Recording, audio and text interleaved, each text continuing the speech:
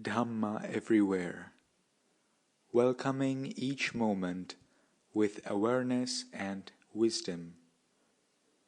Ashin Tejaniya. Namo tassa bhagavato arahato samma sambuddhassa.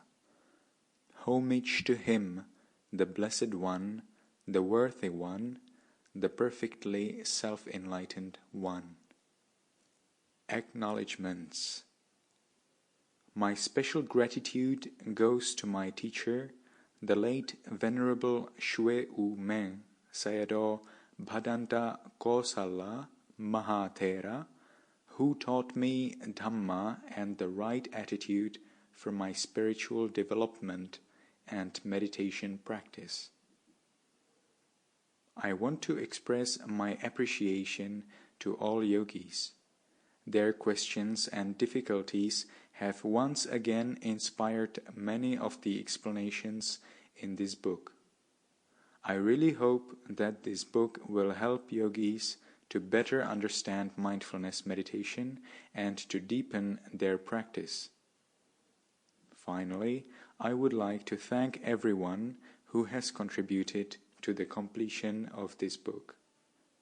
Ashin Tejaniya.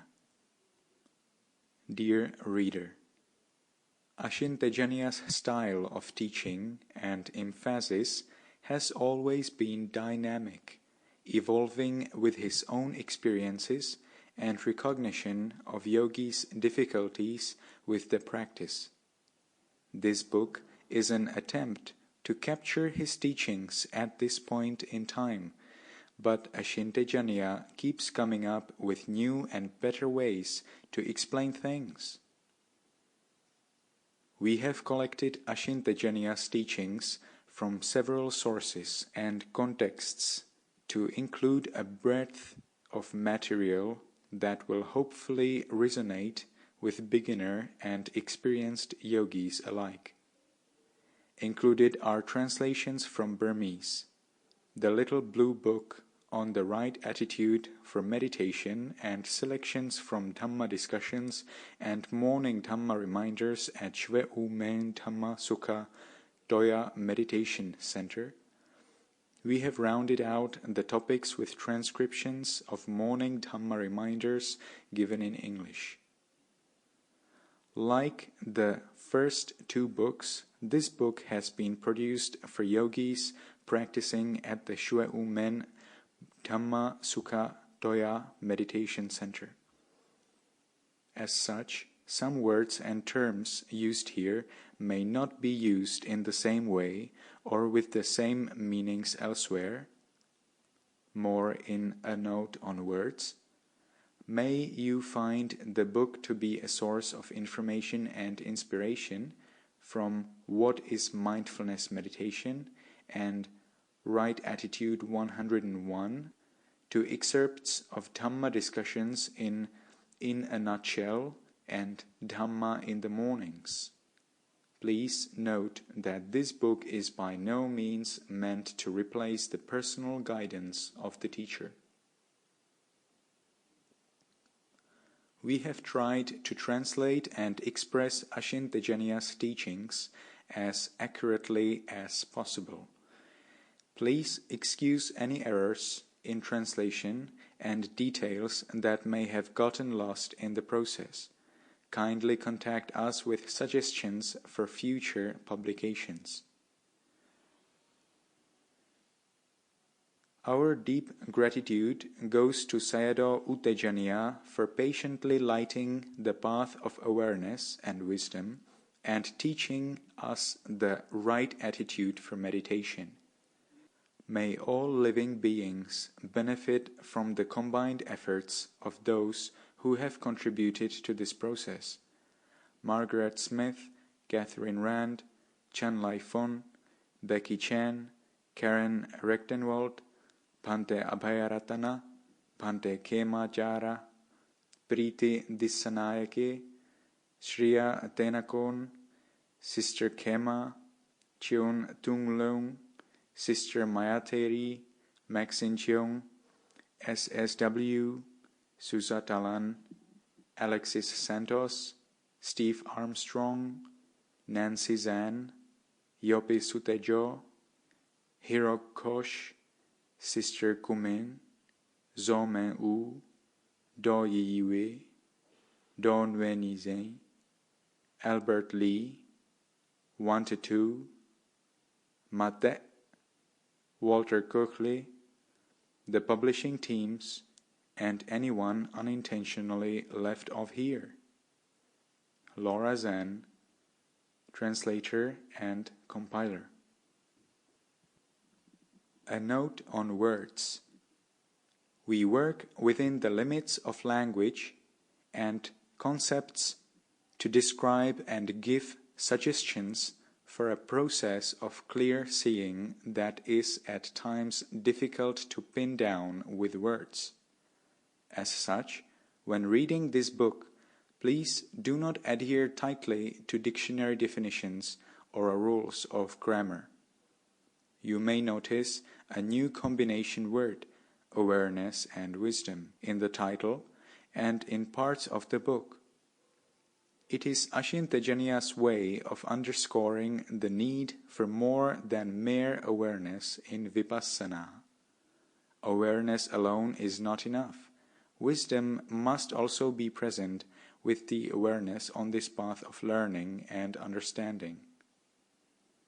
Constructs like the mind is knowing versus the mind knows are used in instances where it seems more appropriate to describe something in process. The following words are used interchangeably: watching, being aware, observing, being mindful, and paying attention. Finally, Dhamma, with a big D, refers to the teachings of the Buddha, the practice of meditation, while Dhamma, with a little d, refers to natural phenomena, natural law, or object. Pali and English words have been used in combination throughout the book. Sometimes the English translation is only an approximate, short description of the actual Pali meanings, but the explanation should be adequate for the practice of mindfulness meditation. Do refer to the glossary of Pali terms at the end of the book and consult Buddhist dictionaries and texts for more complete definitions. Try to get a feel for Pali terms when you hear them. Try to understand them in context, is advice we will repeat here from Ashin Tejaniya's book, Awareness Alone is Not Enough. Finally, in order not to have to decide on the use of she or he in describing yogis' experiences, as well as the use of we or you in the explanations, we have given a fair chance to each of these concepts. What is mindfulness meditation? Dhamma practice is mind work, which means the mind has to have awareness. It also has to be alert and interested in studying itself. We need to get to know the nature of as many objects as possible, how the mind and body processes work, and cause and effect relationships. Merely knowing one aspect of an experience will not lead to any insight. The data is still incomplete.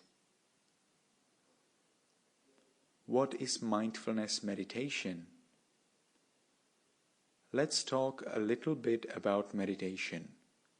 At this center, we practice mindfulness meditation, satipatthana, on the 4 foundations of mindfulness: body, feelings, mind, and Dhamma.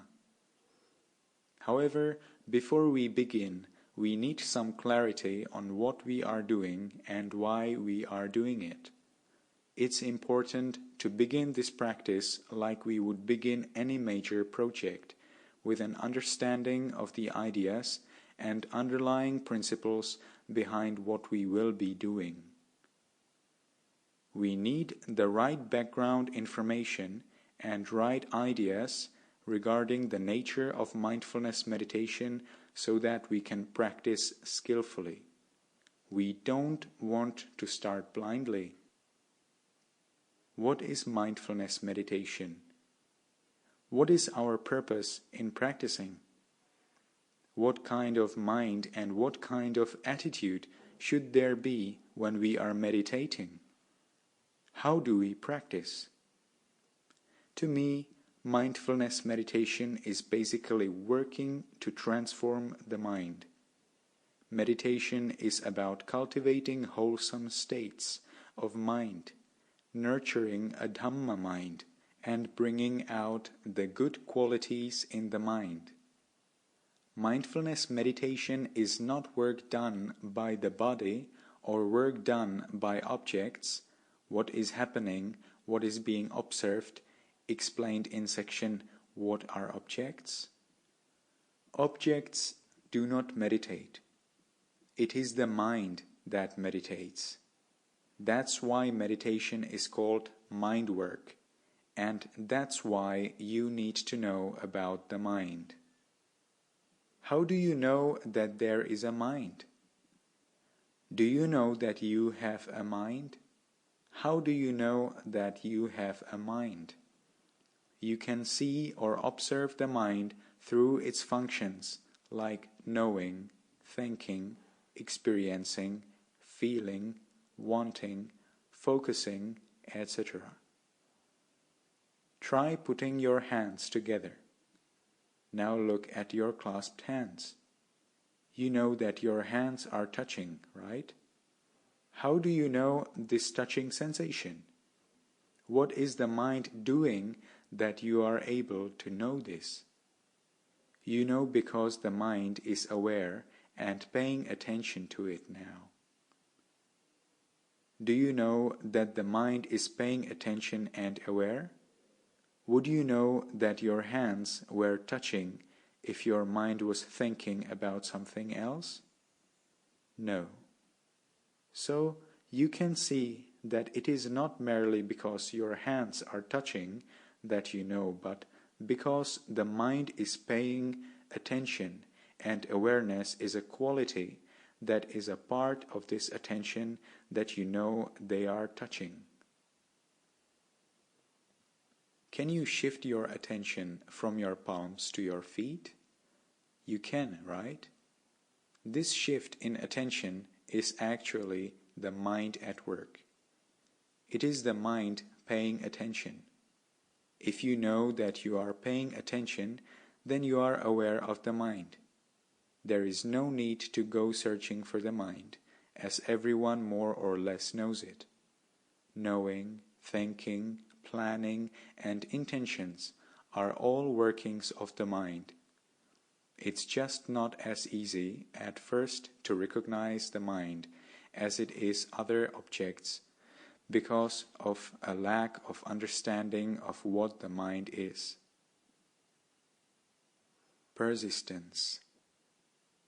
What kind of effort do we need when we are meditating? Right now, many people know of only one type of effort, which is energetic, forcing effort. However, it is wrong effort when it is motivated by defilements like craving, lobha, aversion, dosa, or delusion, moha. This kind of effort will only feed more defilements in the process. How then do we meditate? We use the wholesome, kusala, effort and the right effort of patience and perseverance in our practice. Awareness, sati, needs to be balanced.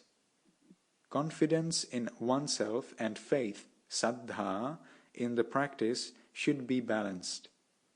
Effort or energy, virya, should also be balanced. These spiritual faculties, along with stability of mind, samadhi, and wisdom, panya, make up the 5 spiritual faculties, indriya, working together in meditation. Insights don't have an opportunity to arise when we are very intent on one object without exploring or investigating what is happening. Dhamma Vijaya. We can't say we are practicing insight meditation, vipassana, when we are just focusing or paying attention, because vipassana is the practice of learning about mind and body processes, nama rupa. Who is meditating? You are not meditating. It is the ideas operating in the background, in the mind, that are meditating. If these underlying ideas are wrong, then the rest of the meditation will be done in the wrong way. Only with the right idea, right attitude, and right understanding in the meditating mind, the mind that's aware or the observing mind, do you have right practice. The information in this book, Dhamma discussion, Dhamma discourses, and reminders are all meant to give us right information. We then use this information, what we have learned, heard, and know about right practice, as well as our intelligence during the practice, a type of wisdom, in order for wisdom to develop. We need right view, samma ditti, and right thinking. We also need inquiry and Dhamma investigation, or the investigation of phenomena, and reflection on how we are observing or practicing while we are practicing. The emphasis is on the need for wisdom along with the awareness, also referred to as awareness and wisdom in this book, so that the wisdom acquired through direct experience has a chance to arise. The meditating mind, the mind that's aware, or the observing mind, needs to be a Dhamma mind, a wholesome mind. We have right meditation only when we practice with a wholesome mind.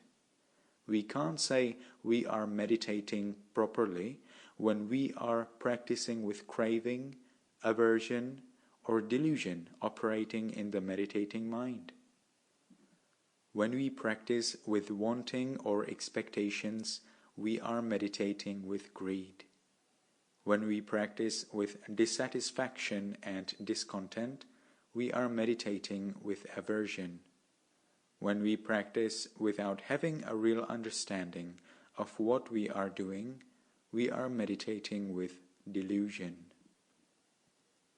A part of the work in meditation is to begin to recognize unwholesome tendencies when they arise.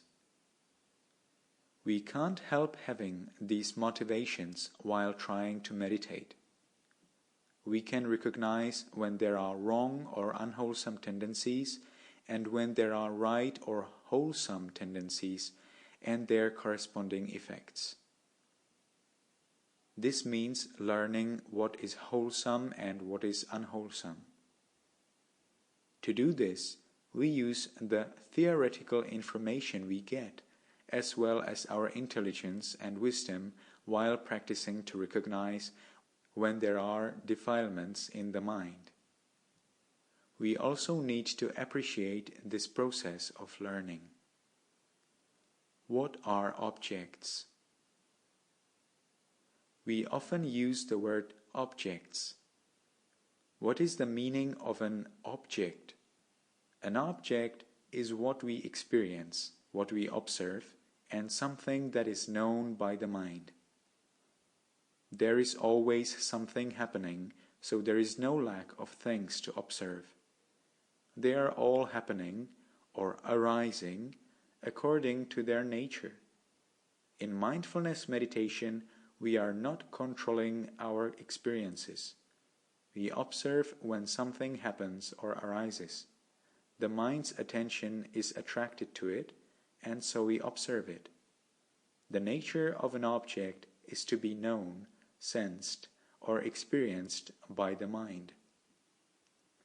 In any given moment, there are many, many objects arising at the 6 sense doors that the mind can possibly be aware of and know.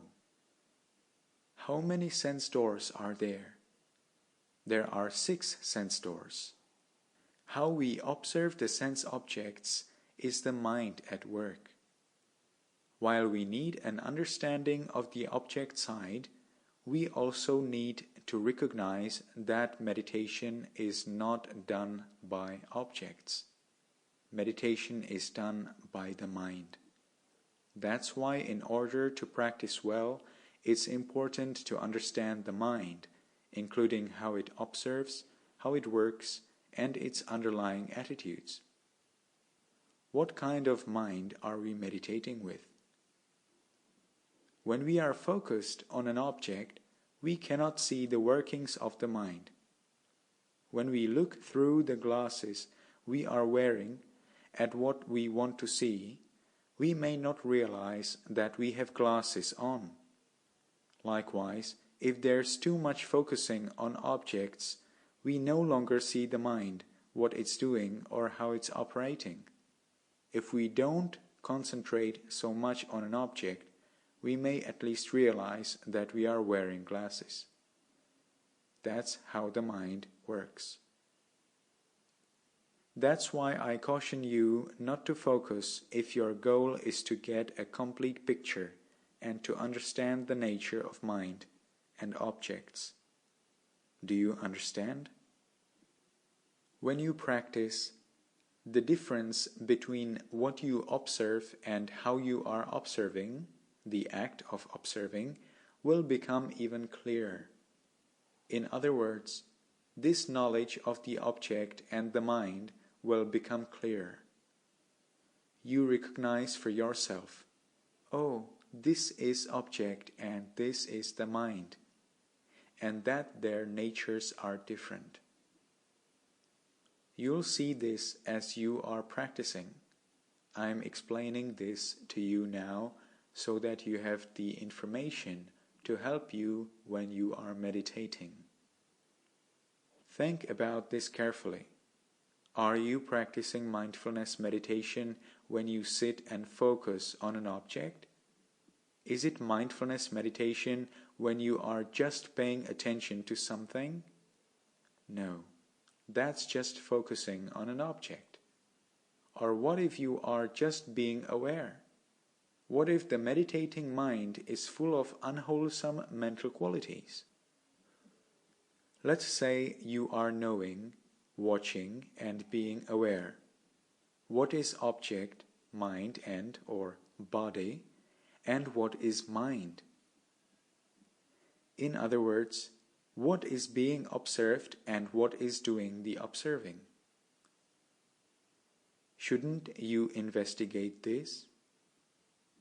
Can this kind of investigative quality arise in a yogi who is just intent on observing objects? Furthermore, can a yogi who is just contented with peaceful mental states develop understanding about the nature of the mind and body, nama rupa? No.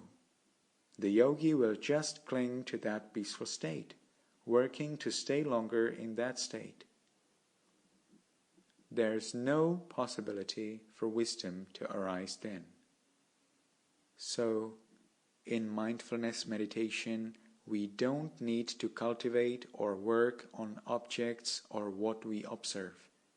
We can and will need to develop how we observe. We do this by first noticing or acknowledging how the mind is already observing. Is it agitated or calm?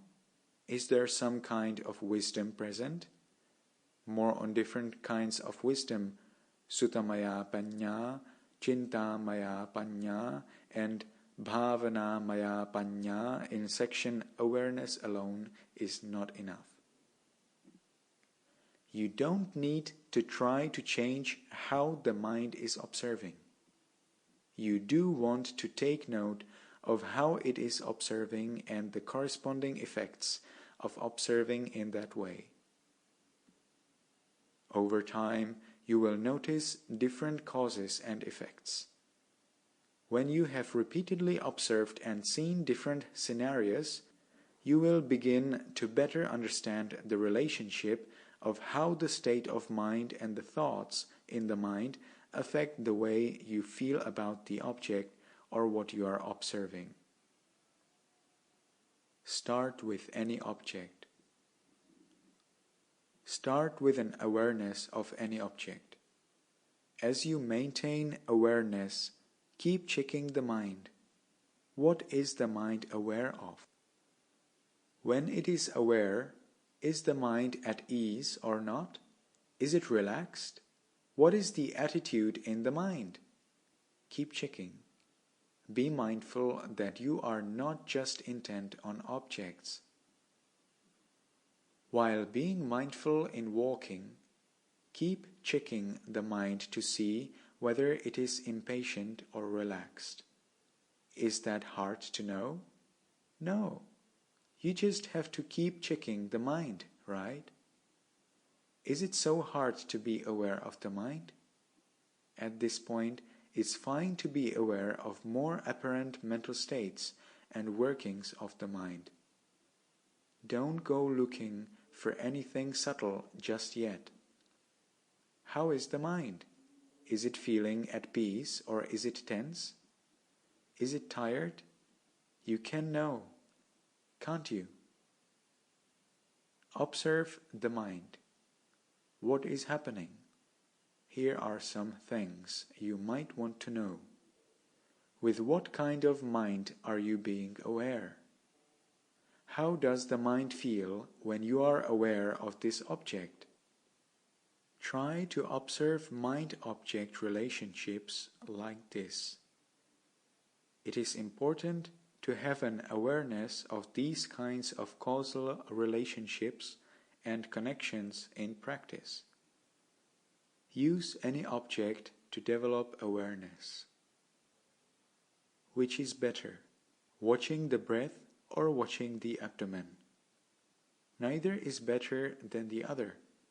They're the same. You should not prefer one over the other. If you do, you are attached to an object. The object at the nostrils is an object. The object at the abdomen is an object. Sound is an object. Heat is an object. In Vipassana, the eyes are one sense door and the ears are another sense door. Can you become aware with any object? Can you start with sounds? Do you have to go looking for sounds? Aren't they always there? You can know that there is sound. Take whatever object is available. There is no need to look for very subtle objects. Vipassana uses any object to develop awareness, sati, stability of mind, samadhi, and wisdom, panya. A yogi with awareness and wisdom will use any object to develop sati, samadhi, and panya instead of growing in craving, aversion, or delusion. The mind will grow in strength as you practice with ease and consistent awareness. Remember that the object is not important. The observing mind with the right attitude is more important. The mind has to be alert and interested. Dhamma practice is mind work, which means the mind has to have awareness. It also has to be alert and interested in studying itself. But because of our habitual tendency to pay attention to what is happening out there, we very often forget to check ourselves. That is why we have to keep asking and reminding ourselves in order to maintain awareness. Momentum comes from practicing moment to moment. We want the kind of mindfulness that keeps going without a break so that we eventually have a natural momentum of awareness. Using a simile, we don't want the type of fire that burns in a flash. We want a long-lasting fire from durable materials like wood or coal. What is a good time for meditation? Many yogis have this idea that their meditation begins when they hear the bell. That's not so. The bell is there only to remind you. The right time to practice is from the time you wake up in the morning to when you go to bed at night. When you wake up in the morning, check yourself. Is the mind clear? Does it feel refreshed? Is it still sleepy? You wake up, but you want to continue sleeping. Is that difficult to know? Can you know all these? You just have to ask yourself. You are practicing to know the mind and body. Let whatever happens, happen. It is not important. The mind's work is to know and to acknowledge, which can happen in any posture or activity. Sitting on the cushion does not necessarily mean you are practicing. Some yogis sit and fall asleep while others sit and daydream away. Is this considered meditation? Waiting and watching with intelligence. In this practice, we do not focus, control, exert, restrict, or interfere. These actions are motivated by defilements like craving, aversion, or delusion. We have very often used a lot of wrong effort to get what we wanted or tended to exert a lot of energy to get rid of something. We've also done things blindly when we weren't sure what to do. With this practice, you just wait and watch with intelligence. What can you know naturally while you are sitting? You are not focusing or looking at any special object. You are aware and now you observe yourself. Are you aware that you are seated? What is happening in your body? What can you know naturally? Expanding abdomen, contracting abdomen, heat, sounds. Are you aware of your palms touching? Aren't your arms tired? How much effort do you need to know seeing, hearing, heat, cold, touching, or tiredness? Do you need to focus to know any of these? Is that tiring or difficult? See how easy observing is? Would it be tiring to practice like this the whole day? Ask yourself if you are aware, and then begin the sitting or walking meditation. It is the nature of the mind to naturally take up the object it wants and to know as much as it is able to know. Keep checking when you are sitting, walking, eating, or doing daily activities. The mind can know what it wants, can't it? This knowing naturally is easier on you. Trying to find the object you want requires energy. Awareness alone is not enough. So far, we've talked about awareness and waiting and watching with intelligence. Remember that awareness alone is not enough. There has to be wisdom present in the awareness. Where is that wisdom going to come from? There are three kinds of wisdom: Suttamaya Panya, Chintamaya Panya, and Bhavanamaya Panya.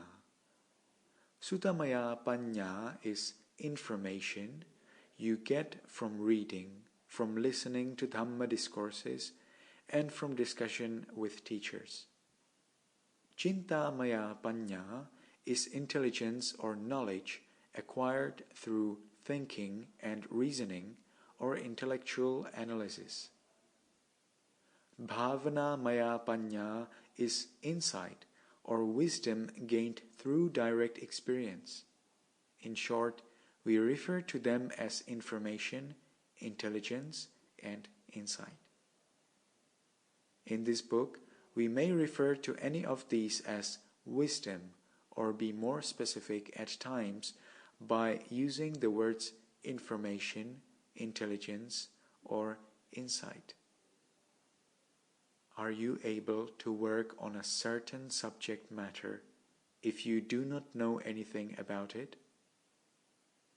You can perform only with right information. How do you get right practice? Before you begin to practice, you need to have some accurate and complete information, so that when you are practicing, wisdom in the form of information and intelligence are present with the awareness. You need right information and right attitude as wisdom for right practice. The Buddha called it mindfulness and clear comprehension. Sati Sampajanya. By having the right information on meditation, you won't run into problems using the wrong information. This information comes from listening to get Dhamma knowledge, asking for clarification, and having Dhamma discussions. I will give you information, and as yogis, you use this information and your own intelligence when you are practicing. You apply these two kinds of wisdom, information and intelligence, to the practice of meditation. Insight wisdom arises when the right kinds of conditions come together. Thinking while practicing. So, should you think or not think while practicing? You should be watchful of the kinds of thoughts that will increase craving, aversion, or delusion. When people say there shouldn't be thinking, they are referring to defilement-motivated thinking. Of course, you can't help thoughts that just arise naturally, but you don't help these defilement-motivated thoughts to grow even more. You do not stop all sorts of thinking. You should think about the Dhamma you have heard and information you've read here. Reflect on the work you are doing and consider how you are practicing. This kind of thinking will help wisdom to grow. This information I am giving you now will be working in the mind when you are practicing, and you use the theory along with your own intelligence to work skillfully with the situation at hand. Utilizing the good qualities of the mind, i.e. sati, virya, panya, and applying intelligence is the work of mindfulness meditation. Question. There is the object and there is the watching or observing mind. Which is more important? Answer. The watching or observing mind is more important. You need to pay attention to the observing mind if you want to understand the truth. Regularly check on how you are practicing. Can wisdom arise in the presence of craving, aversion, or delusion in the observing mind? What attitude is the mind practicing with? Check your attitude regularly. Don't be fixated on experiences. They will arise according to their nature, and they only serve to keep the awareness. A wise yogi uses the 6 sense objects to develop awareness, stability of mind, and wisdom. For those who are not so mature, the same objects will only increase craving, aversion, and delusion. Question: which object is better, the incoming, outgoing breath at the nostrils, or the rising, falling motion of the abdomen? Answer: it's neither. One object is not better than another. An object is just an object. If you perceive one object to be better than another object, you will naturally become attached to the preferred object. Later, when you can't pay attention to that specific object, then you may find that you are not able to practice. Craving will surely arise when choosing one object over another. Aversion comes in when you don't find the object of your choice. Believing that an object is good is really delusion at work. So, is it your responsibility to develop the object or the faculty of awareness in meditation? Objects will always present themselves according to their nature. Your work is to develop awareness. You are not trying to change anything that is happening, but working to strengthen and improve the mind that is not yet strong in awareness. Right now, wisdom is weak, effort feeble, faith lacking, and there's little stability of mind. Meditation is the work of cultivating and strengthening the spiritual faculties of sati, samadhi, virya, saddha, and panya. Know whatever is happening. Understanding that something is not beneficial is very different from thinking that something is not good. If the mind labels something as good, there is craving already. With any object that arises, delusion is already on the scene. Delusion conceals an object's natural characteristics, but not the object itself, and labels it as good or bad. Lobha or dosa then do their work of grasping or rejecting. So, how are we going to meditate?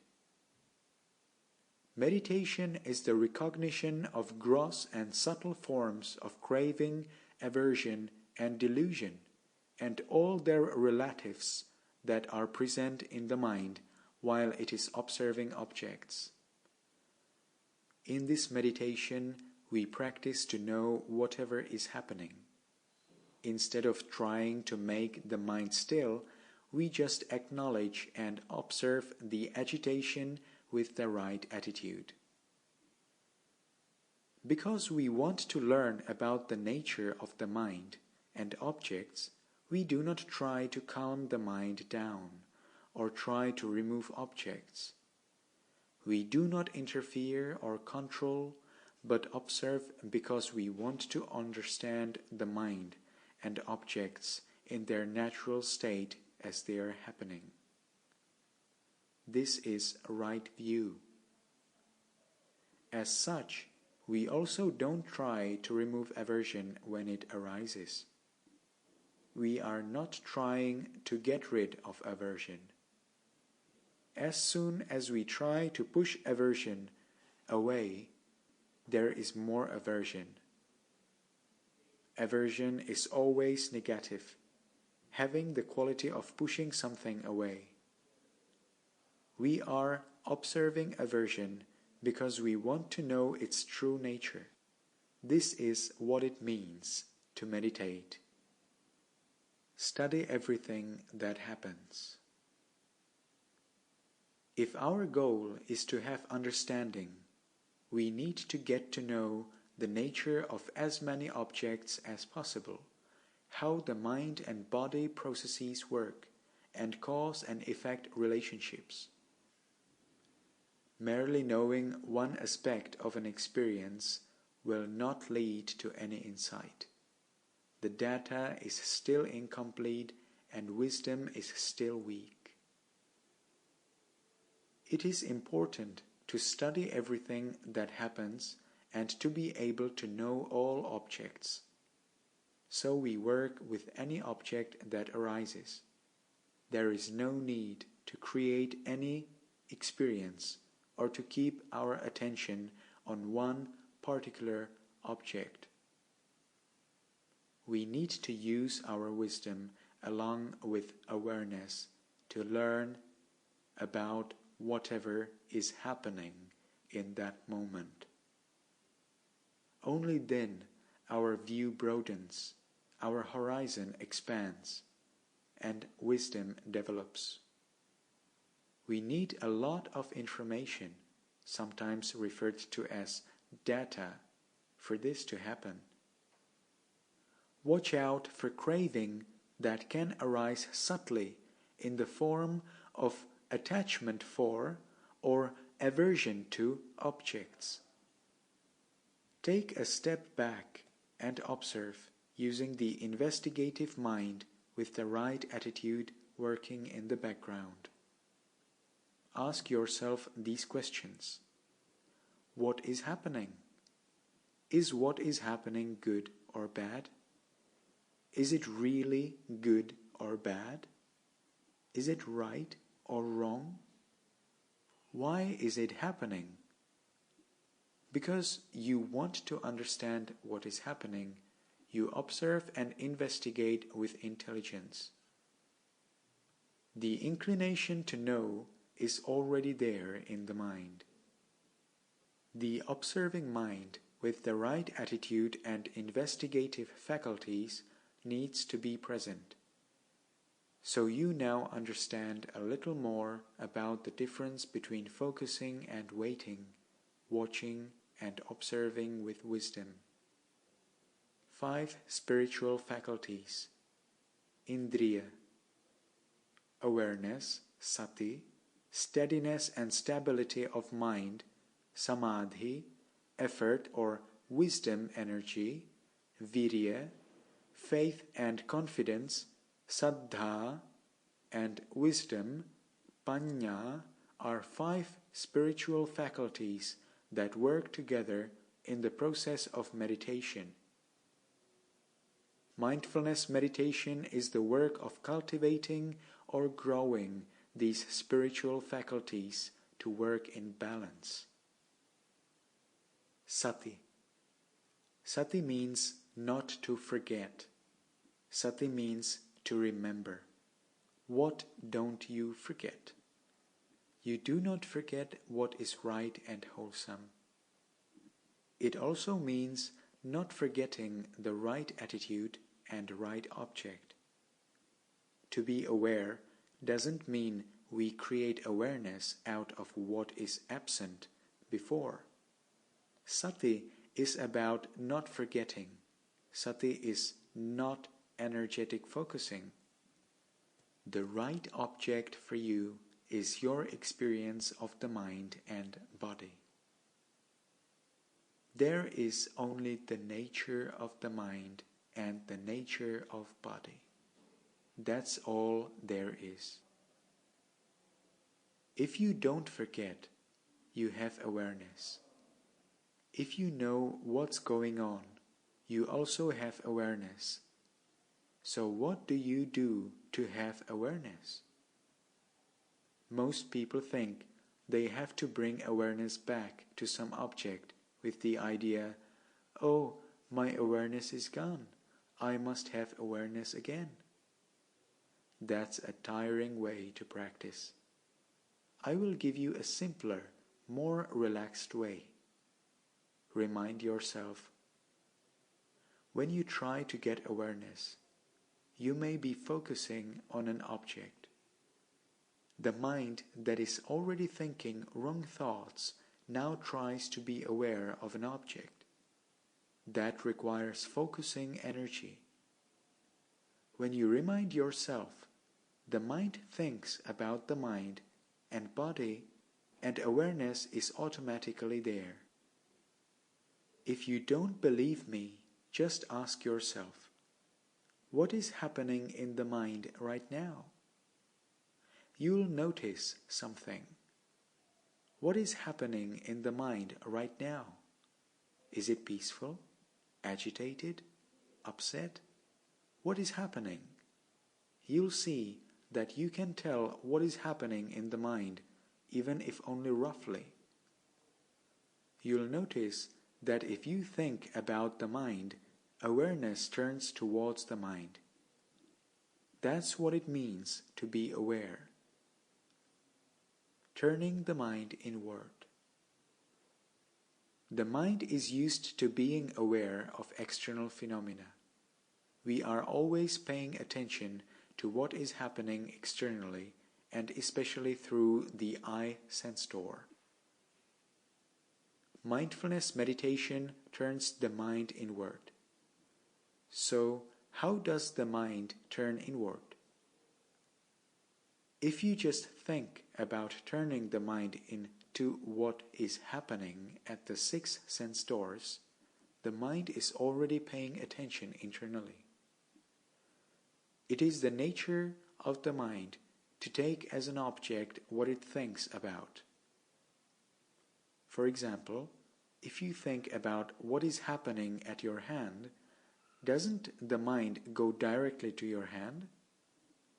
If you ask, what is happening on my head, the mind is immediately at your head. How much focusing do you need for this? Another way to turn the mind inward is to notice that the mind is paying attention to external objects. Then let the mind step back to think about what is happening in the mind and body. The mind's attention will be at the mind and body. The body is easier to notice at first because it's more apparent, but with practice, the mind will also become easy to observe. I pay more attention to the working or observing mind. Meditation begins when you wake up. Meditation begins when you wake up, not only when you reach the Dhamma hall or when you sit down. Just think about yourself from the moment you wake up. Reflect on how you will live with awareness. If you think about yourself, you will have awareness. What do I mean by this? What is the mind feeling? What is the mind thinking? Where is the mind? What is it doing? Use the information you now have and what you know about the nature of the mind. Ask these questions from the moment you wake up. If you are able to do this, can't you practice anywhere or anytime? I began my practice this way. Samadhi. Samadhi means a steady, stable mind. Samadhi does not mean focusing. Do we necessarily get concentration by concentrating? Do we get a calm mind every time we focus our attention on an object? Many yogis suffer from headaches and stiff necks because they have used too much energy and wrong effort to focus on objects. It also gets tiring because of exertion of forceful energy, as a result of wanting something or pushing something away. Vipassana samadhi comes from right view, right attitude, and right thought, which together with continuity of awareness give the mind stability. This kind of samadhi is called Samma Samadhi. We can get flustered when we can't rationally think through difficulties in life. Alternatively, we maintain our composure when we can think about a situation intelligently. In the same way, a calm mind develops when there is right view, right attitude, and right thought. Samadhi can't develop with wrong attitude, wrong view, or wrong thought. Two kinds of samadhi. There is samadhi that comes about from concentrating on and paying attention to one object exclusively, and samadhi born from right view, right attitude, and right thought. There are two corresponding practices for these two kinds of samadhi: samatha practice and vipassana practice. What we are practicing here through mindfulness meditation. In knowing about the differences between these two kinds of meditation, you'll begin to recognize what you are doing in your own practice. In tranquility, samatha meditation, the mind pays exclusive attention to one object, becoming absorbed in it over time. Having concentrated on it for a long time in the right way, the yogi achieves peaceful mental states. However, because of this very strong grasp on one object, other mental faculties don't get used, and the mind is no longer aware of other objects it could have otherwise known. There is no investigation of phenomena, nor is there a broader awareness of mind and body processes, thus blocking the opportunity for wisdom to arise. The idea in vipassana is to relate to and be aware of as many objects as possible without trying to create any particular result or experience. Because vipassana is the process of understanding things as they are with the goal of achieving wisdom, it needs an awareness of whatever object or process that is happening. Awareness collects data, and when the picture is complete, wisdom arises. This openness allows us to see cause and effect and processes from different angles, giving wisdom a chance to grow. In vipassana, instead of paying attention to one object, we pay attention to the mind, specifically the observing, meditating mind. We check the mind to see if there is wisdom present, or if there are defilements present in the mind. We are interested in whether the meditating mind is operating with craving, aversion, delusion, or any of their relatives, because insights cannot arise in the presence of these defilements. So while meditating, it's very important to have wisdom in the meditating mind. Wisdom samadhi begins with wisdom. Consider an example of two yogis. One yogi is bothered by sounds, while another yogi considers them as objects or natural phenomena. Which yogi will have samadhi? The yogi with aversion to sounds will become even more agitated, with aversion increasing. Whenever she hears sounds, On the other hand, the yogi who neither likes nor dislikes these sounds will remain calm and peaceful. In vipassana, the mind is learning how to not become attached to or have aversion for any object. Wisdom samadhi begins with wisdom and invests in wisdom. Because there is right view, right attitude, and right thinking, the mind does not react with craving or aversion. There is no attraction to or aversion for an object. The mind is calm, peaceful, and still. The mind also feels light, alert, and fresh. This kind of samadhi is inherent in wisdom and gives opportunities for more wisdom to arise. Virya. How do you understand virya? Virya is the spiritual faculty of patience and perseverance. I understand virya as persistence, not exertion or force. Please do not wear out your mind or body by striving forcefully when you meditate. Understanding can't develop when your mind or body is tired.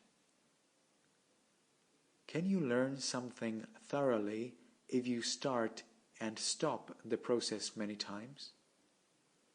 You will miss the storyline in a TV series if you catch a few episodes and miss a few episodes. Similarly, only if awareness is continuous, where you see the beginning, middle, and end, will you then understand the true nature of nama rupa.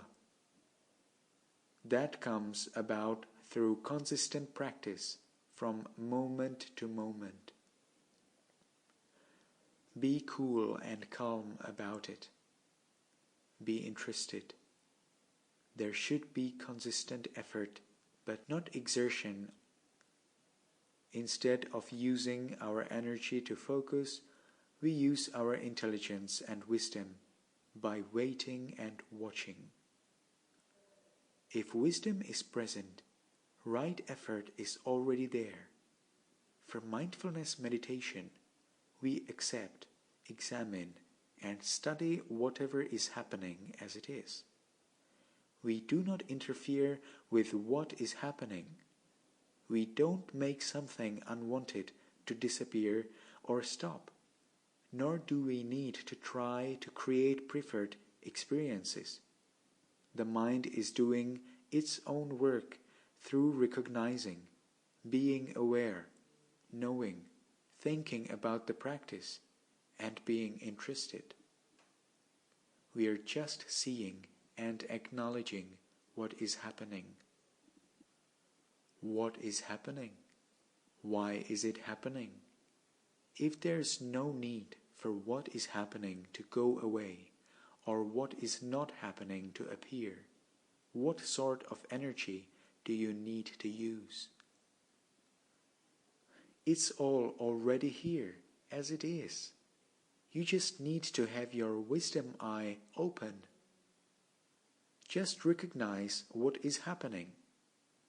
If you are not looking for anything specific, but just sitting there with your eyes open, seeing still happens. Do you need to make an effort to see or hear? Are you still aware without having to focus on something? Mindfulness meditation is that restful and gentle. Practice in a relaxed way, but don't stop practicing. What kind of effort do we use in our daily lives? We have automatically used some kind of force primarily motivated by craving, aversion, or delusion. It has become a habit. Virya, with wisdom, however, knows that mindfulness practice is beneficial, so we persevere and we know our motivation for practicing. we are running a marathon. Would a seasoned runner use up all his energy from the very beginning? No. He runs at a steady pace, picking up momentum as he goes through each mile. We want this type of Dhamma momentum that arises naturally in our practice. It is not a forcefully created momentum. Practice in a relaxed way, but don't stop practicing.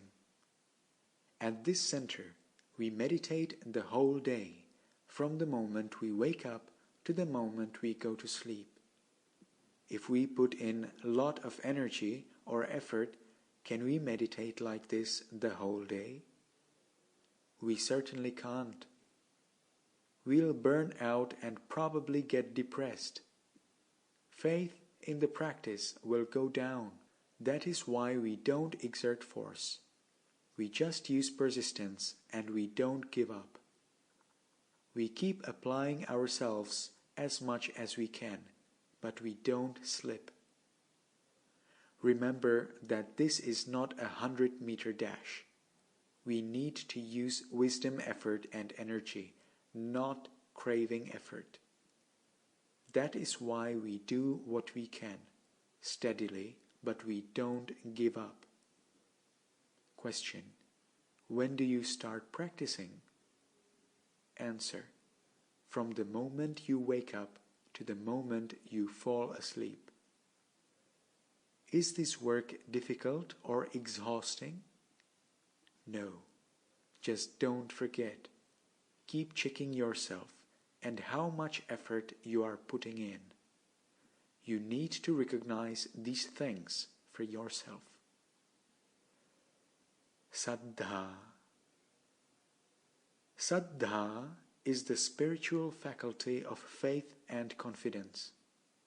You need to have confidence in your practice, and you need to have faith in what you are doing.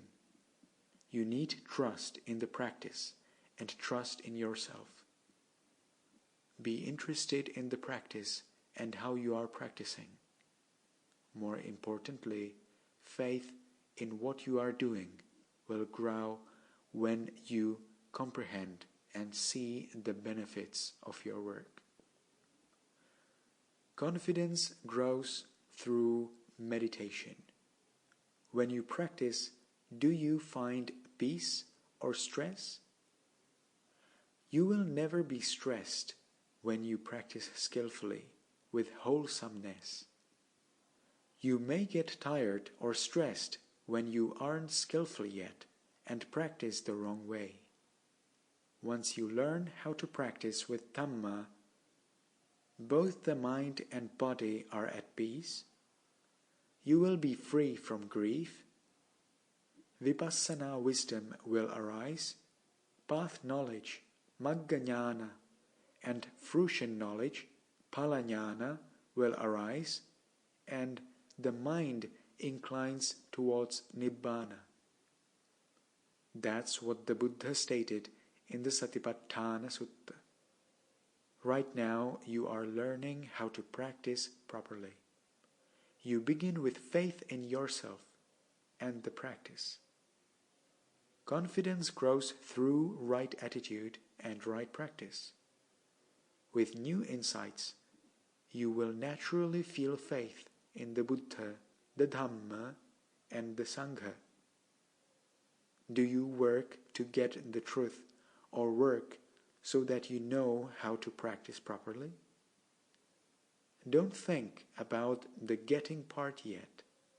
Instead of expecting results or thinking about end goals, take interest in what you are currently doing and how you are approaching meditation. Have faith in your work and learn how you can become more skillful. Trust yourself. How have you benefited from practicing? Intelligence and wisdom are necessary here. The intelligence needed for right effort has to come before there can be any vipassana wisdom, Magga wisdom, and Pala wisdom. Can insight wisdom surface before any right effort is made? First learn how to make this kind of right effort. Between the mind and body, which one is putting in effort? It is the mind putting in effort. Can you become skilled in the practice if you don't know the mind, what the mind is thinking, how much effort the mind is exerting, what kind of thoughts are present, what kind of attitudes are present, or the nature of the mind? Take interest in your work. Take interest in the work you are doing. Many yogis encounter good and bad experiences in their practice. Sometimes they have good meditation, and sometimes they don't feel satisfied with their practice. When I ask them the reason why, they don't know. Do you know why they can't tell me? It is because they don't study or take interest in the work they are doing. They don't know their minds, what they are doing, or why they are doing it. When you see the connection between what the mind does and what happens, then you will begin to understand the nature of cause and effect. With that, your confidence in the practice will grow even more. Panya. Panya is wisdom. It is very important to have the right view when practicing. It's only when some kind of wisdom is present that defilements are not able to sneak into the mind. So at the very least, the wisdom that must be present in the mind is information, Suttamaya Panya. This is information you are getting from reading this book, hearing the Dhamma, and having Dhamma discussions. The other kind of wisdom that must be present in the mind is curiosity and interest, a wholehearted desire to really understand. So when you are being aware, don't be blindly aware. Be intelligently aware. Applying your own intelligence is a part of Chintamaya Panya. Can a company manager run a business successfully without an overall understanding of how the different areas of his business are connected? He'll make all the wrong decisions using incomplete information. In the same way, we need complete information for wisdom to develop and for wisdom to make decisions. That's why for mindfulness meditation, the mind needs to be willing to relate to any and all objects.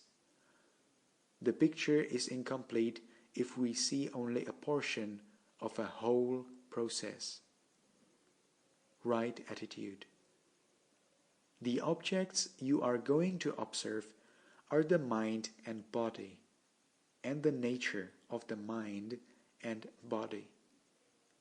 The nature of feelings in the mind, the nature of the mind, the workings of the mind, the patterns of the mind, and the characteristics of the mind are all there.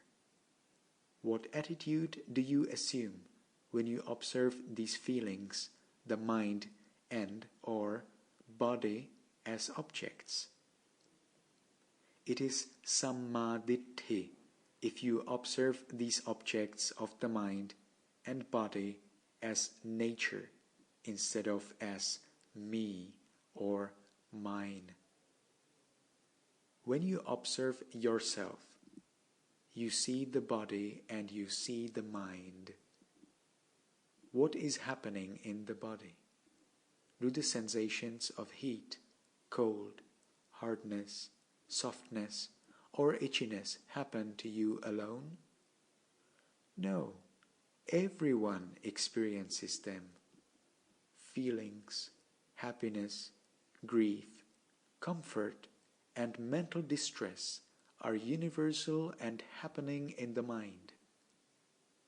How can you view them as yours when these things are experienced universally? They are Dhamma nature, natural principles and objects. Take them as nature. They are not unique to you. Take heat as heat, not that you feel hot. Everyone feels heat and cold, and everyone experiences feelings. It is very important to have this right attitude. You have right practice only when you have this right view and right attitude. Have you ever been angry? When you are angry and you think, I am getting angry, what will happen? The anger grows. Anger grows when you take possession of the anger with, this is my anger. When people are sad and they say, I am depressed, I am feeling down, then they really get depressed. Why is that? It's because their attitude and ideas have assumed the sadness as their sadness. If you consider sadness as just one aspect of the nature of mind, then you'd feel much better. It's the mind that is sad, not my mind that's sad. It's not I want, I'm not satisfied. It's the mind that is angry or wanting. It's tougher for defilements to grow in the presence of this right view in the mind. That is why you need to first assume the right view. Awareness with the right view is called Samma Sati. You need to begin your practice with this kind of information and knowledge. The mind is an aspect of nature. The mind is an aspect of nature, not I, not self, no person. The mind is a natural phenomenon. Only when you have this right idea, then can you truly be aware. You are practicing awareness to find out about this nature. While you may not understand it yet, you can relate to everything that happens with this right view. You can think this through now that you have this information. Why are you practicing awareness? You want to know the truth, the reality of things. That is why you maintain awareness. Do not forget this purpose. Pain and discomfort. What do you do when you sit and feel pain, aches, or tiredness? How do you observe the pain? If you observe the pain directly, it gets worse. Why? Does anyone like pain? What happens in the mind as soon as there is pain? There is aversion. That's why when there is pain, discontinue observing the pain itself. When you encounter itchiness, aches, pins and needles, heat, pain, or other discomfort, don't look at the sensations just yet. They can become unbearable if you continue to observe with the wrong attitude. What should you do first? You need to first assume the right attitude. Acknowledge the pain as a natural phenomenon, as just nature. Only with this right attitude can you then see how you are feeling. What is the nature of the feeling? What is the attitude at this time? When there is aversion, examine the views within your thoughts. Can these thoughts have right view? There is never right view when there is aversion. There can only be unwholesome views. It is good if you can see and learn about thoughts, feelings, and body sensations together. How are they related? How are the mind and body related? How are the causes and effects related? Your practice is learning about these connections. Just watch and observe. You don't need to make objects disappear, and it also doesn't matter whether they disappear or not. Why are you observing? You are observing because you want to know and you want to understand. Observe as much as you can. Sitting, walking, and daily activities in brief. Can you adjust your position when you are meditating? You can move when a certain posture becomes unbearable. If you need to adjust your posture, do so. If it's not necessary, then don't move. What is an appropriate time to adjust your posture?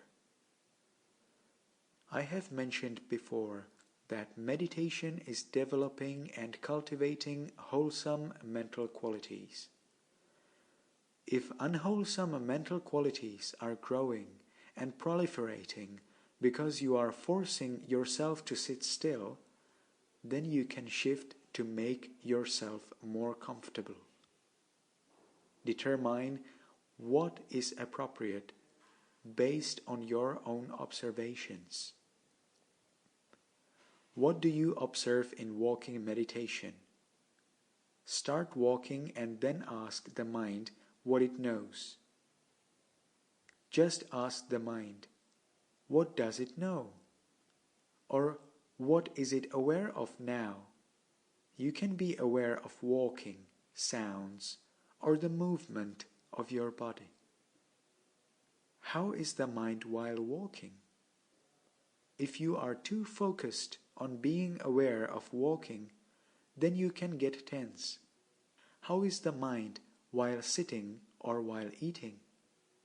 It's the same when you are in your own room or in the washroom. Ask yourself whether there is awareness. Only when there is awareness, then sit, walk, go, eat, or do whatever you need to do in daily activities. A yogi's work is to have the right view, right attitude, and right thought, and be intelligently aware moment to moment. Thoughts. When you look at your thoughts, don't get swept away by the story. It is enough if you are aware that thoughts are happening. I don't advise beginning yogis to look at thoughts for too long or too much, as it is possible to get carried away when thoughts can't be seen as objects just yet. Just acknowledge whenever thoughts happen, check the bodily sensations, and alternate between the mind and the body. Don't let the mind be idle for long periods during the day. Keep it working. Be aware and remind yourself. Do that the whole time. Why do we practice the whole time? Why are we asked to practice the whole time? It is because the mind is collecting data through moment-to-moment awareness. When the data is complete, understanding will arise. It is only when we practice consistently and continuously in the right way will momentum build and wisdom grow. You come to this center to practice as well as to learn how to be skillful, so you may take this meditation home with you. Dhamma investigation in practice. You need to meditate with interest and inquiry every time defilements arise. When you are ready, the lesson will come and you will understand fully. Dhamma investigation in practice. Ashin Tejaniya often refers to Dhamma investigation or investigation of phenomena, Dhamma Vijaya, in his discussions. Dhamma Vijaya is the second factor out of the 7 factors of enlightenment, Bojjhangas, and is a kind of wisdom, Chintamaya Panya, that we use while practicing. Of the 7 factors, the first 3 factors, Sati, Dhamma Vijaya, and Virya, are causes, factors that we can input or work on. The last 4 factors are effects, Piti, Passaddhi, Samadhi, and Upekha. We can't create or make them happen. The following excerpt of a Dhamma discussion illustrates Ashin Tejaniya's Dhamma Vijaya in practice. The pendulum. I was sitting in meditation and listening to Sayadaw Ji, the late Shwe U Men Sayadaw, giving a Dhamma discourse nearby. Suddenly, I saw this very calm mind change in intensity. The mind that had been quite calm was now agitated. How did this happen? How did this anger come about suddenly when the mind was so peaceful just moments ago? The mind now wanted to know, so it backed up a bit and began to ask questions. What is happening inside? This wanting to know, right thinking, Samma Sankappa, changed the path of the mind from anger towards Dhamma. Without this right thinking, the mind would have continued along the path of anger and aversion, still believing anger was an appropriate response for the situation. Did I cut off the anger through other means? No. The mind wanted to know the truth, and because of that, it just lightly and gently watched the anger running its own course. The anger was happening on its own. What was happening in the mind? It was listening to sounds from 2 different sides. There was Sayadaw Ji's voice on one side and people talking on another side. I was aware of the different objects and the mind going back and forth between the 2. The mind wasn't focused only on one thing. It knew a lot of things simultaneously and saw where the attention was going as well. I then saw this aversion. On the one side, I wanted to hear Sayadaw Ji, but couldn't hear him well. I also saw the mind talking about the situation and looking for trouble. How can these people come and talk around here when they've come here for the Dhamma? Feelings came up as much as this mind continued to talk. The observing mind saw everything that was going on in the mind. Can you see how expansive the field of view was at this point? After I saw the mind going back and forth between these two sides a couple of times, I saw the dissatisfaction. It was because the mind couldn't get what it wanted, which was to hear Sayadawji's discourse. There was this realization at that moment, and in that moment the mind did not favor one object or another, but just remained in the middle. It saw the suffering and just died down. I could just take sound as sound. What did I realize at that moment? The mind had taken one sound, the sounds of Sayadawji's discourse, as good, favorable sounds, whereas the sounds of other people talking as bad, unwanted sounds. I realized then that if there is greediness for something 30 degrees to one side of a pendulum, there will be just as much of a 30-degree swing toward dissatisfaction to the other side of the pendulum if it can't get that something. No one can block this from happening. So what happens if it's 45 degrees? What about 90 degrees? What if it's 180 degrees? I had realized previously that even before anger arose, that the mind would start talking if it liked something. But because of this previous realization and clear understanding, the mind was already reminding itself in this situation. Interest and inquiry.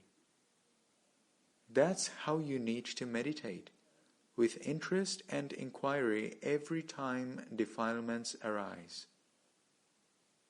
When you are ready, the lesson will come and you will understand fully. What you want is this understanding and the development of jnana. When I had really good, continuous awareness, I would be fully aware of the object. I used to watch feelings until they calmed or died down. Of course, the mind would calm down eventually. Why? The mind can effectively calm down if it looks directly at something without being able to think about anything else. But no wisdom or understanding can arise in these instances. 7 factors of enlightenment. What we need here is Dhamma Vicaya, one of the causes in the 7 factors of enlightenment, Bojjhangas. The 7 factors of enlightenment are Sati, Dhamma Vicaya, Virya, Piti, Passaddhi, Samadhi, and Upekkha. The first 3 of the 7 factors are causes, and the latter 4 are effects. We don't need to do anything to the effects of Piti, Passaddhi, Samadhi, and Upekkha. We cannot create them nor make them happen. What we need to cultivate are the causes, Sati, Dhamma Vicaya, and Virya.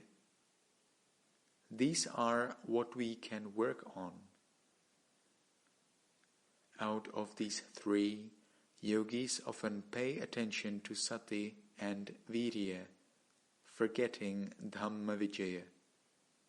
Dhamma Vicaya is the investigation of phenomena, investigating what is happening, why it is happening, or how we are practicing by using the information we have, our intelligence and wisdom. Dhamma Vichaya is a type of wisdom that falls under Chintamaya Panya. This is needed here. We have to investigate with the desire to learn, to know, and to understand. The role of awareness.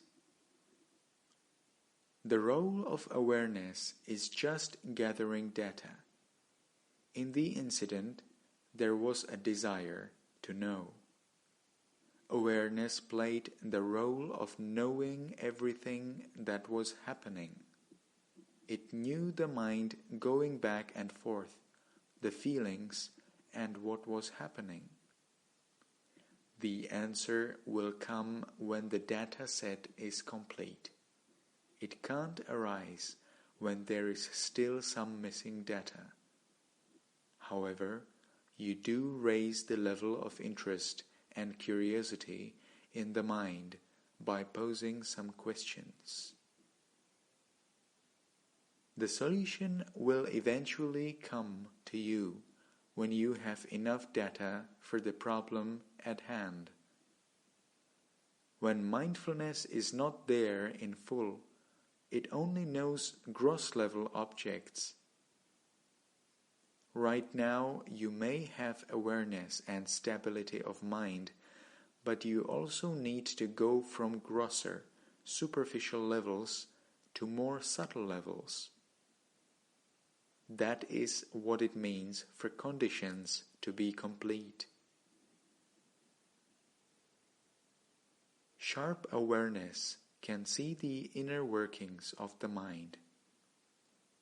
The causes that are present can't be seen when there is only partial awareness.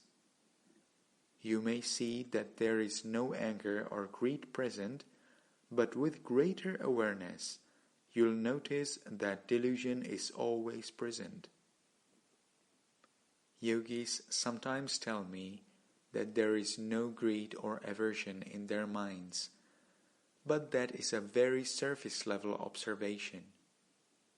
They haven't really seen what is underneath. A strength of awareness and steadiness of mind are needed in order to see that. That's what I mean when I say you need to be able to keep the steady mind in check for longer periods. If you can maintain that steadiness, which requires wisdom for it to happen, and you ask a question, the answer will come. Don't let anger grow. You too can use different techniques as needed for the situation you are in. Suppose you are at work and there's just too much work going on. What will you do? In the past, I would just use awareness. Because there was already samadhi available from practicing, the mind was able to use that. I had a lot of work to do at the market, and it was tough to investigate, so I just cleared out the defilement using everything I had learned, samatha or vipassana.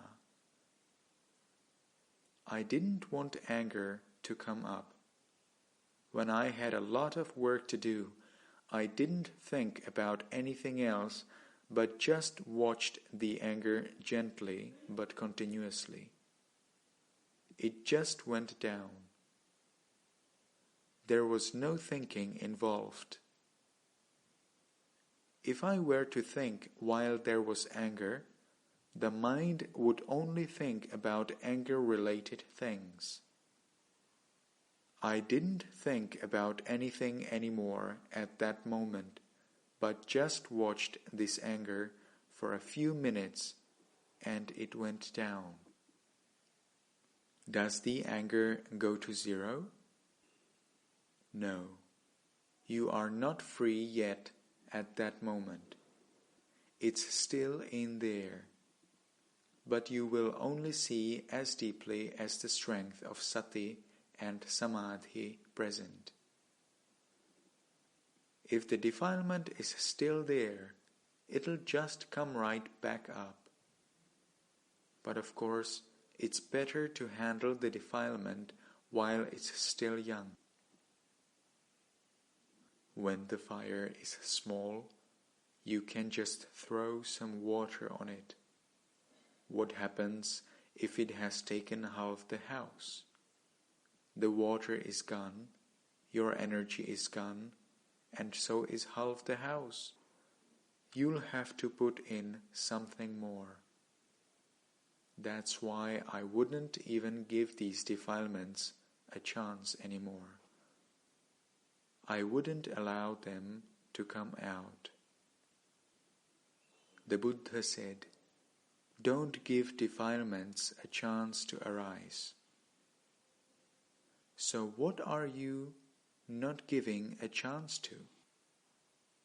Present defilements, future defilements, past defilements. Defilements in the present are already happening. What defilements can you overcome? If you recognize that there is defilement present, you have not reached the stage of overcoming the defilement yet. If the defilement is happening, it's already late. You are only at the point of investigation. In reality, if you begin to understand, wisdom will overcome the defilement and close it down. That wisdom won't even give defilements a chance to arise. That's how you overcome it. How does someone overcome defilements? By not letting them in. Do defilements have a chance to arise if there is sati, samadhi and panya present, and panya is strong? What if awareness is strong and there's a calm, stable mind, but wisdom is weak? Anger will definitely come up. Some people with sati and samadhi can sometimes have really strong tempers. Let's say someone has really strong concentration. Samadhi alone, without wisdom, can amplify a situation. Defilements also exaggerate situations. Combine the two, and you've squared it. What an explosion! You'll begin to look for a way out only when you can't stand it anymore. Someone who lives in the shade will not be able to stand it when it becomes hot around him. So this person will make sure something like that won't happen again in the future. He won't let the anger out, although the anger might want to come out. Moha is darkness. If you just have a little awareness, how much will you benefit? Do you see how much more the mind is at ease? It's because you don't know just how much is happening that you don't know how much lighter it could be. There are always subtle defilements underneath. Delusion, moha, is always there. Delusion is there whenever wisdom is not present. It is only in those brief moments when wisdom is present that delusion is not present. How many times does I not happen? Even if you see that for just a brief moment, then delusion comes in to cover it up immediately. Moha is darkness. You have this tiny thief's flashlight. When you turn it on, of course it'll light up and you can see. You can only see this small part in front of you, but you are probably just satisfied with that. Think about it. You think, oh, I know a lot now. What about all that you haven't seen? It's vast. You only know what you have seen, but you don't know what you don't know. Stir things up a little. If you are able to observe this little wisdom as it is happening, then the wisdom will show the way. You do not realize what you do not yet know.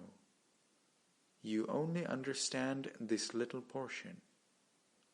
That is why you cannot just be satisfied and stop there. It's not enough when you understand something. You don't know the nature of delusion.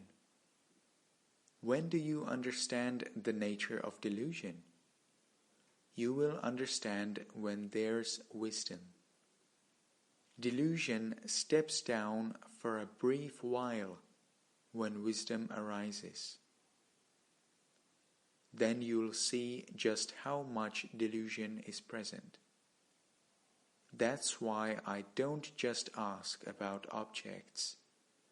I ask you what you know and what is happening in the observing mind. You have to stir things up a little to help wisdom arise. What is happening? What about the observing mind? Ask every so often. That's why awareness and some questioning go hand in hand. There has to be this inquisitive thoughtfulness along with the awareness. As the mind changes, there's this urge to know and understand what is happening. Only then the mind will be alert all the time. If the mind has a little energy, it'll be aware, aware, aware. But let's say it gets cloudy outside. Then you become drowsy. When the mind comes down, you may become drowsy. In reality, when the mind becomes calm, it's prime time for you to use your prior knowledge and information.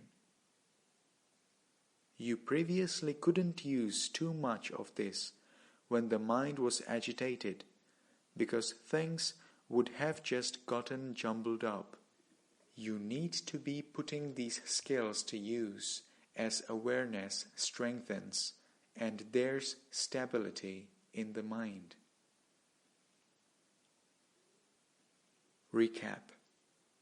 Questions from What is Mindfulness Meditation? With what kind of mind are you being aware? How does the mind feel when you are aware of this object?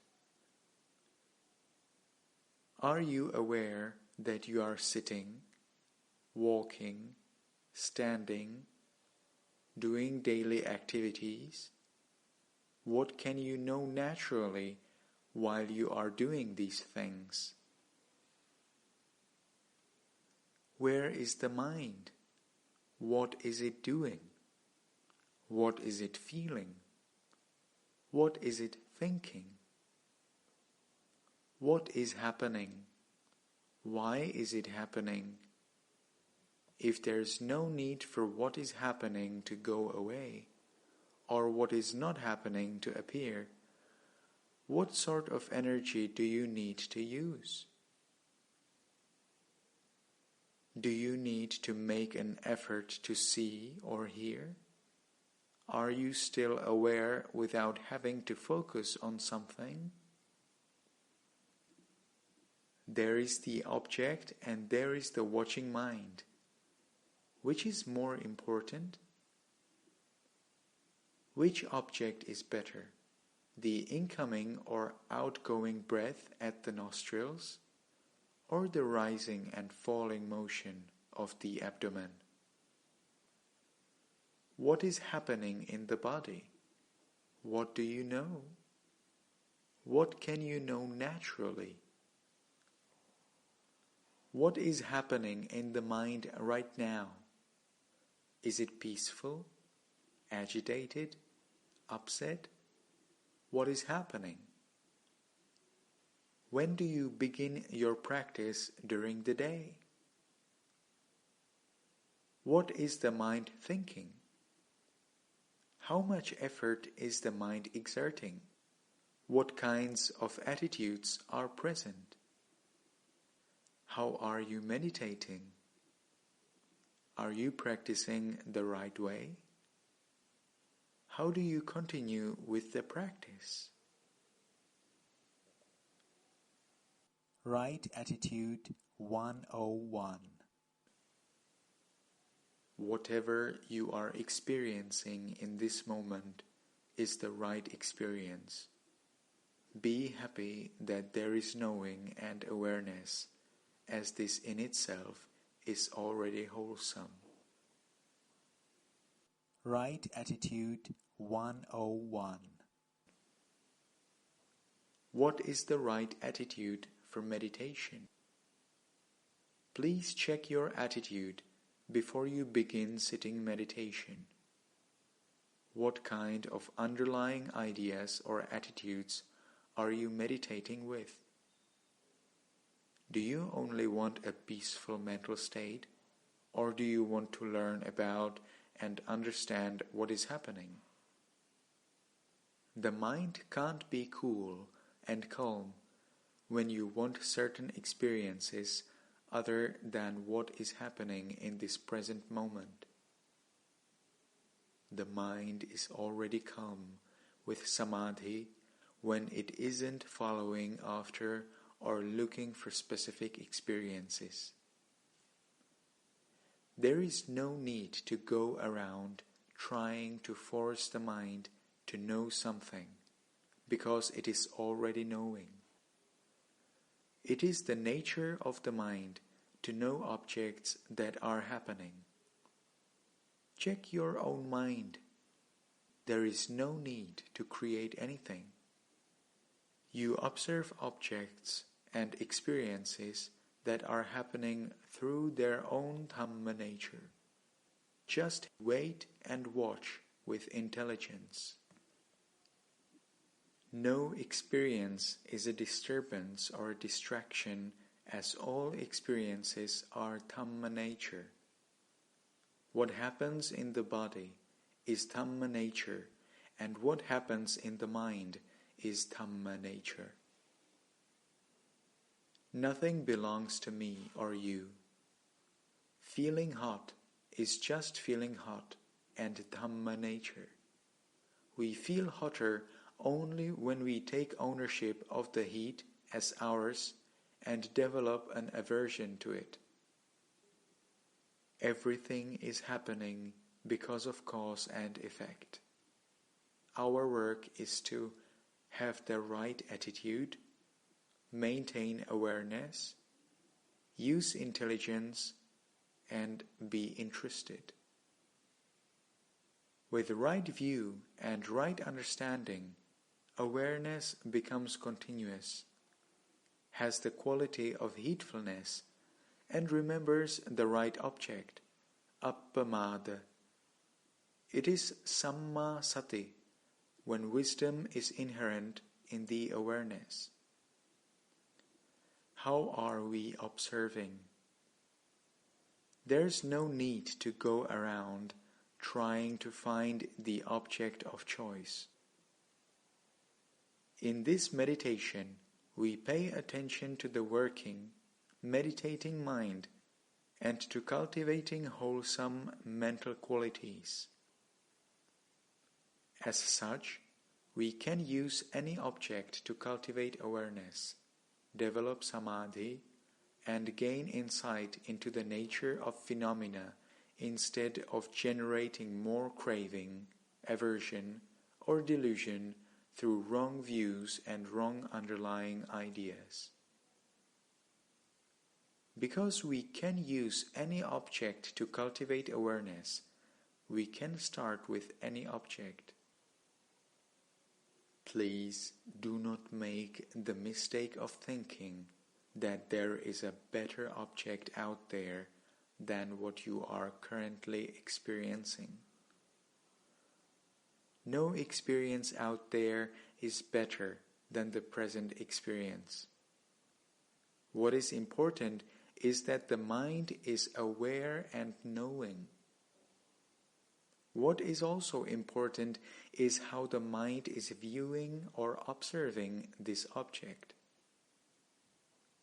There is no need to go around creating experiences, trying to follow different objects. Is an object wholesome or unwholesome? It is neither wholesome nor unwholesome. An experience is an experience. An object is an object. Objects will always be there. Knowing and observing are the work of the mind. The mind knows all there is to be known. Here's the more important question. Is the mind observing with wholesome or unwholesome mental qualities? Why are we being mindful? Why are we being mindful or aware? We practice because we want to understand. We wait, observe, and study what is happening in the mind and body so that we can understand their natures. We are not intentionally trying to make the mind calm or trying to have good sittings. We meditate to see what is happening as it is and to have the right attitude regarding what is happening, i.e., it is nature and nothing personal. We need to see nature as nature, to recognize objects as objects, and to know what is to be known. As soon as there is a thought that this experience or object is good, there is craving for it. When we see what is right as what is right, what is there as what is there, then there is escape from craving. However, when we don't know how to practice, the craving can only increase. We are meditating to be free of craving and clinging. Be happy with the awareness. You will see that experiences are just happening according to their own nature when you wait and watch with awareness and intelligence. Let whatever happens happen. There is no need to be happy or unhappy with what is happening, and there's no need to like or dislike any experience. Whatever you are experiencing in this moment is the right experience.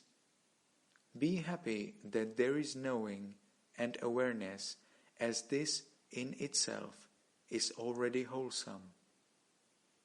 The mind is not silent. It's always thinking. You should be happy in seeing nature as it is and in being able to recognize this.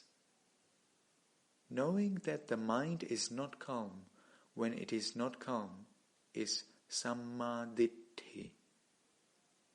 Being aware of thinking when there is thinking is right awareness. But many times you may want this thinking to stop because you consider it to be distracting. However, When you greedily try to make it still, it will only complicate the issue and bring about tension. Do all that is wholesome. Anything wholesome or unwholesome begins in the mind. Why is there wholesomeness or unwholesomeness? These wholesome or unwholesome mental qualities arise because of our reactions and responses to objects. All that is wholesome begins with right attitude, right frame of mind, and right attention, yoniso manasikara.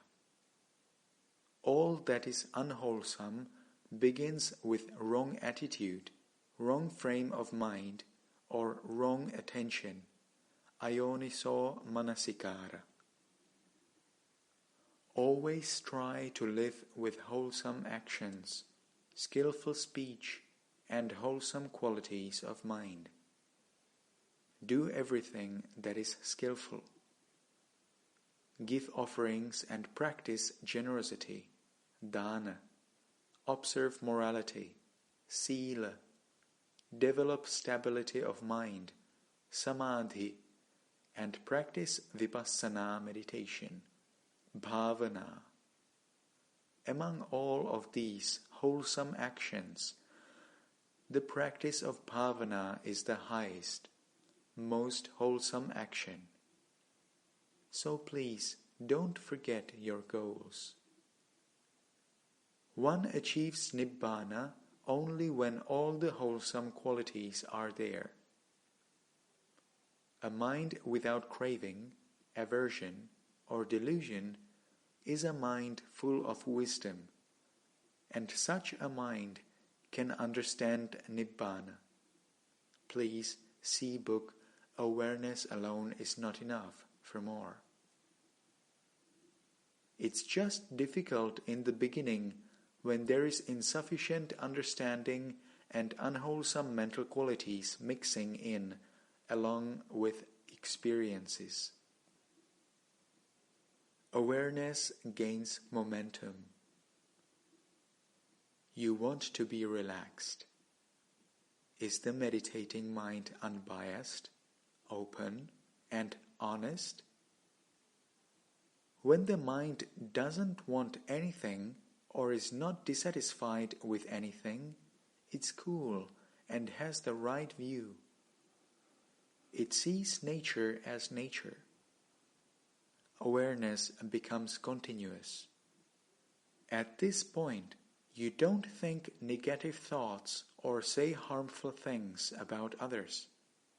Sila is strong. The quality of samadhi is inherent in the wisdom that is recognizing object as object. It knows what there is to be known. Samadhi is present because there isn't a craving for some other experience or dissatisfaction with what is happening. Keeping sila and developing samadhi and panya are the work of following the teachings of the Buddha and continuing the Buddha's dispensation, sasana. Everything is already included in every instance where you avoid wrongdoing and do what is right with awareness and wisdom. Please check the meditating mind. Is there right attitude?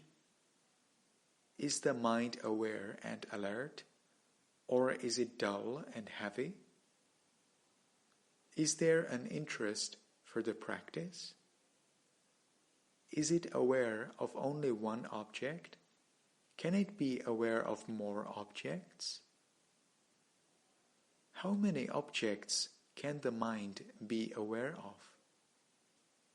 With momentum, awareness will also grow in strength.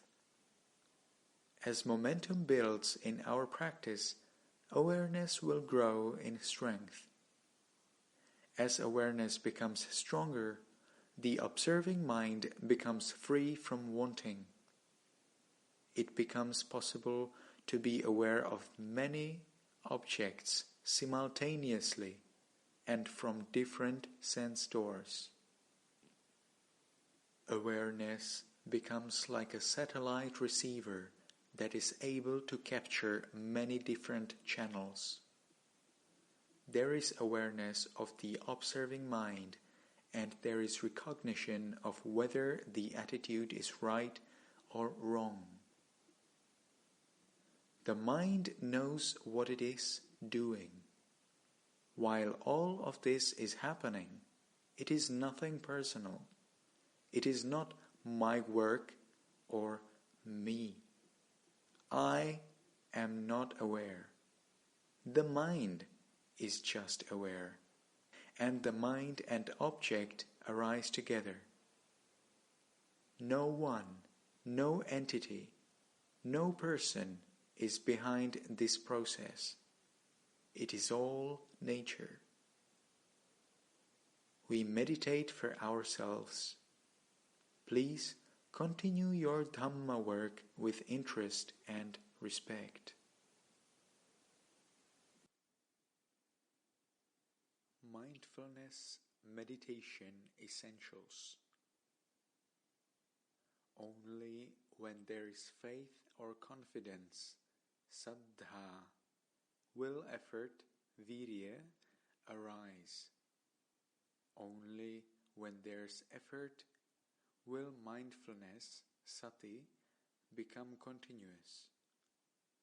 Only when mindfulness is continuous will there be a steady, stable mind, samadhi. With the steadiness of mind, you will begin to understand things as they are, panya. When you see reality as it is, then faith and confidence, saddha, grow even stronger. Mindfulness Meditation Essentials. The meditating mind is naturally relaxed, calm, and peaceful. Learn to not focus, control, create, constrict, or restrict. Why is there so much focusing? It could be that you want a certain experience or you dislike what is happening. Do not create or reject, and do not forget to be aware whenever something arises or passes away. Where is the mind? Is it paying attention to what's happening within, to mind and body? Or is it paying attention to external phenomena, i.e. to other people? A mind is a meditating mind when it doesn't have greed, anger, grief, or anxiety in it. You'll only tire yourself by practicing with wanting or expectations. Trying to create something means greed is at work. Rejecting something means aversion is at work. Not knowing when something arises or passes away means delusion is at work. Don't have any expectations, don't want anything, and don't be anxious, because if these attitudes are present in the mind, it becomes difficult to meditate. Regularly check the attitude in the meditating mind. We pay attention to and are aware of both the good and the bad. Meditation is accepting whatever arises, good or bad, and observing it in a relaxed way. Is it meditation when we crave for what seems good or have an aversion to what seems bad? It's not right practice if we try to create the kind of experience we want. We are trying to know and observe what is happening as it is. There is something unbalanced or missing in the practice if the mind is tired or miserable. It becomes difficult to meditate when the mind feels tense or restricted. Check how you are meditating when you find your mind or body getting tired.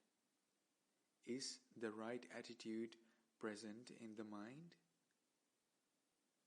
The meditating mind is relaxed and at peace. It's only possible to meditate with a light and free mind. What is the mind doing? What work is it doing?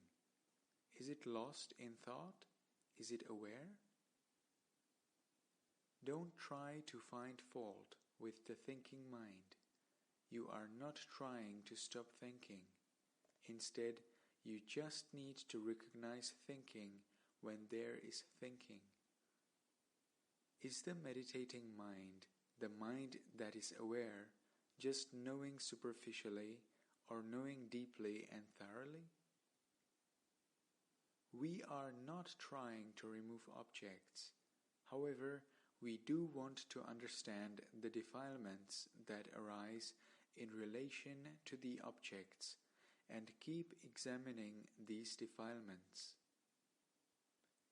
The object is not really important.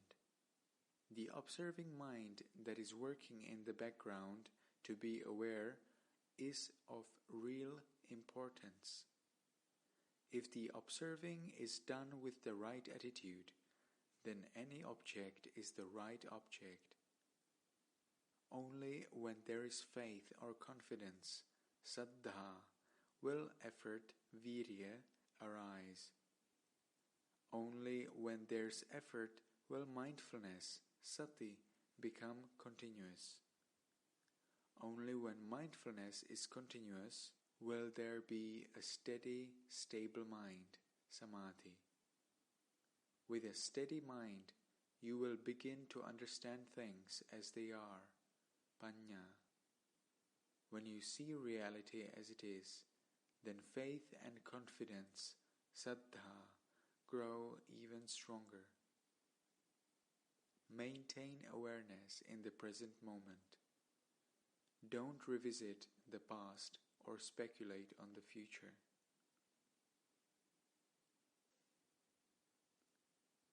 From moment to momentum, can you thoroughly understand the whole story if you've missed a couple of episodes in a TV series? This inconsistency makes it difficult to grasp the complete picture, and wisdom doesn't have a chance to develop. That's why I emphasize consistent, continuous awareness. From moment to momentum. When people think of meditation, they imagine a yogi sitting with his eyes closed. The sitting posture alone doesn't mean the yogi is meditating. He could be sitting very still, lost in thoughts. So, when do we meditate? Do we begin when we get to the Dhamma hall? We meditate wherever we are. From when we wake up to the time we fall asleep. Can't we also meditate in the shower or washroom? Don't just sit and daydream away on the toilet. Remember to be aware at any time when you are in the Dhamma hall, on the walkway, while brushing your teeth, washing up, cleaning, taking a shower, reading, talking, hanging clothes, or doing any other daily activity. Since this is a practice we do consistently over the entire day, It isn't necessary to spend so much energy all at once. The mind, however, needs to be awake, alert, relaxed, and balanced, as these mental qualities allow wisdom to arise. It is Dhamma only when we learn to meditate, are able to meditate and continue to meditate. Any object. Observe your body now.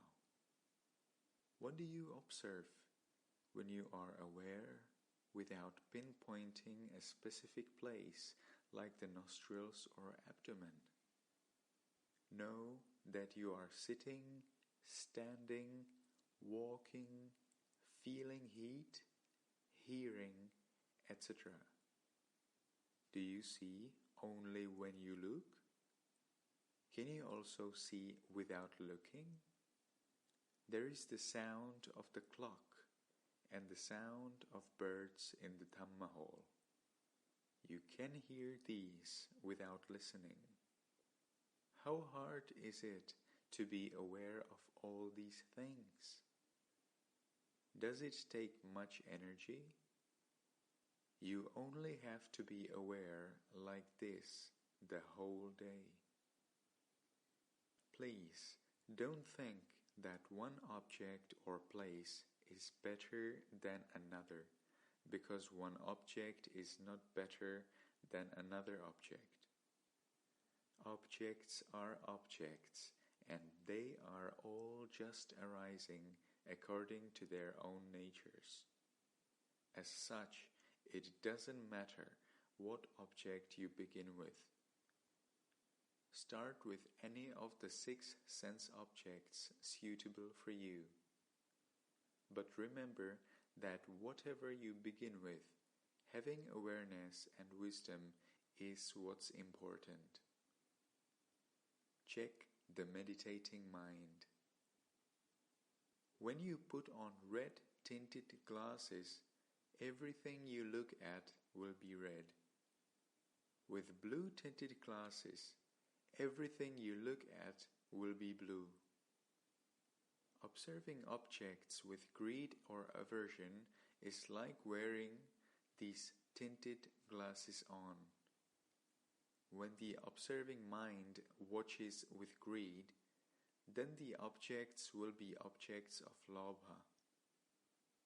When the observing mind watches with aversion, then the objects will be objects of dosa. The mind cannot see an object as an object or Dhamma object anymore. It is difficult to see this greed or aversion in the mind when you are very intent on watching objects without seeing what is happening in the observing mind. Is there greed? Is there aversion? It's not what is happening with objects that matters, but how the mind is observing them that is important. Only when the mind observes without lobha, dosa, or moha do objects become Dhamma objects. Observing naturally. When does the mind feel tightness or tension? There is tension when the mind wants something other than what is happening, or when the mind rejects what is happening. Defilements don't want to let things be as they are. They want something to happen. They want results, or they want to control what is happening, and they'll force, focus, create, or restrict to get what they want. Instead of creating, focusing, or restricting, we want to only wait and watch. Is there any need to focus if we let whatever happens happen? If we are not looking for anything special or specific, we do not need so much energy. We only need intelligence and interest. What is happening? How is it working? If we want to observe how something is working naturally as it is, we also have to observe naturally. That's why I say not to control or force anything. We just let the body do its job while we pay attention to the mind and are aware as much as we can be aware, consistently throughout the day. Sitting meditation. What can you observe? You can observe whatever object that arises. If the mind's attention goes to the nostrils, you can observe that. If attention goes to your hands, you can observe that as well. Are you going to put your attention back at the nostrils if your attention is already at your hand? No. Working to put your attention back at the nostrils when the mind is paying attention to something else is too tiring. What is the difference between the objects at the nostrils and the objects at your hand? There is no difference. What happens when the mind pays attention to sounds? Yogis will become aware of the sounds. Are sounds going to bother you? They shouldn't bother you if you just consider sounds as natural phenomena. You just want to recognize hearing if there is hearing. When you initially begin meditating, you may find the mind feeling agitated, drowsy, or restless. That's not a problem. In daily life, you've accomplished things mainly using defilement-produced mental energy. Here, because you are asked to practice without craving or aversion, the mind initially loses strength and becomes weak. Within a couple of days, as you develop a little more awareness, stability, and calm, you'll find the mind more awake. What will happen when the mind wakes up a bit? You will notice many thoughts. But don't worry. This is just nature and not a problem at all. Thoughts may only seem like a problem if you have the preconception that they are distracting you from your practice and you try to stop the thinking. But aren't thoughts also the mind? If you really want to learn about the mind, these thoughts are showing the way. Can you observe this? So why is there an aversion to thoughts? Yogis, there are feelings and emotions that come about because of these thoughts. If that's the case, how are you going to view these feelings? Are they a nuisance? Yogis, we'll take them as objects. Yes, when you recognize these feelings as objects, then the practice becomes vipassana meditation. Please, don't set your sitting meditation to the clock. If you have determined that you will sit for a set time period, you may begin to worry when you have to break your determination for some reason. The resulting anxiety will destabilize the mind and impair samadhi. So don't set any special time. It's enough to know what is happening in the moment. It's also okay to get up and walk if it's difficult to sit. Just remember to maintain awareness of what is happening in the mind and body. Walking meditation. Walking meditation is just like sitting meditation in that you are just aware of whatever is arising or happening. Let the body go in an easy, natural manner. Walk in a natural way and at a natural pace. Please do not walk extremely slowly. Do not force yourself to watch objects just related to the body while walking. You will get tense from keeping your attention at your feet for the hour or so that you are practicing walking meditation. Just be aware of the body as a whole. If the mind becomes aware of sweating, know that. If it is aware of the hands, know that too. Are your hands clasped? Are they swinging? You can be aware of all of these actions. You can also be aware of what you see, hear, think, smell, touch, or feel while walking. What is the mind aware of? How is the mind? What is happening in the mind? What state is it in? Is it at peace? It's good if you can be aware of the intention to stop or to move. It's even better if you can recognize why you continue to walk. Eating meditation. Which one should be stronger, the desire to eat or the desire to practice? Greediness tends to come in as soon as a meal begins. Observe the mind first. The eagerness to eat is very strong. There is a certain high feeling that accompanies this desire to eat. Awareness is either very weak or absent in the presence of this strong eagerness.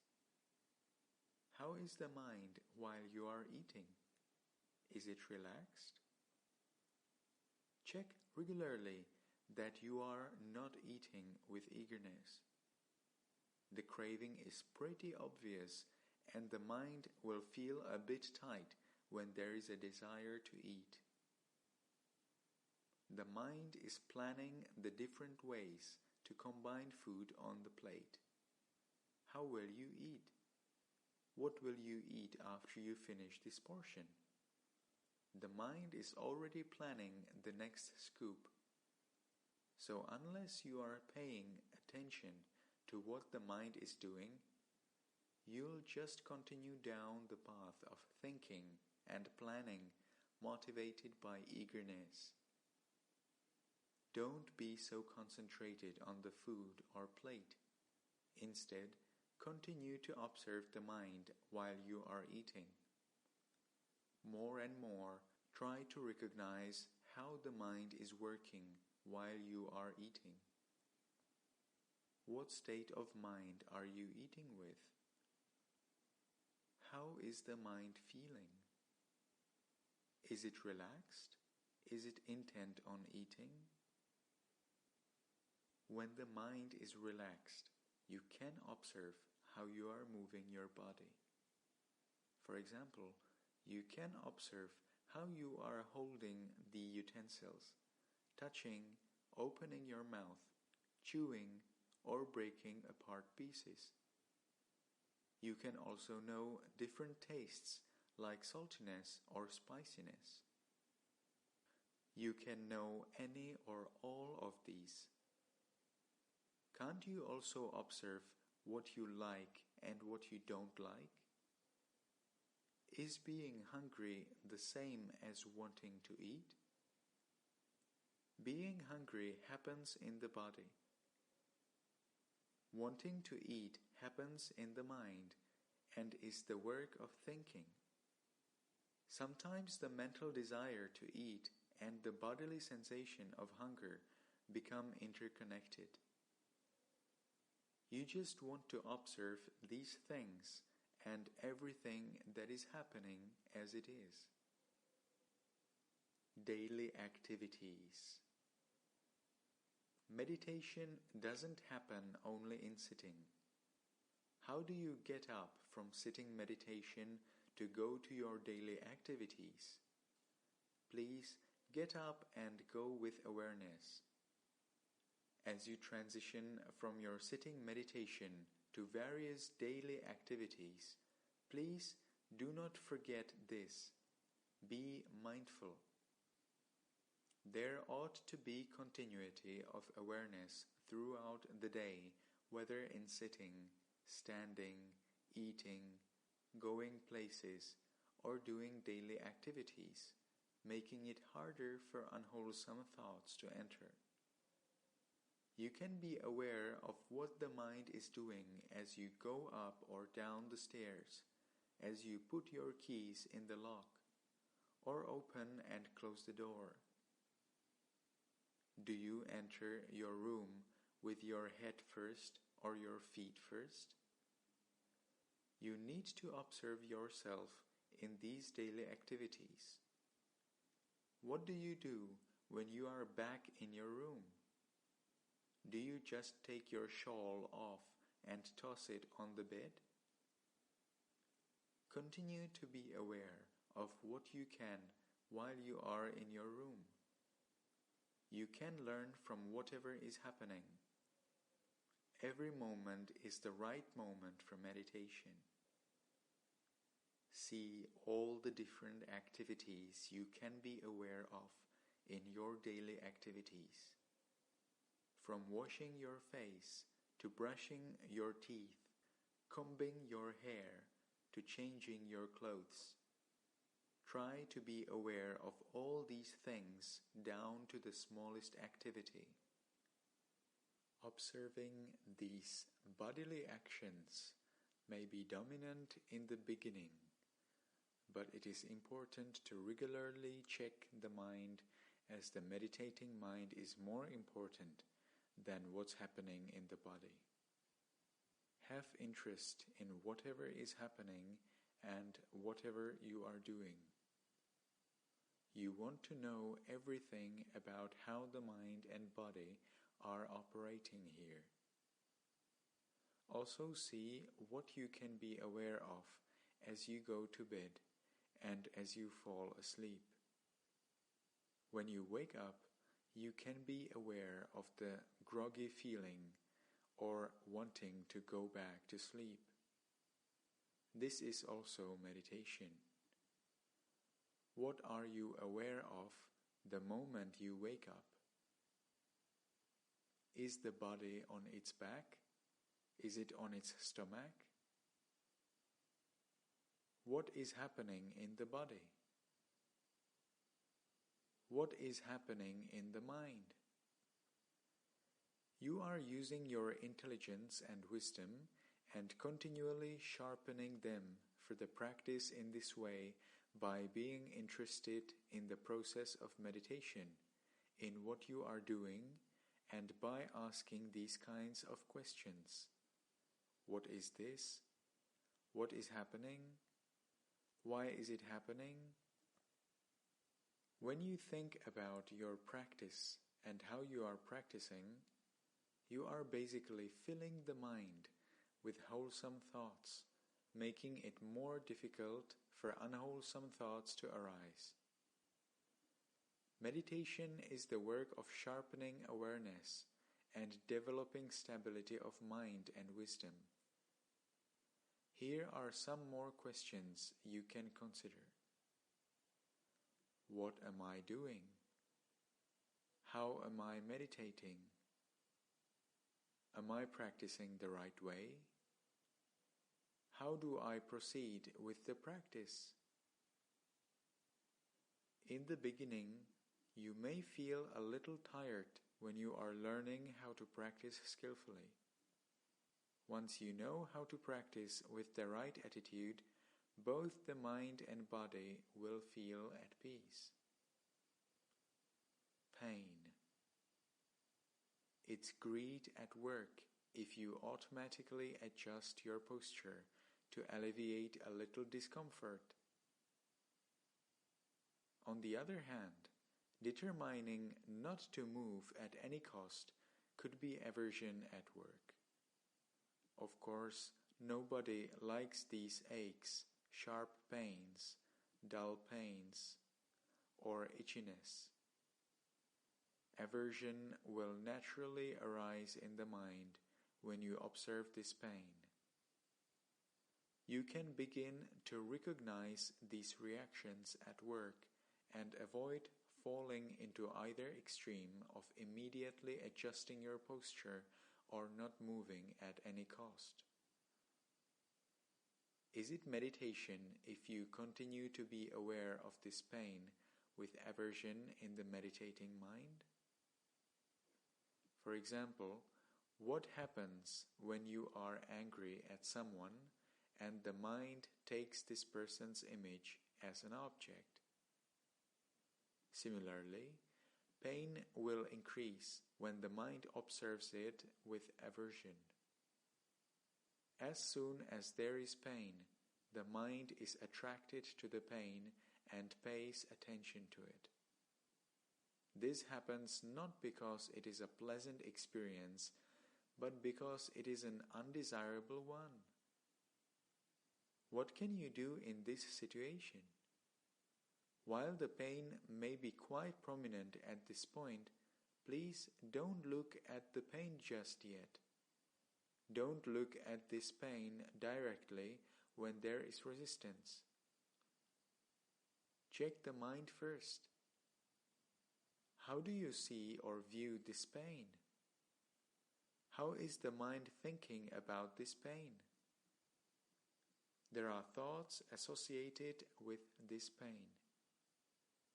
The mind will feel constricted and tense with the presence of this pain. It's difficult to live with this discomfort.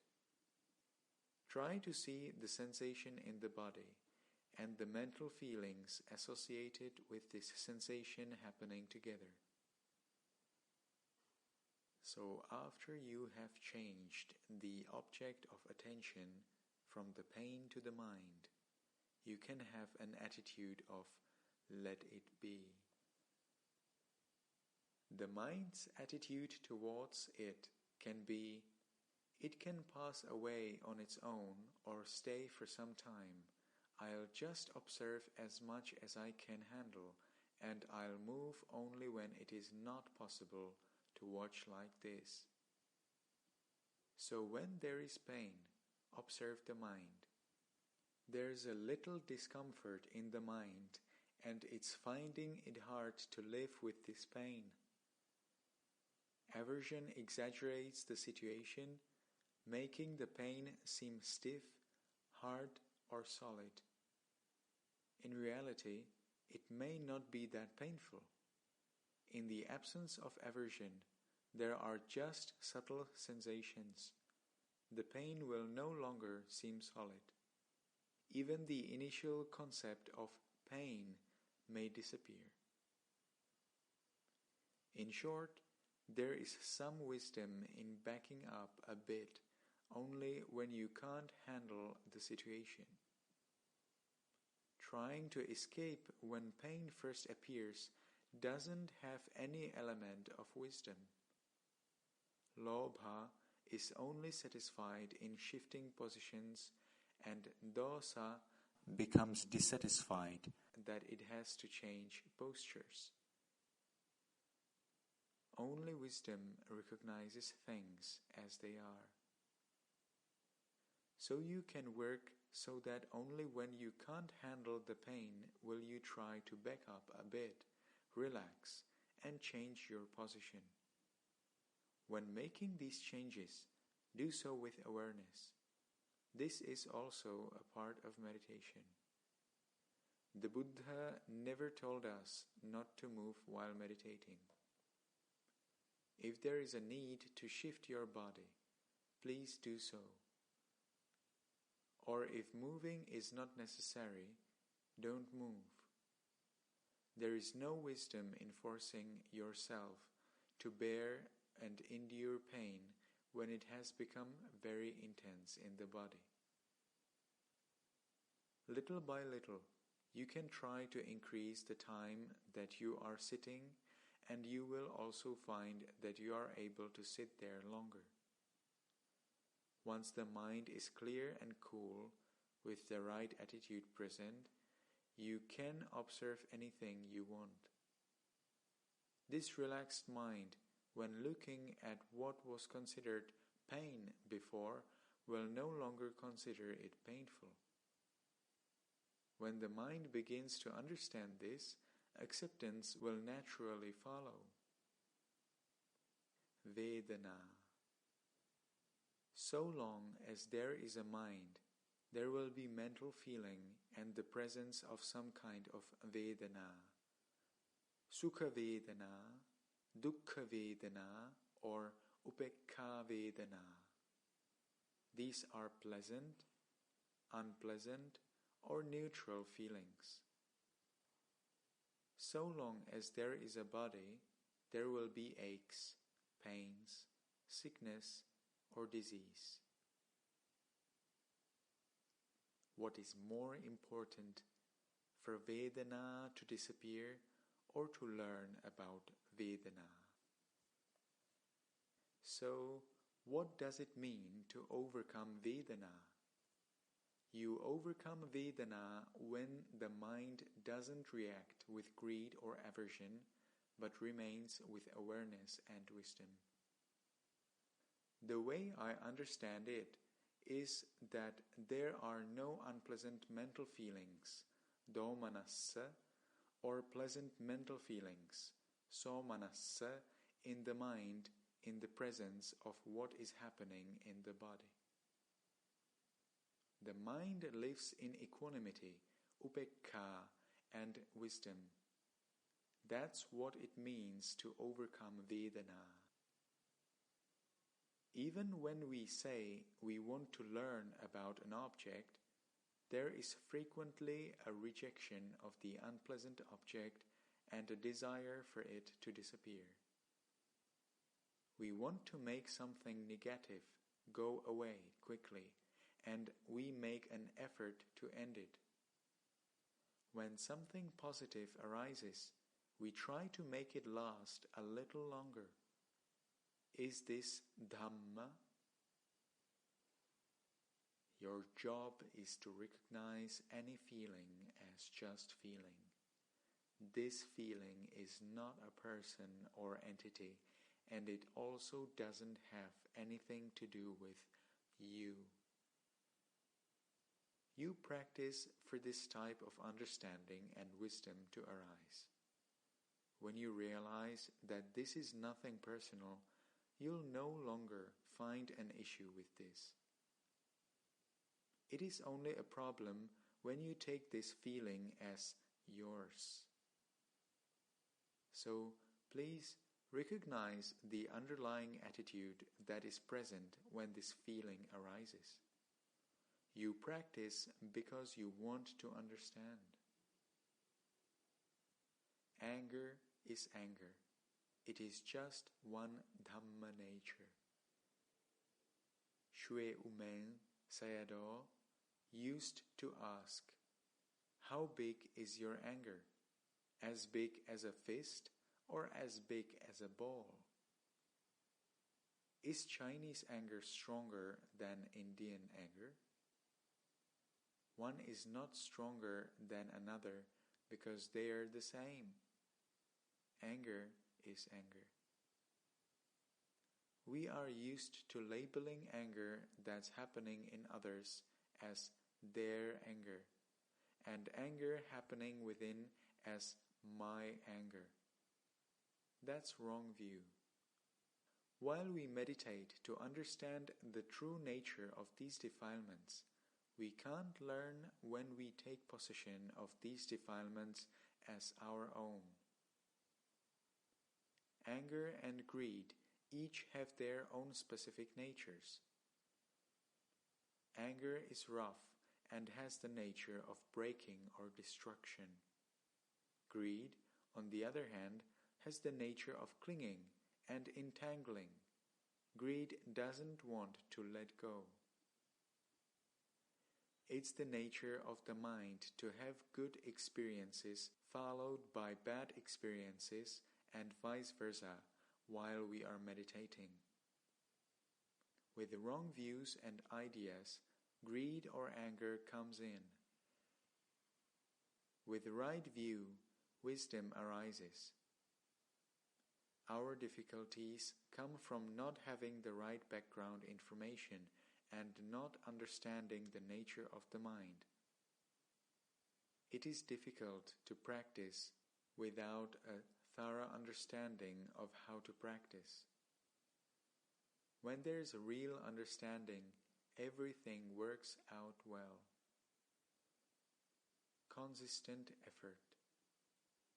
We want the type of awareness that develops naturally from consistent effort, moment to moment.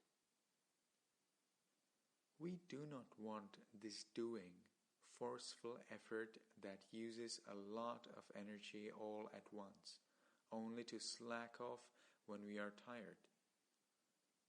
When we get some energy back, we may recover from our drowsiness and start to be aware once again. It's impossible to develop continuity of awareness in this random way. Please work toward continuity in awareness.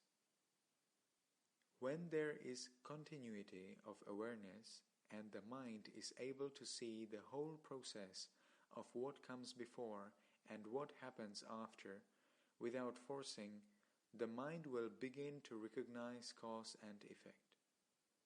Only work to be aware of what is happening and what comes next. There is only this work and no other work. With persistence, you will develop a certain mental fortitude and confidence in yourself. Try it out if you don't believe me. You'll experience happiness when you are able to see this for yourself. Where is this happiness coming from? This is happiness that arises from knowing. Awareness gains momentum. When sati and samadhi are weak and defilements are very strong in the mind, you will not be able to see reality no matter how much you try. Without the continuity of awareness, the mind sees something, misses something, and sees something again. Can you thoroughly understand the whole story if you've missed a couple of episodes in a TV series? This inconsistency makes it difficult to grasp the complete picture, and wisdom doesn't have a chance to develop. That's why I emphasize consistent, continuous awareness. You only try to be aware more continuously so that there is a chance for momentum to grow. As awareness gains strength, the mind will be aware of many more things, and awareness develops a momentum of its own. You do not do the work of being aware of more and more objects. Value of awareness. When you begin meditating, the sati, samadhi, and panya that were absent before are now present. Appreciate the presence of these wholesome qualities in the mind. What is the value of awareness? What does awareness remove? Awareness removes and replaces non-awareness. We meditate because we want to understand defilements. We want to be aware of the defilements that arise as Dhamma nature. What is wholesome is Dhamma nature, and what is unwholesome is also Dhamma nature. We practice to have the right attitude, to understand Dhamma nature, and to extinguish defilements.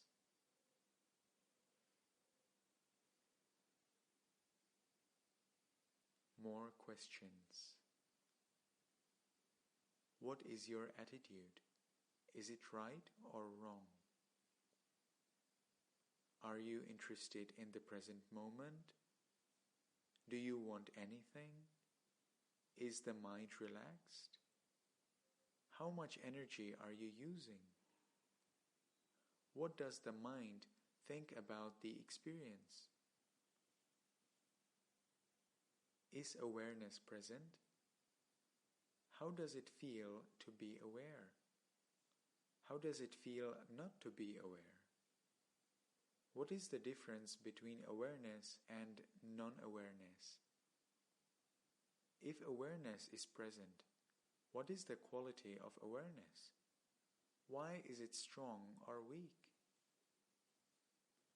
Is awareness continuous? What do you understand because of awareness in this moment? What is the benefit of having awareness? How is the mind reacting to the experience? Why is the mind reacting or not reacting? How do you feel when you notice an object? Is there defilement present? Why does it arise? Why does it disappear? What does the mind know? What is the mind doing?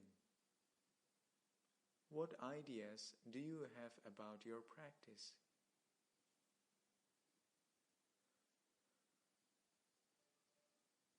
In a nutshell. In short, mindfulness meditation is not about stopping a process that's happening, but about understanding the reality or truth of that process. Wisdom can only come in when there is a clear seeing of mental functions doing their own jobs, and lobha and dosa do not follow close behind. In a nutshell. The following are a medley of Ashin Tejaniya's reflections, ideas, suggestions, and mini cases for consideration. They have been translated from Dhamma discussions, morning Dhamma reminders, and Ashin Tejaniya's little blue instruction book in Burmese. Since these are pieces taken out of context, not everything may make sense at first glance to yogis who aren't yet familiar with his teachings. Do take what immediately speaks to you and your personal experience, and keep the rest for another day. It is the nature of the mind to know. Everyone already has this nature of awareness, which we are practicing to nurture, strengthen, and grow. We only need more right practice, without forcing or focusing. The momentum and strength of awareness will develop naturally when we practice consistently, moment to moment, without breaks. That is called right effort, samma vayama. There is a vast difference between a mind that is aware and one without awareness.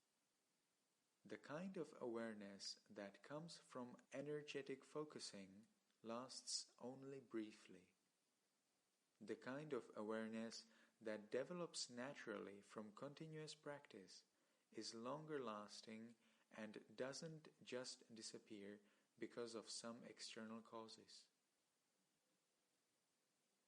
People come to the meditation center with plans to put in a lot of effort and to achieve as much as possible within a short period of time. That's just the work of lobha. Meditation is for the long haul, a practice we do for life, without rest until final liberation. We need to learn how to be skillful at running this marathon and learn to nurture all the wholesome mental qualities possible. We don't give you Dhamma here. We do teach you how to become skillful at meditation. That's what I'm interested in. In your daily life, you can't meditate by forcing awareness or unnaturally putting in extra energy into your practice. You have come here to learn a way of practice that you can apply to your daily life. When you are meditating, there is what is happening, objects, and what is meditating, the mind.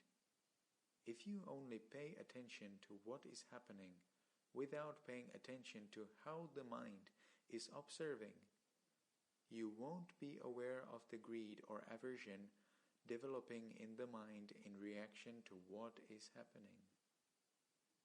You'll begin to understand meditation when you are interested in learning more about the mind, and you pay attention to the observing mind.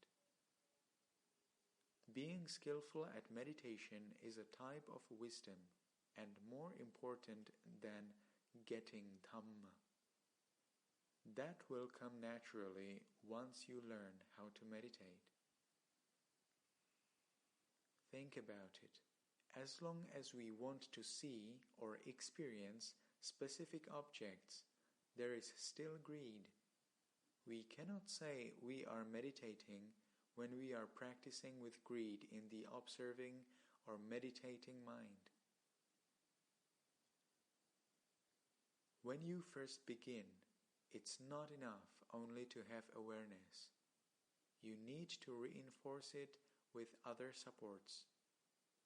Think about how you are going to practice and what is happening in the mind and body, for example.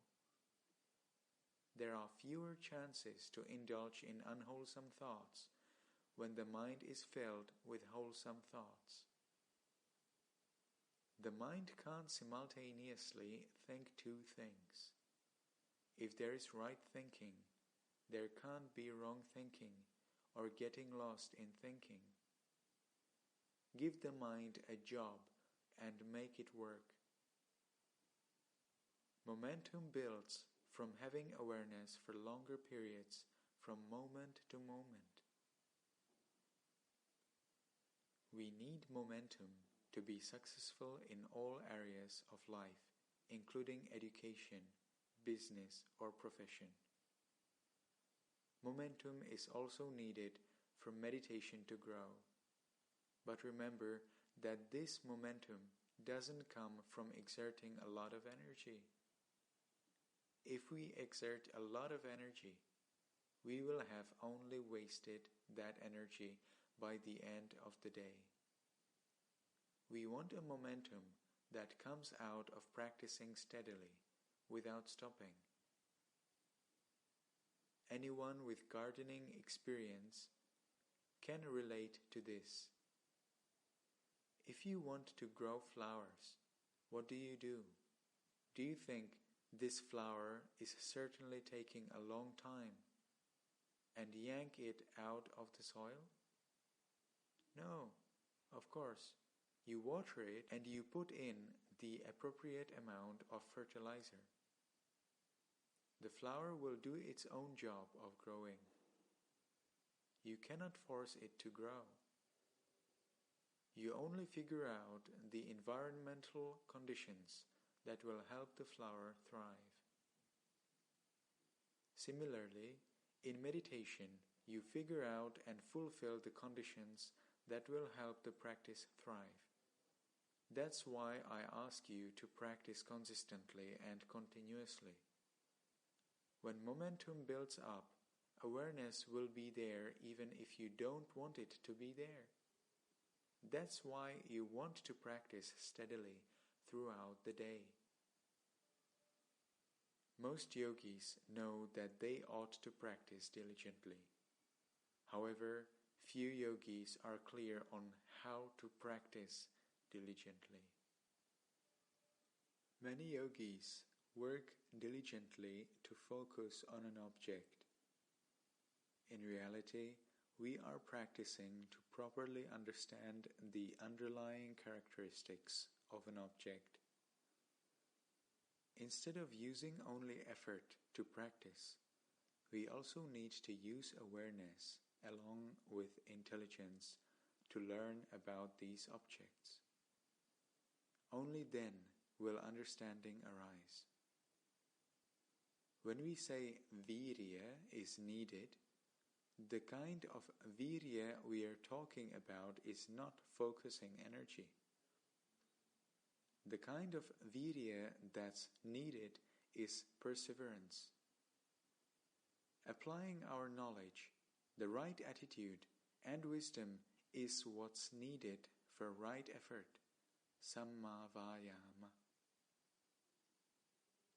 Meditation is practicing to recognize objects as they arise and developing wisdom in the mind that is observing these objects. It is not the work of mindfulness meditation to make objects disappear. We are not meditating to get rid of objects, nor are we trying to see or create experiences in the present based on our preconceived ideas of meditation. We practice to recognize and to understand the nature of whatever is happening. Knowing what is wrong is very important. It's only when you recognize what is wrong that you will also begin to understand what is right. There is a lot you can learn from what you think are unfavorable conditions for meditation. There may be unhappiness or suffering. Don't make judgments that these conditions are bad for practice. There is no such thing as bad meditation. In Dhamma, there is only what's happening.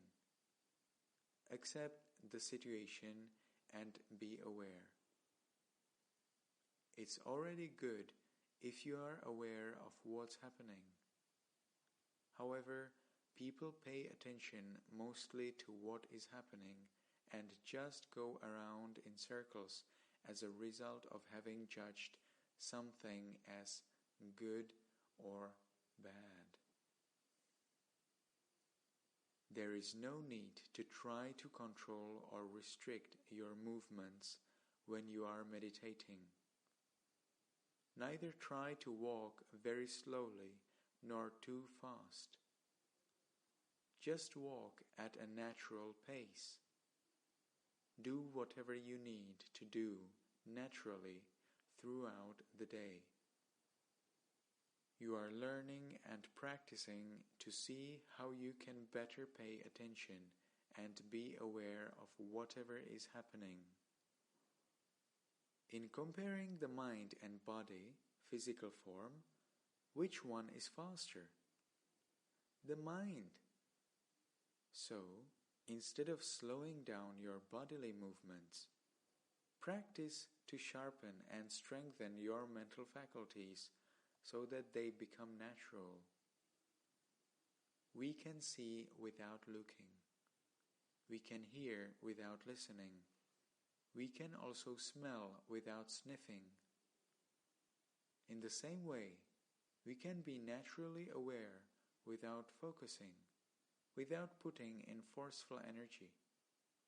Once there is a natural awareness, we only work to maintain it for longer periods. You see things as they are happening. Isn't it considered even better awareness when you are able to see all of this compared to seeing only one thing? When there is a lot of delusion, it's difficult to observe even one object.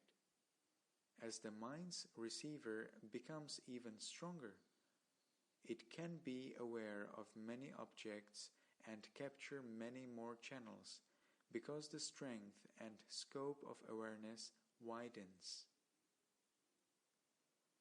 There is so much arising at the 6 sense doors in this present moment.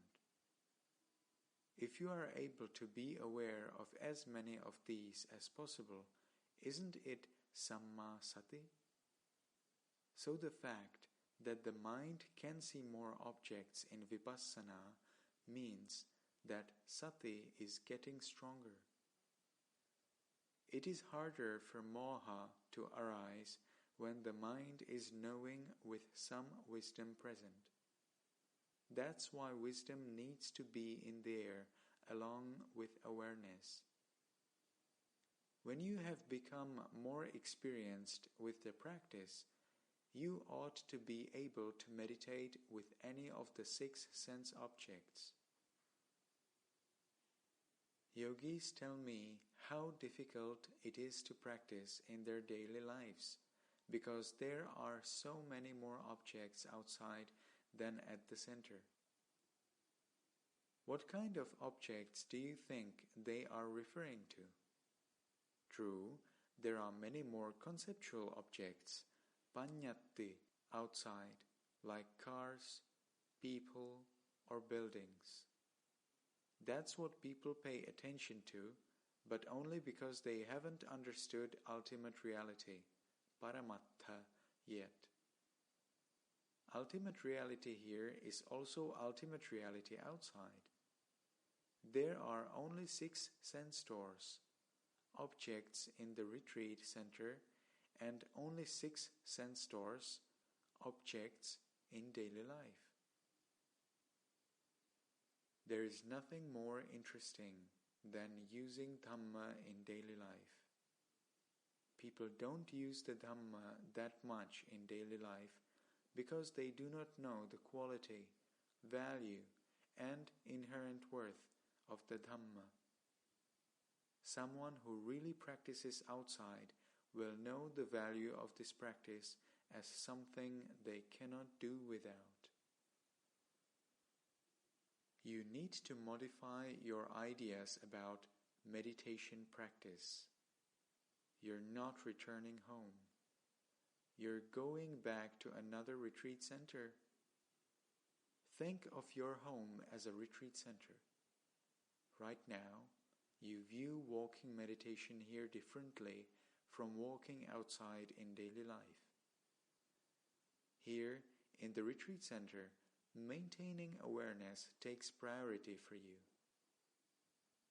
Outside, there is a lot more eagerness when the ideas of my house, my home, my family are propelling you. So you need to begin altering the way you see your home. Practice becomes smoother when your views towards your home are similar to your views towards a retreat center. Right now, as soon as you go home, all the tasks you need to do outside already take priority. This has a lot to do with attitude.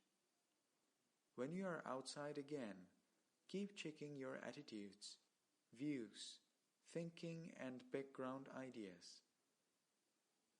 When you begin to view your home in the same way that you view the meditation center, your practice will also work out.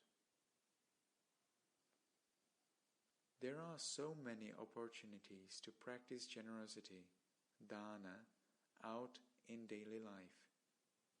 For example, you give way to a person who wants to get past you while you're driving. Isn't that dana? Is it dana only when you offer money? What about giving someone space? moving over and giving the spot you were going to take for yourself, is dana. We are practicing dana whenever we are giving. When I was practicing in the market, I noticed that people didn't really pay attention to where they were going because they were absorbed in their thoughts or counting money as they walked. We had a lot of people walking around anxious or lost in thoughts. They kept bumping into me so many times that I got upset. I had to keep moving out of their way. There was awareness present as I just gently moved over for them. As I kept moving out of people's way, I found myself starting to enjoy giving way to others.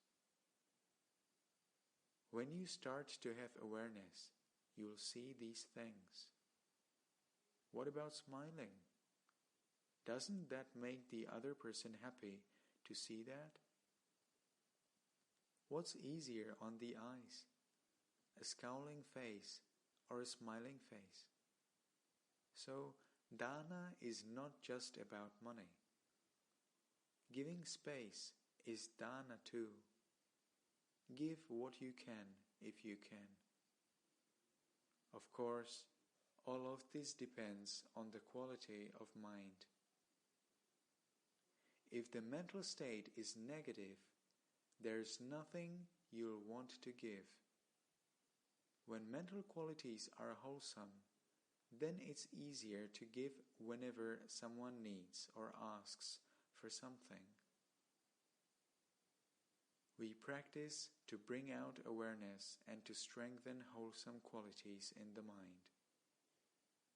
We become aware of objects when the mental faculties are balanced and sharp enough to be aware of them. We do not see something just because we want to see it. We only see as much as we are capable of seeing.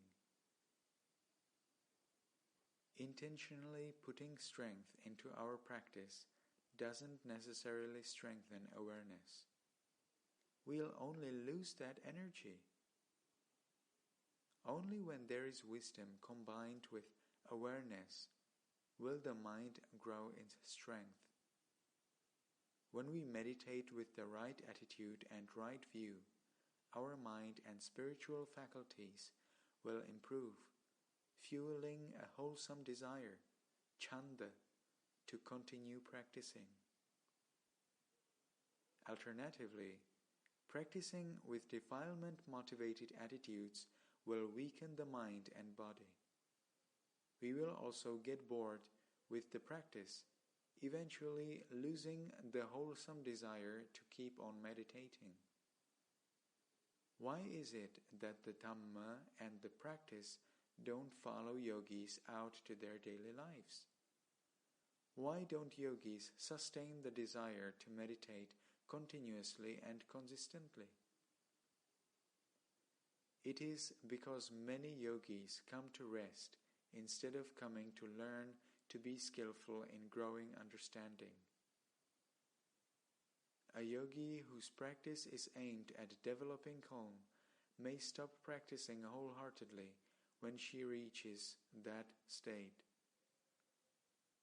On the other hand, a yogi who practices to understand the truth will not rest until she has understood thoroughly.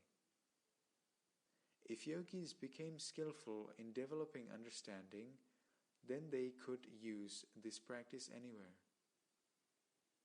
In fact, when the mind is in a calm, steady state, it is in a position to do Dhamma investigation. It's ready to practice with intelligence and ready to study and learn about what is happening.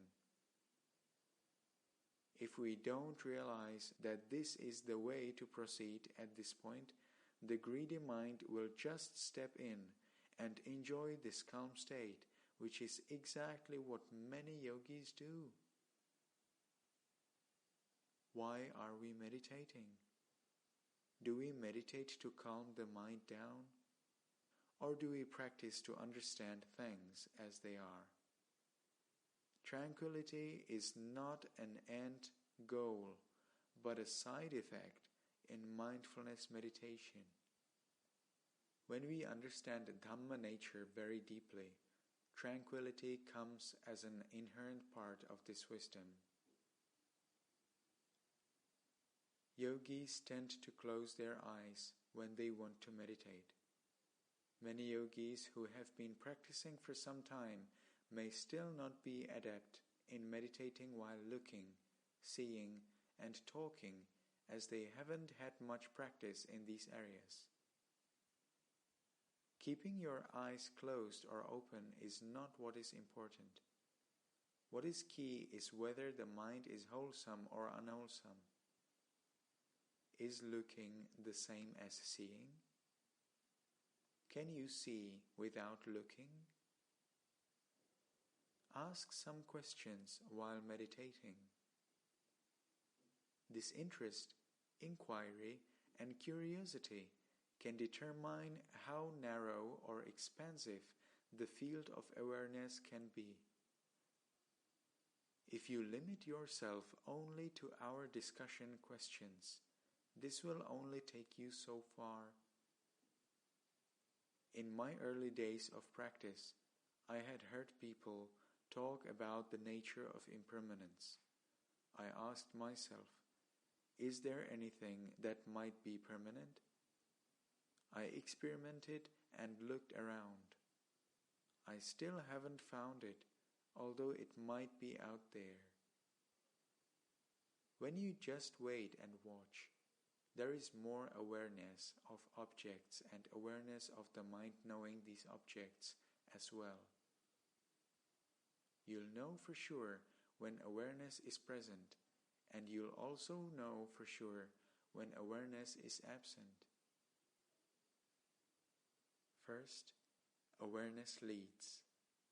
Then, after practicing for some time and after many insights, awareness and wisdom will arise together. Later on, wisdom leads. It's not so easy for this to happen. We need to gather a lot of information when we are doing the practice of awareness and wisdom. Why do we have to practice?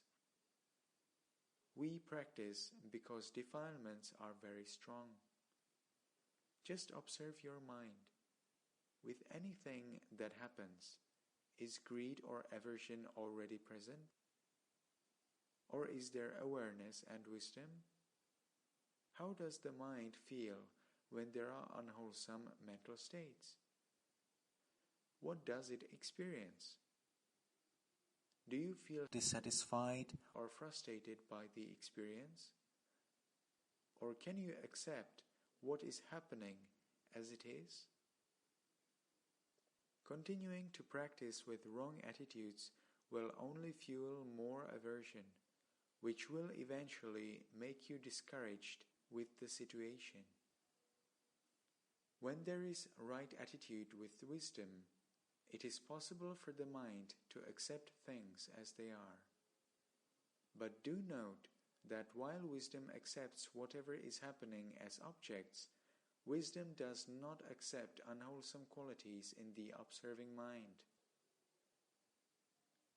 A yogi who is always watching the mind will notice each time that unwholesome mental states arise.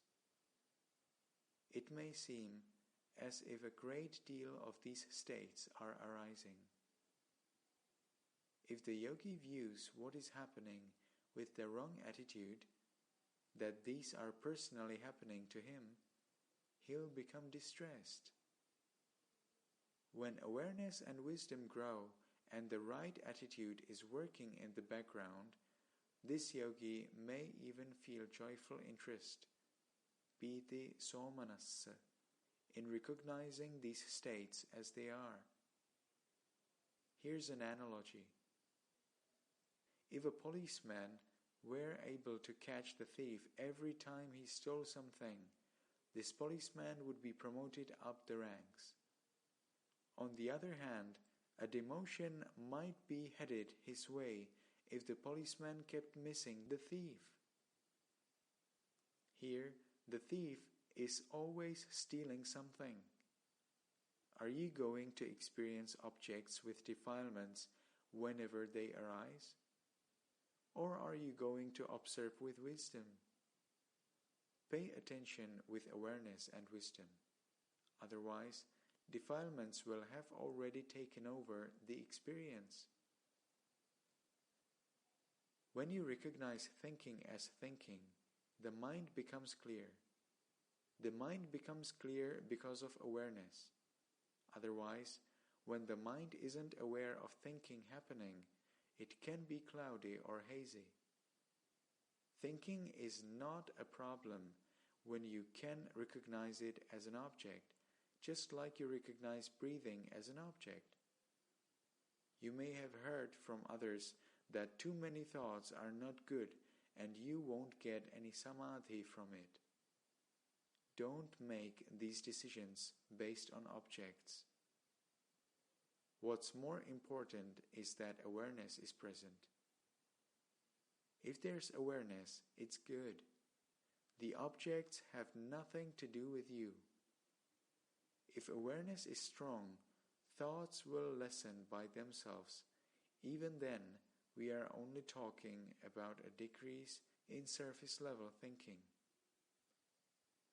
Thoughts related to what's happening at home or about some unfinished business are primarily surface-level thinking. When these lessen and you see more subtle thoughts, it may seem like there is a lot happening. You may notice a whole lot more thoughts happening at a subtle level. These will seem to have increased. The mind is talking from the moment you wake up to when you go to bed. It's so loud sometimes. What does the mind say as soon as it wakes up? I need to use the toilet. In fact, these thoughts can be seen only when sati and samadhi are strong. The mind is labeling different things, judging, reading signs or numbers, talking or interpreting meanings. When sati was weaker, you couldn't see the mind at work every time there was contact with objects. You can only see this subtle thinking when sati and samadhi are good. There will be many thoughts and they're fast. Behind this mental dialogue is some idea working in the background. Lobha talks a certain way and dosa talks in a different way. You can recognize these things. In the beginning, you took the storyline as an object.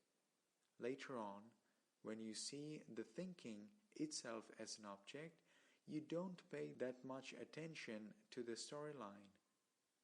You see the nature of thoughts and thoughts as objects to be known. We don't get something just because we want it or just the way we want it. We can only get as much as there are causes and conditions in place for something to happen, or how much we put into the practice according to our abilities. When we understand this point, the wanting for something or some experience will eventually lessen. It will be replaced by a wholesome desire to become skillful at cultivating the conditions to fulfill the causes through meditation. For those who are trying to get the Dhamma, have you ever considered what the Dhamma is really about? It is not easy to see the mind. When you do see the mind, it's not easy for understanding to arise. Defilements are even tougher to understand. You must always be interested in the mind and continually learn about it. The most important ingredient here is having the right attitude. What is happening is Dhamma nature, an object to be known or observed. Once there is a right view and right attitude present, be diligent with moment-to-moment awareness. Don't interfere with objects. Let whatever happens, happen, because it has nothing to do with you. With momentum, the field of awareness expands and wisdom is sure to follow. When the observing mind grows in strength and wisdom, it will begin to see the different machinations and variations used by defilements. For now, defilements have all the entry points mapped out because the mind has been their playground for so long. The emerging wisdom is not smart enough to counter the defilements running circles around it. But there is no need to get upset over this. You can study and learn from each experience so long as there is awareness. Most people pay attention to concepts, paññatti. Ultimate reality, paramattha, cannot be discerned by a mind with moha. Awareness knows that objects are happening or arising, but only wisdom goes through to the heart of what is happening to understand its natural characteristics. So, think about it. If we meditate with a strong, fixed concentration, but without right view, instead of learning about defilements and becoming skillful in thinning them down, it becomes possible to create any experience we want. We can create anything, even the concept of Nibbana, with strong concentration. That's why I am so wary of this kind of concentration. It can create anything it wants. You will only grab hold of concepts if you follow the storyline. The past and future are merely in the storyline. The nature of what is happening is the mind, and the mind is arising in the present moment. So, if you know there is thinking when there is thinking, that's awareness at work already. Don't immediately assume that the mind is agitated when you see thoughts. There is awareness because the mind has some measure of calmness. Only when there is no awareness can you say the mind is not calm. But so long as the mind is aware of the thinking, there is already some sort of stability there. The mind can and will create a great many things, and will believe the things it has created if it has never seen very subtle levels of mind. Let me say something here about how perception and wisdom work. You hear a sound. It's assumed that the mind already recognizes sound as an object here. So, when you hear this sound, doesn't the mind interpret the sound as the sound of birds, the bell, or crickets? Perception, sanya, interprets the sound and creates meaning out of it, while wisdom, paññā, knows this sound as sound. Do you think this is happening one by one? It's not. It's all included and happening together in one time. When you are able to see the different parts of the mind working in this way, you can see many things at once. There is no need to meditate on the sound and its concept separately. They are happening together and the mind already knows it. Are we trying to get rid of concepts? No. Remember that we are not practicing to get rid of sanya here. We are only trying to reduce taking concepts as objects but concepts need to be there. Without concepts, we can't even walk or go up the stairs. When we take the stairs, Sanya has already memorized the distance between each step. Just try adding a couple of inches to the steps we are used to climbing regularly, and we'd trip. What we are doing is just paying more attention to reality, paramattha. Sanya does the work of remembering at the moment that there is contact with an object. When there is contact with object, there is already a perception of it. How can we erase this interpretation when it is just a natural part of the mind? Yogis try to just note sound as just sound, sound, sound, and it is possible to do this if there is focusing. Yogis can totally lose the concept of birds or crickets in the process, and they think that they are being in the present moment this way. It's actually not the present moment when we lose all recognition of what the object is and any possibility for wisdom to arise in that moment. A yogi who came to practice with just seeing, hearing, found that he couldn't practice at all anymore once he left the center. Why? We need sanya to function. Don't we need to know how much we are selling a product for? How can we answer questions without the use of concepts, or if we only hear sounds without an idea of the meaning of those sounds? That's not how Dhamma works. We know the knowing mind, vijnana, we know intentions, we know the feeling mind, vedana, but we may not recognize how sanya is working. Few people recognize sanya at work. Take an example of meeting a person for the first time. Won't you remember him when you see him the next day? How do you remember? You remember because of the work of sanya.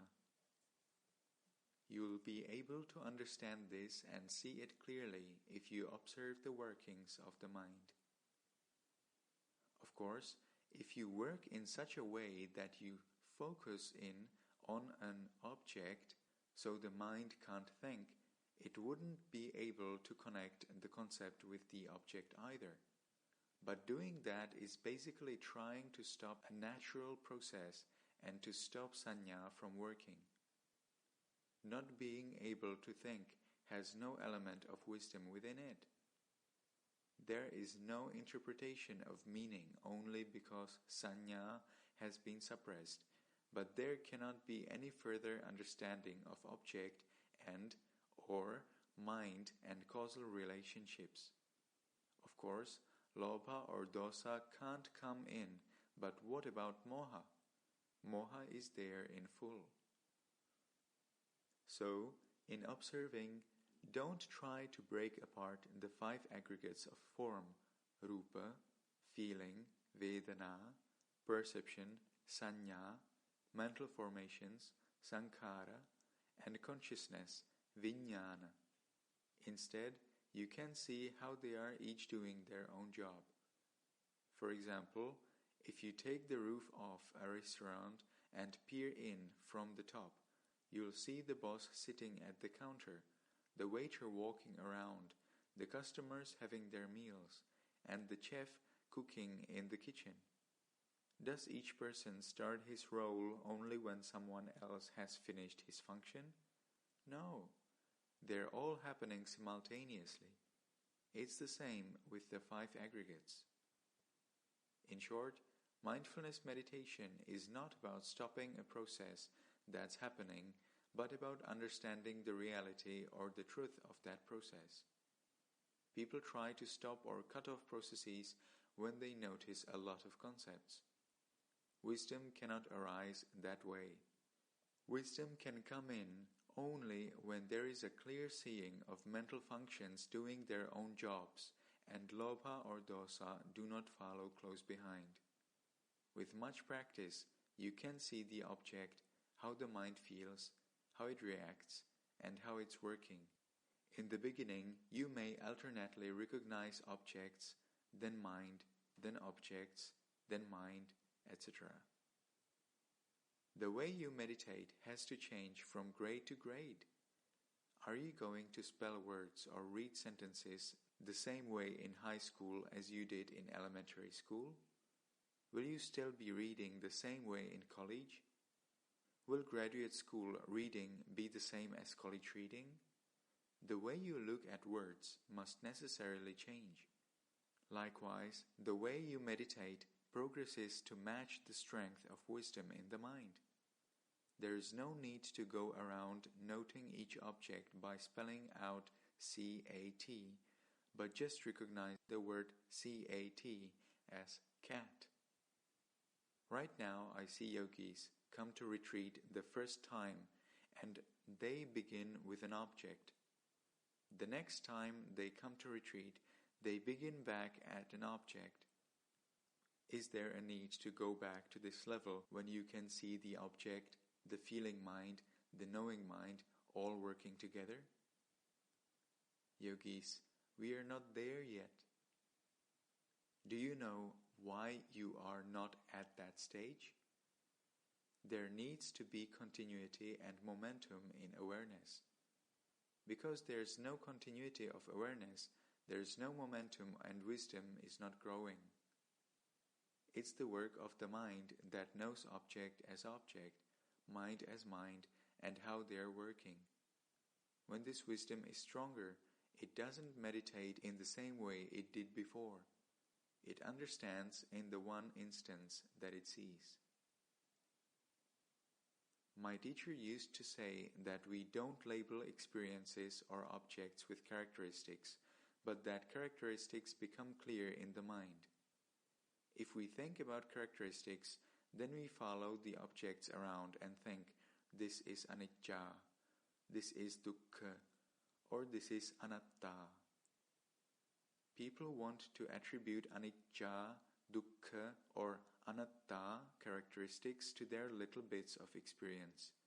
In reality, the characteristics of existence are anicca, dukkha, or anatta jnanas that become crystal clear to the mind in an instance of clear seeing when conditions are ripe, and no one can dispute that wisdom. These jnanas do not come about through a thinking process. Really, I is just an idea, a belief. You need to hear about it, but realize it for yourself. As you experience it, this understanding will open up to you. I can't tell you a lot about it beforehand. I can only tell you when you experience it. Then you understand and it becomes clear, but before then, it's still very intellectual. Yogis say that the mind wanders outside, or that their thoughts drift towards home and family while they're at the center. The mind doesn't have the nature of wandering outside, coming here, or going home. In reality, thoughts and memories of home just arise in the mind, and they also just pass away. You need to have this right way of seeing the mind from the beginning. The mind does not go out or wander about. If you have the notion that the mind wanders around or goes out, then you also need to use a lot of energy to bring it back in. That's tiring. The underlying wrong belief that you have to bring back the mind that has gone out also characterizes the mind as a permanent entity, which it is not. The mind only has the nature of arising or happening. The right way to view the mind is to see that the thoughts are just arising of their own nature. Only through realizing with right view that the mind just arises, and arises, will wisdom begin to understand the nature of impermanence, anicca. Experiencing arising and passing away is very different from understanding arising and passing away. A person may experience arising and passing away many, many times before realizing anything. What we want is understanding and wisdom. Yogis tend to follow their experiences upon others' advice and immediately think, "I've seen anicca." That kind of thought with incomplete wisdom ends the path right there, making it difficult for other realizations to follow. Can there be real understanding then? Note that defilements can also see passing away. For example, a mind can see passing away while eating and in effect wants to eat even more. So can we say that it is anicca every time we see arising and passing away? Just now I showed you how lobha can also see passing away. Please don't decide that you have understood the nature of arising and passing away after you've only seen a little bit. That mental confirmation that you've understood closes the mind off from seeing more. True understanding will arise when the mind is ready after many, many experiences. Your responsibility is to cultivate awareness and right view. In reality, the same experience doesn't happen over and over again. An experience happens only once, in this moment. You only think something is a recurring experience because the mind adds up memories of past experiences to this experience. These are all concepts at work, panyati. Ultimate reality, paramattha, is always new. An experience arises only once, in this present moment. Your work is to know an experience whenever it arises. For example, can you tolerate it if one mosquito bites you once? Yes. What if 2 mosquitoes bite you? No, you can't take it anymore. That's because you're now thinking, "Oh, there are a lot of mosquitoes." A lot or a long time are all concepts.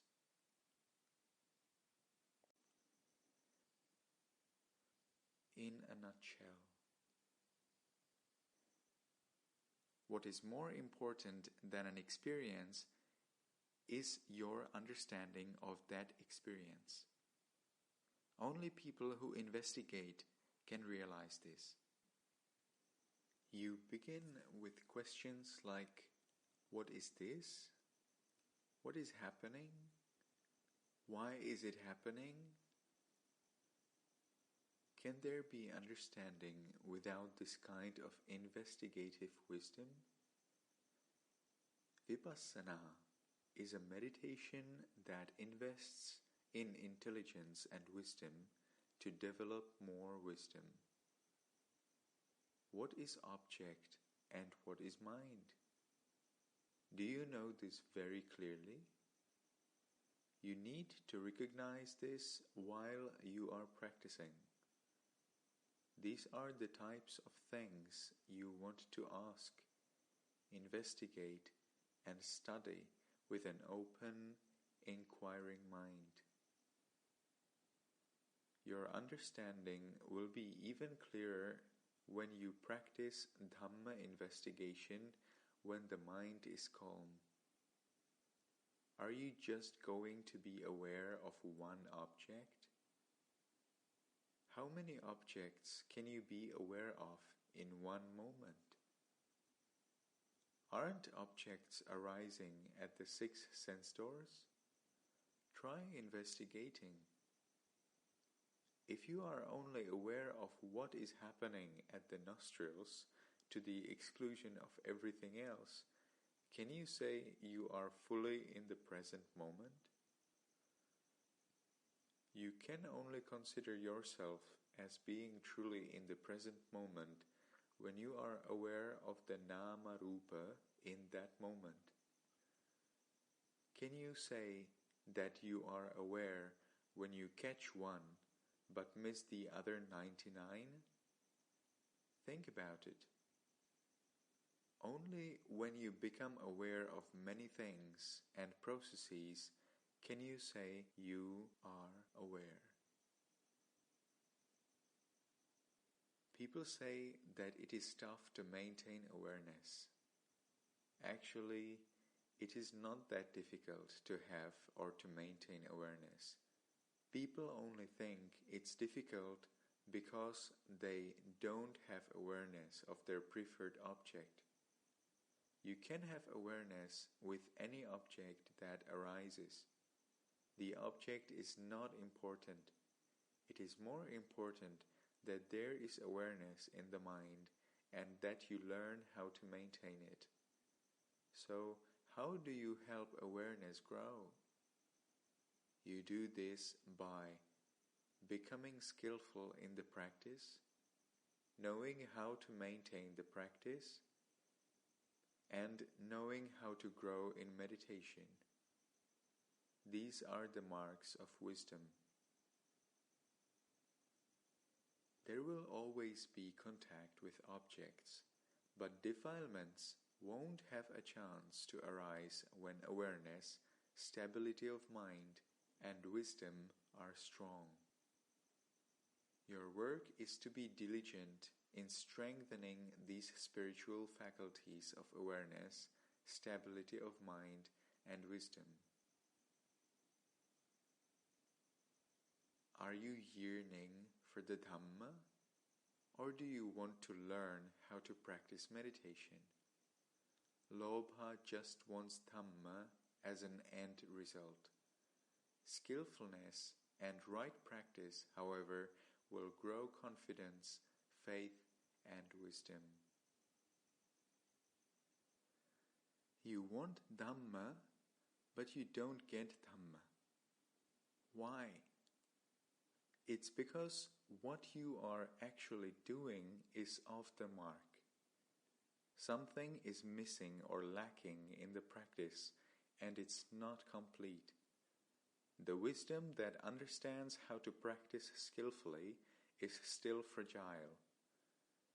When the type of wisdom that knows how to practice skillfully is complete, then other insights into Dhamma will naturally follow.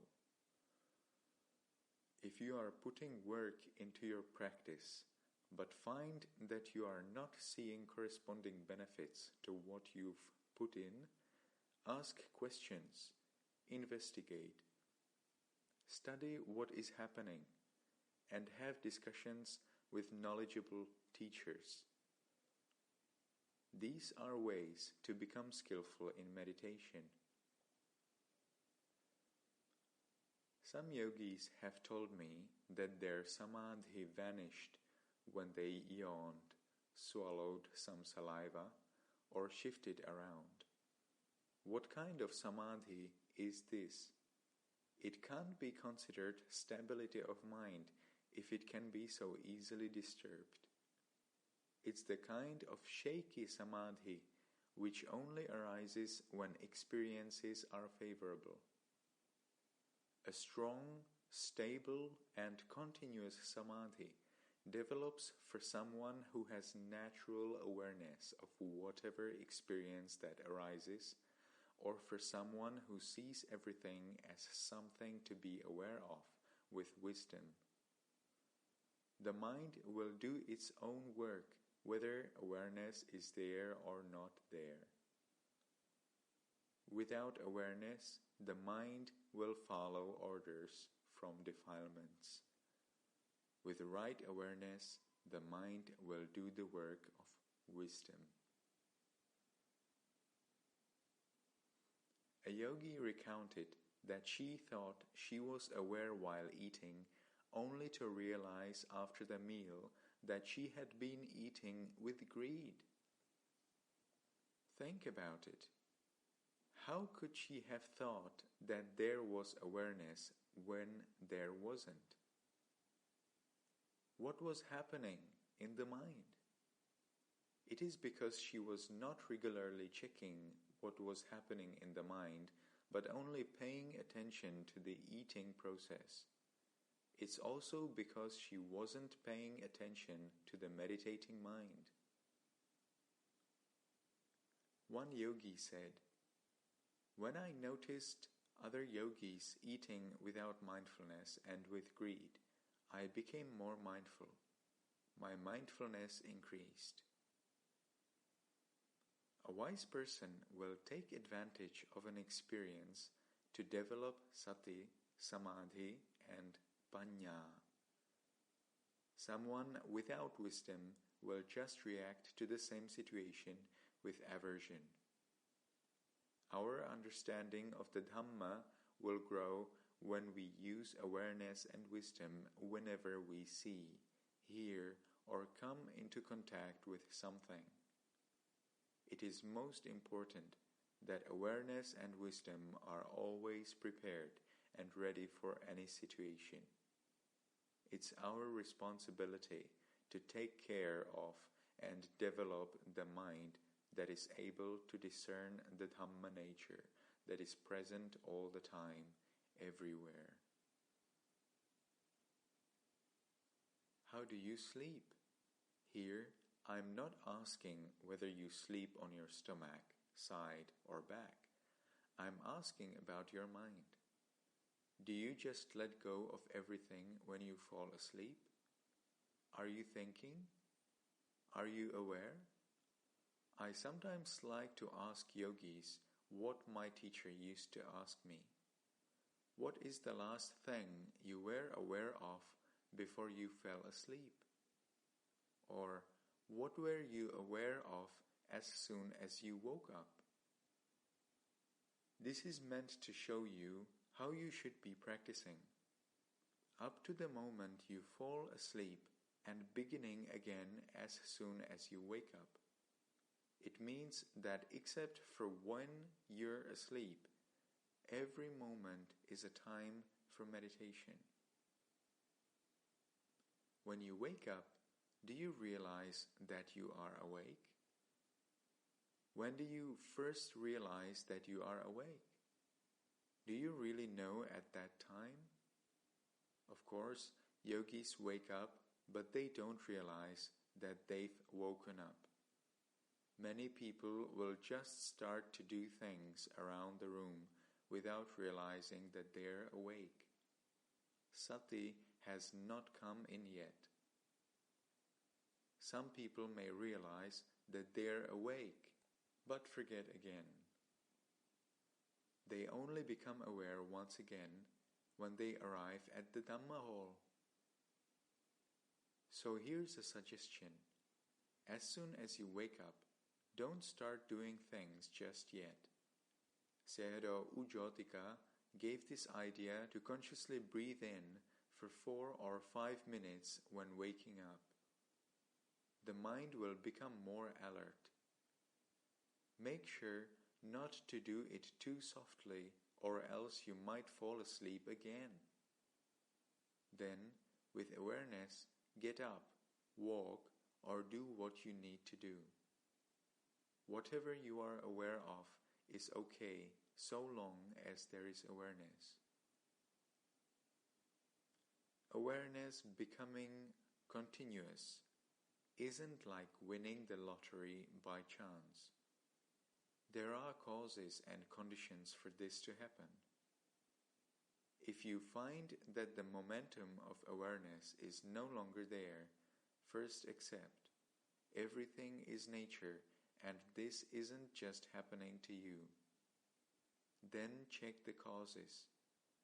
After many experiences of momentum going up and down, you will begin to see conditions in the mind that make awareness more continuous and conditions that'll break momentum. People only become awake and alert when there is some sort of discomfort or distress. They stop paying attention once they are comfortable again. Unfortunately, we can't just start practicing only when something goes wrong. That is why the Buddha left us with many notes on heedfulness and diligence, appamada. The Buddha didn't urge us to be practicing all the time for nothing. It's because he knew about the full extent of moha that he left us this instruction. Just try stopping. Try to stop meditation for a while and you'll see the strength of defilements. If this side of wisdom stops, a party of defilements will just come in and cover everything. That's what I mean by not being able to pause. That's why I also say, never give up. Either there is momentum on the wisdom side, or there will be momentum on the defilement side. If you were to let go of this wisdom momentum even for a bit, it will take quite a lot to begin again. Beginning again is not that easy. That's why you can't let it stop. Imagine going all the way. Do you experience happiness and joyful interest when you are observing with awareness and wisdom? If we are practicing Dhamma every time we are practicing, there is mental and bodily happiness. Insights cannot arise in a mind meditating with mental or bodily discontent. One yogi became really impressed by what she was able to see in just 15 minutes of continuous awareness. Most people are swimming or lost in thought most of the time, but it is really amazing what we can discover in just 15 to 20 minutes of continuous awareness. Try it for yourself and see. You want to listen to my Dhamma talk, but you do not want to hear the birds chirping in the Dhamma hall. You think, wow, they're so loud. This talk is one sound and the birds are another sound. Someone with the right information will use any of these objects to develop sati, samadhi, and panya in meditation. Another person without this kind of information will only grow in defilements because of these sounds. Instead of trying to figure out where sounds are coming from, acknowledge these sounds as objects. When you are aware of these sounds as objects, be aware of the mind that is knowing the sounds. What is that awareness aware of? It is aware of objects. You can stay on the side of awareness or see both the object and the knowing mind together.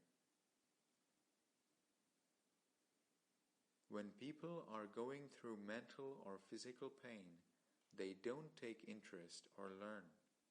They only want to escape the pain.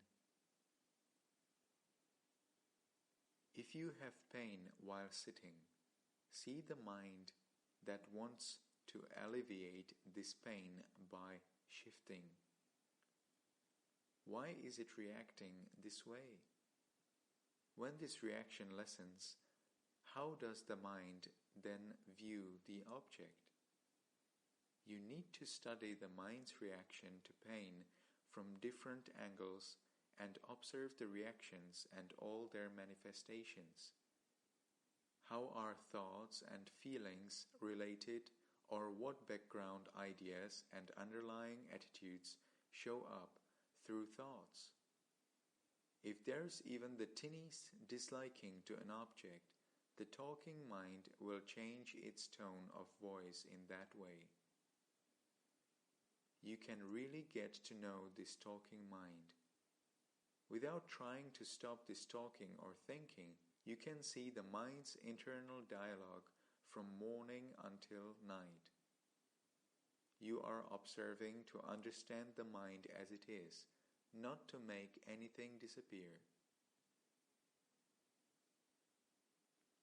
When wisdom raises its head a little, defilements just hammer it back down. As soon as you figure out a little bit, the mind is already chattering, I know, I know. If you want to see the strength of this conditioning, just look at the habit pattern of the mind to say, I know, I know. When wisdom understands something, the thought, I know, follows very closely behind. So, how can you actually use that wisdom? That's why I caution, don't look down on defilements. We don't know just how much they're at work. Wisdom will only have a chance by rising again and again. Don't think too highly of yourself, which takes place more frequently, the times when there are understandings or realizations, or the times when there are no understandings or realizations. Awareness does not find solutions. Only wisdom finds solutions. The work of awareness is to know what is happening. This alone cannot stop strong defilements. Only wisdom is able to do that work. Moha leaves the door open and all the defilements just walk through. When the mind is either liking or disliking a certain object, it can no longer see the object as it is or as Dhamma. When the mind is motivated by greed, then the object becomes an object of greed. When the mind is motivated by anger or aversion, the object becomes an object of anger or aversion. The mind can't observe or continue to be aware of this object as it is. It's like wearing blue-tinted glasses, whereby anything we look at through these glasses will be colored blue. As such, we can't see the natural characteristics of what we are looking at. That's why we need to first check our glasses or check how we are observing. Dissatisfied with what someone was doing, one yogi asked, "Why does he do something this way?"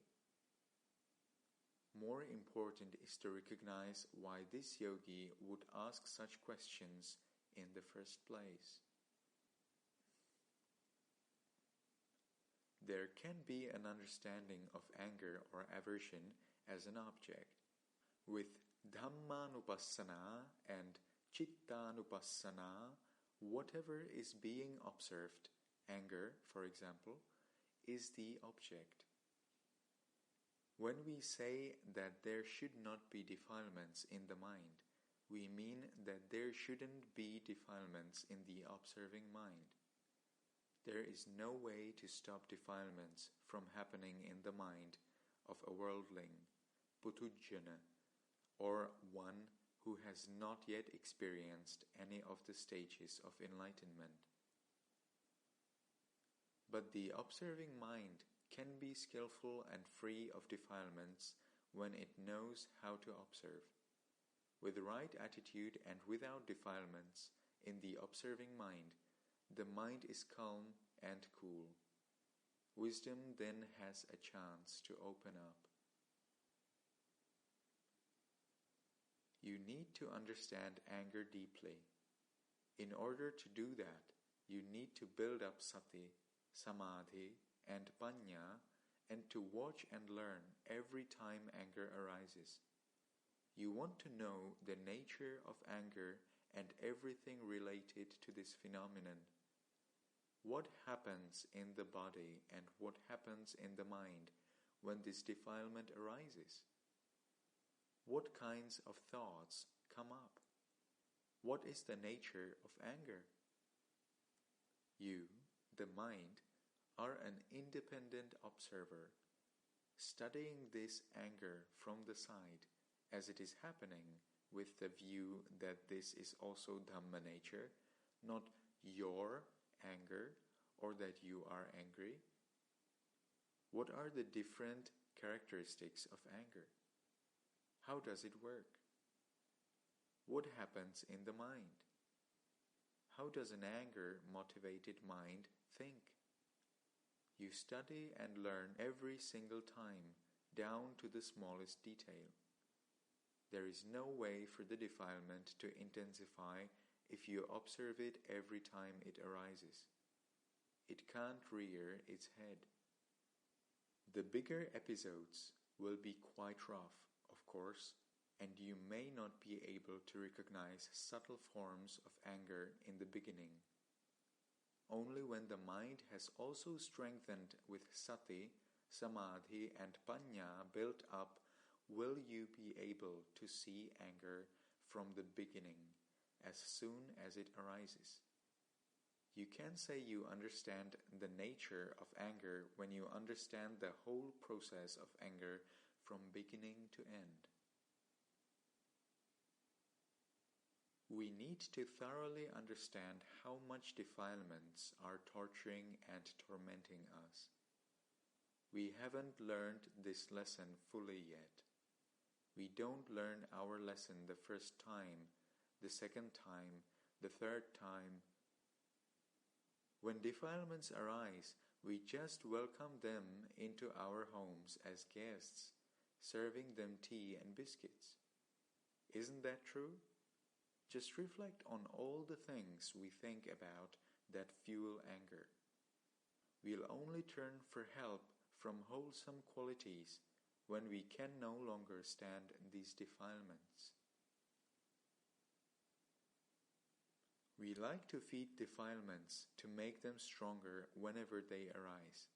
We don't want heat, but we pour gasoline on a fire.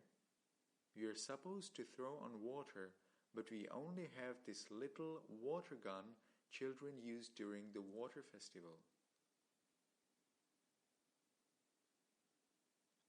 Without enough wisdom, people try to suppress defilements with samadhi.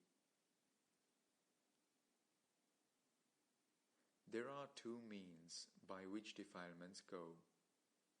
You become aware of a defilement and it goes away, or an understanding arises about the defilement.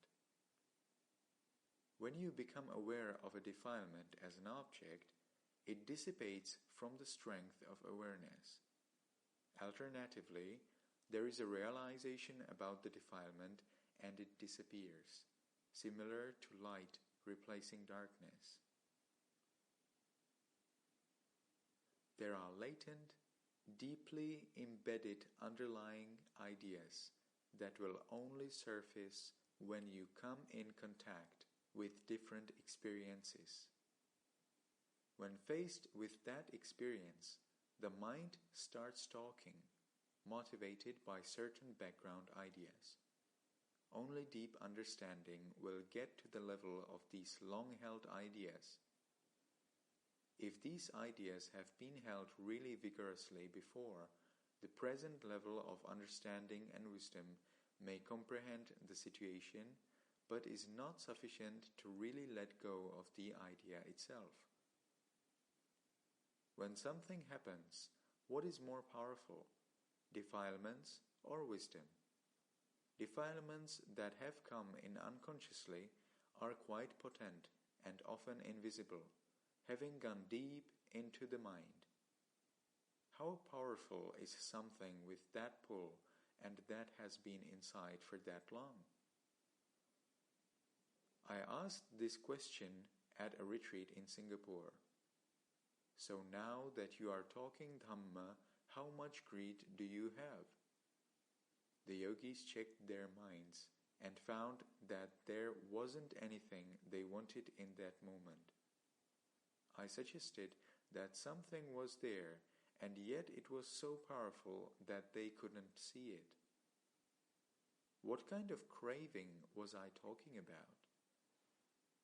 It's the craving for everything to go smoothly on retreat and elsewhere. Is it possible to see that kind of lobha? They were very surprised. There would have been conflicts had we stopped the discussion at that moment. The type of pull that has been with us for a lifetime is extremely strong, buried in the unconscious and no longer at surface level. Called anusaya, such defilements only appear under varying circumstances, and vipassana jnana alone cannot access this deep level. Only a very powerful magga jnana is able to handle this. What do I mean when I say you need to be collecting data? It means you are observing what is happening every time it happens. There are various ways that aversion can play out. If you have awareness every single time that there is this experience, and you wait patiently and observe, you are collecting data. A defilement like aversion can be very strong sometimes, while feeble at other times. Why is that? You may not know the answer until your data is complete. Do you think something is good or bad? Or do you have a real understanding that something is good or bad? Real understanding rejects what you once perceived as good or bad and just sees it as it is. Understanding also removes wrong concepts about something. There is a lot of delusion when people are healthy. People only begin to pay attention when they get sick. It is not important for aches and pains, objects, to disappear. You want to learn about the mind and body processes that arise and pass away in the presence of these aches and pains. Instead of trying to stop drowsiness, you want to learn about the nature of drowsiness. These are two different motivations. You may find that if there's an aversion to this drowsiness, it'll slowly get stronger and you may fall asleep. If, however, you are interested in what is happening, the mind will become alert once again. There are some possible reasons, among others, for this drowsiness. You may have eaten too much and are sleepy. You are not interested in the meditation work you are doing and there's boredom. Or it is a habit to fall asleep as soon as you close your eyes. Be interested in whatever is happening.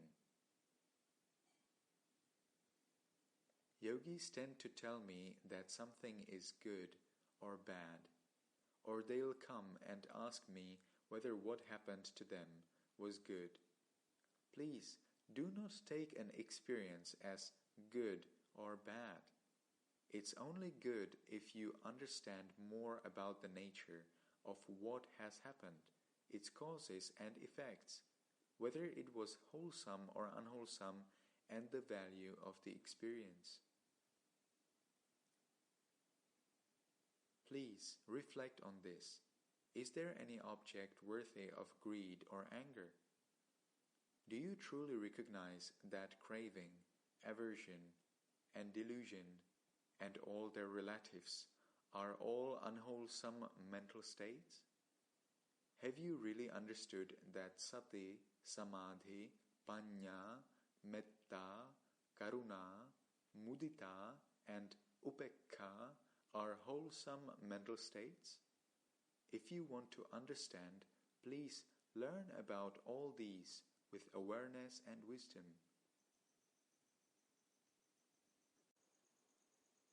Kusala has the power to break down the akusala qualities in the mind and vice versa.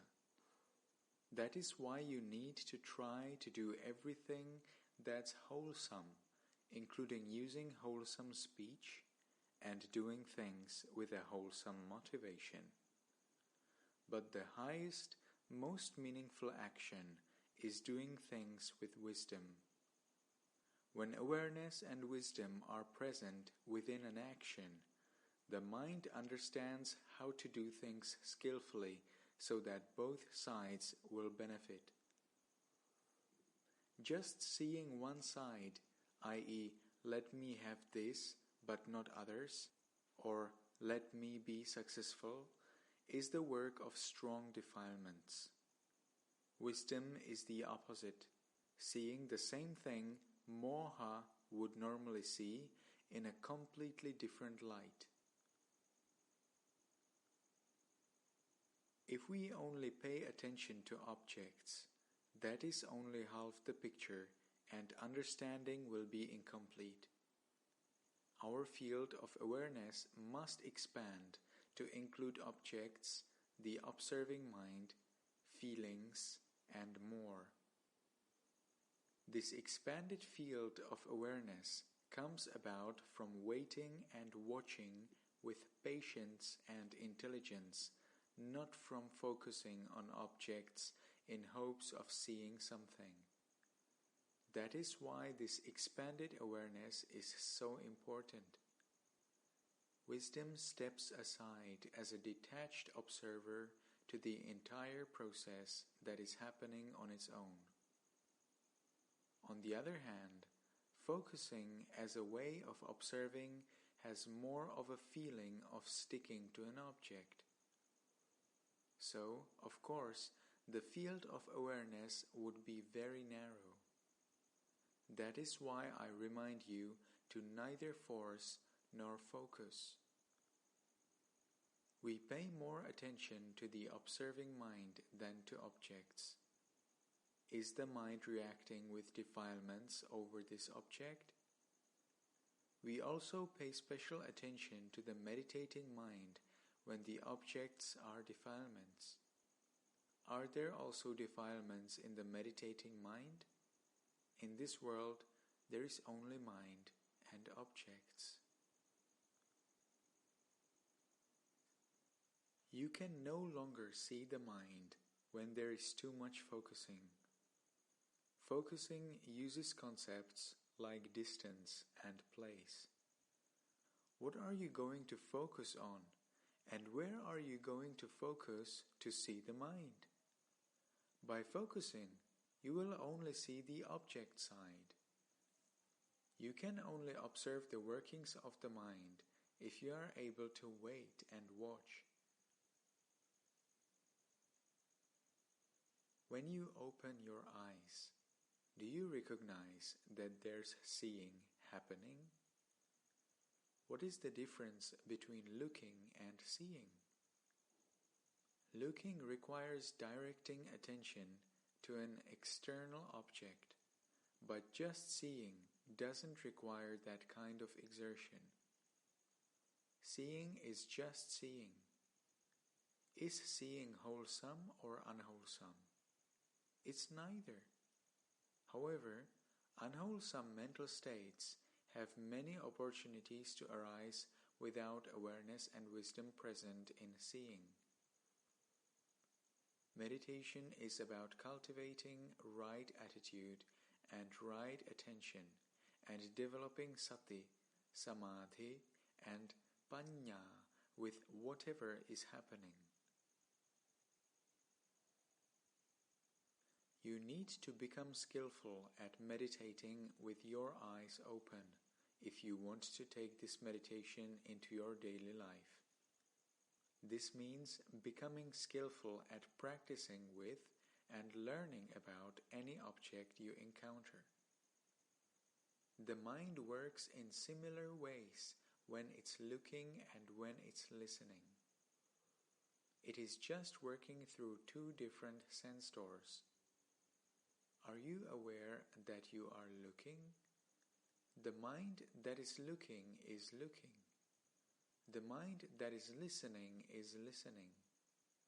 When looking or listening, the mind has to pay attention to an object.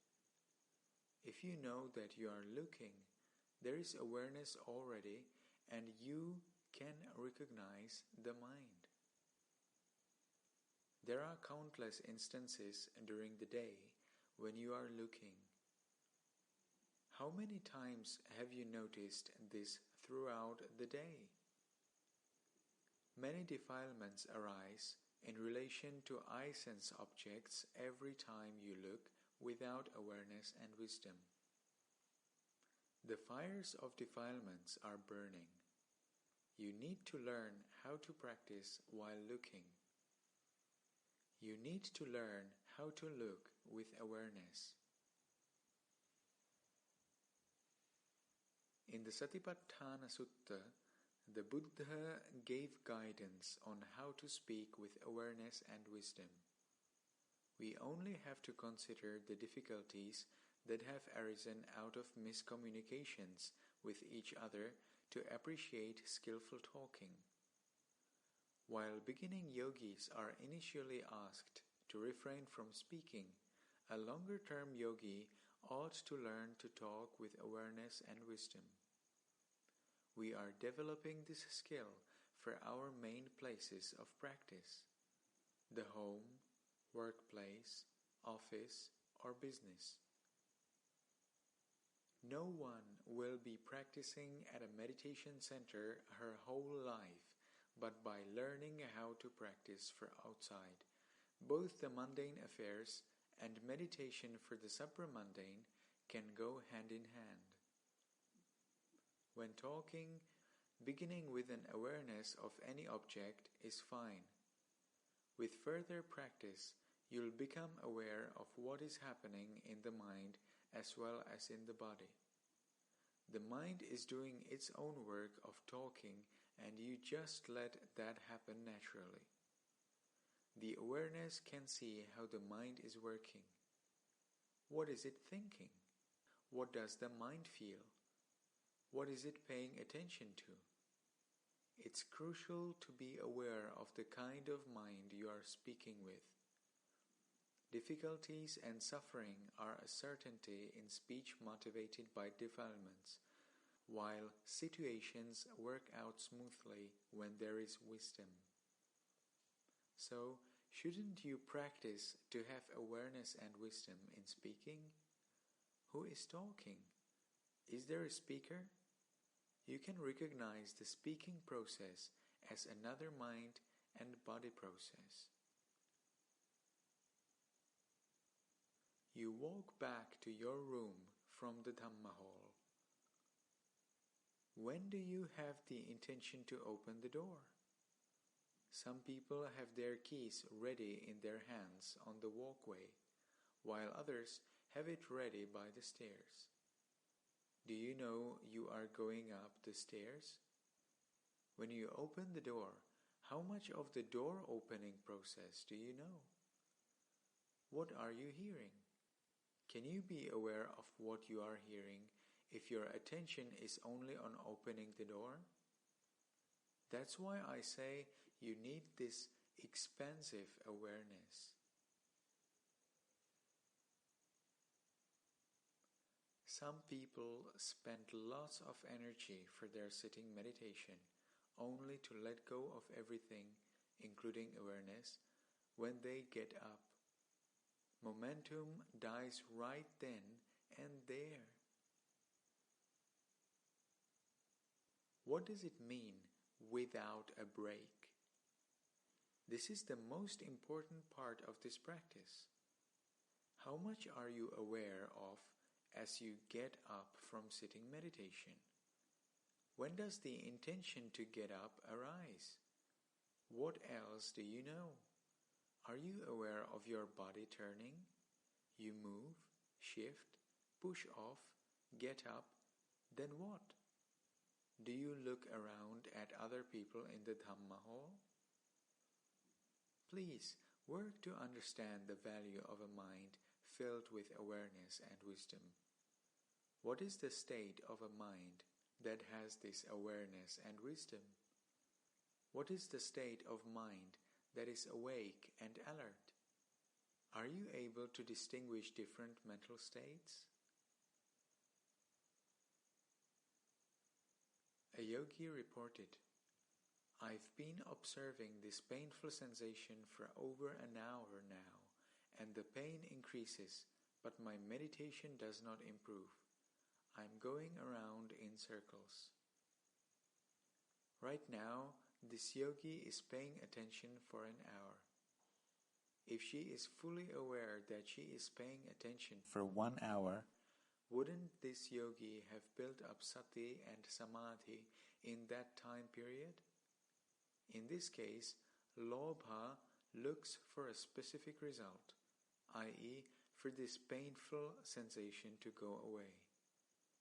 When things don't turn out as she had hoped or wanted, the yogi thinks that she is not progressing in meditation. Can faith and confidence increase with this way of thinking? Or will there be disappointment? This kind of wrong thinking, considered wrong attitude, wrong frame of mind, wrong attention, ayoniso manasikara, is motivated by defilements in the underlying ideas. Alternatively, if this yogi viewed this 1 hour as one where sati, samadhi and panya were developing, that becomes right attitude, right frame of mind and right attention, yoniso manasikara. This is how confidence in oneself and faith in the practice grows. Please consider what the yogi said. How do we measure our progress in meditation? The development of sati, samadhi, panya, and an increase in wholesome states of mind and a decrease in defilements is progress in Dhamma. One yogi related that his sitting meditation was improving day by day, and so he wanted to sit more frequently for longer periods. Why does this yogi think this way? Actually, what should happen is that instead of wanting to sit more, the yogi should want to practice more consistently and continuously in any posture. Instead, the yogi connected the good meditation to the sitting and so paid more attention to the posture. It's difficult to recognize the mind at work when paying more attention to the object than to what is happening. Mistaken ideas regarding meditation come about from not being able to see the workings of the observing mind. We may not recognize that the pleasant feelings, or what we may consider good sittings, are all effects resulting from their own causes and conditions, which we failed to notice. Only the kind of wisdom that has an expansive, aerial, bird's-eye view of both mind and objects happening together and their processes is able to understand cause and effect relationships. Wisdom further builds up and strengthens with each new understanding that completes the picture. Where there is a cause, there will be an effect. My teacher would always ask about the causes. He always wanted to know the causes. I would go and tell him about seeing the beginning, the middle and end, and rising and falling. Sayadaw would then ask, why did it arise? Why did it end? I didn't know. I knew that there was rising and falling, but I didn't know why. What was arising? So how could I believe it? He just asked simply, why did it happen? No one could answer. Everyone was just looking for this arising and passing away, and we were satisfied with just arising and passing away. Buddhism, in brief, is about understanding cause and effect. We must know when sati is present and know when sati is absent. We need to know the causes for sati to happen and how sati can be increased. Similarly, we need to know when samadhi is present and to know when samadhi is absent. We also need to know the causes that led to the increase in samadhi. I will also add one more thing. We need to also know why we lose samadhi. It is the same with defilements. We have to know when defilements are present, when they are absent, when they come in or intensify, and when they go down in intensity. Why did they go down in intensity? It has been some time that you've been observing this mind and body. How much more do you understand now? How deep is this understanding? A fellow yogi observes objects. I also observe objects.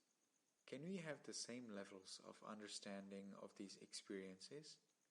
Is it possible for someone who has just started practicing to have the same level of understanding as someone who has been practicing for a long time in the right way? The practice has stalled if the current level of understanding is about the same as the previous level of understanding. Knowing and wisdom should not stand still, but always be advancing. As much as knowing and understanding increase, so too does one's skill in the practice of meditation. This means the meditation is thriving. When you see thoughts like, "Oh, my meditation is not improving," please check the attitude in the mind. These thoughts can come up if you have been paying more attention to what is happening, objects, without recognizing the wanting and expectations working in the background. See, is it because you haven't achieved what you expected to achieve?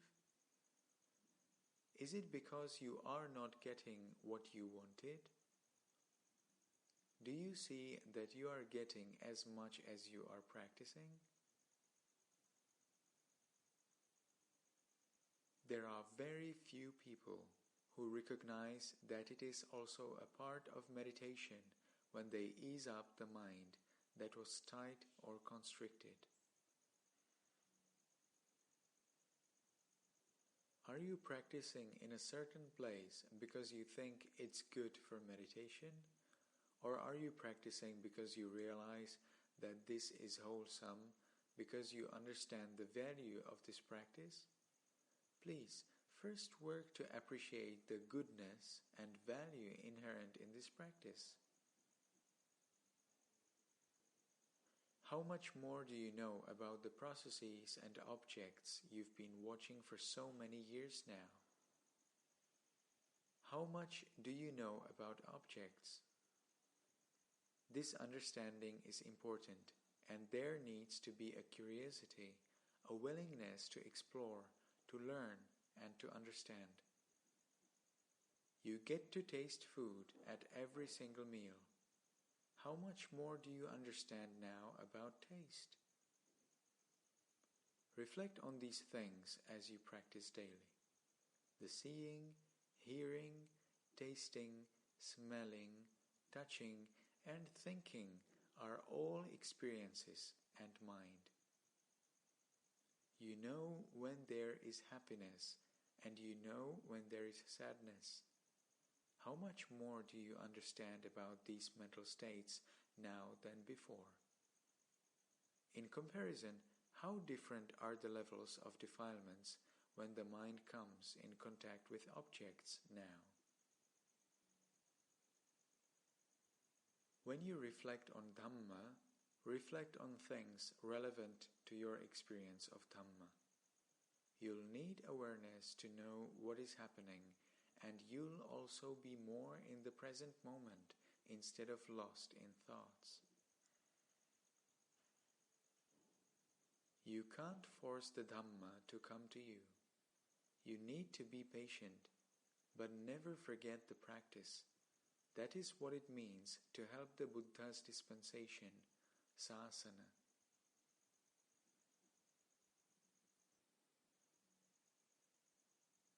Dhamma in the mornings.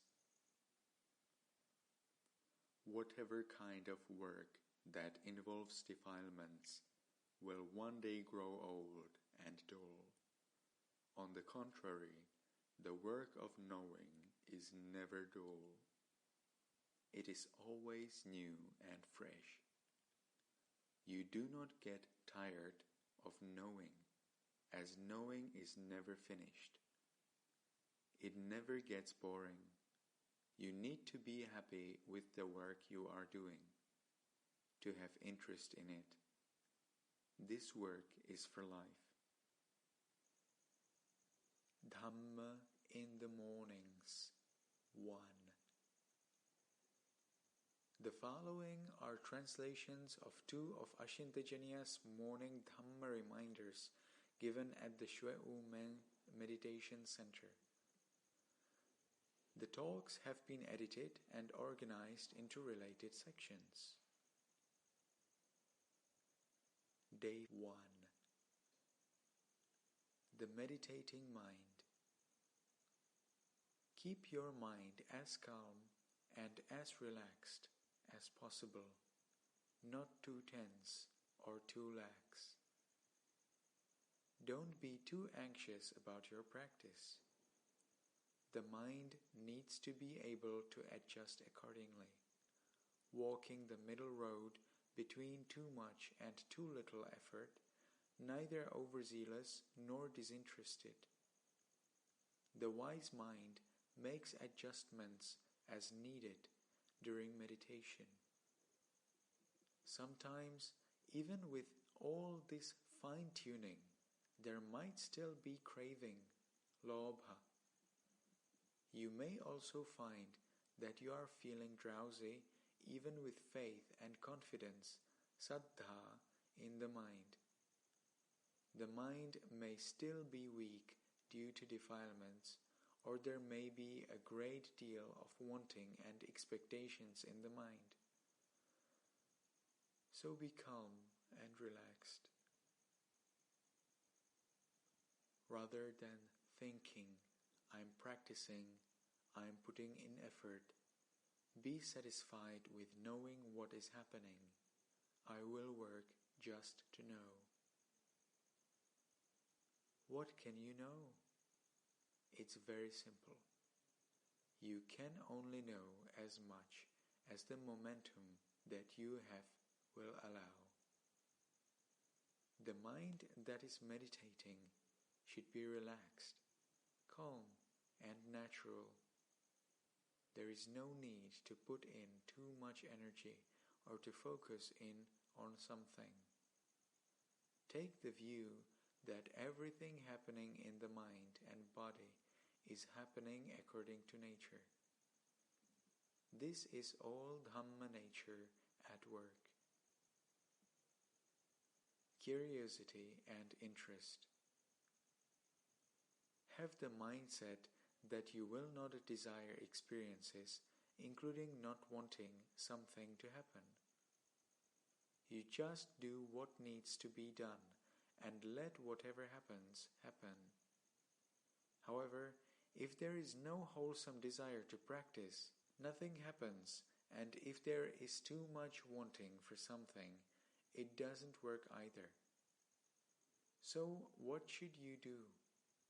What is too much and what is too little? The mind just needs to be interested. Attentive curiosity and interest are important.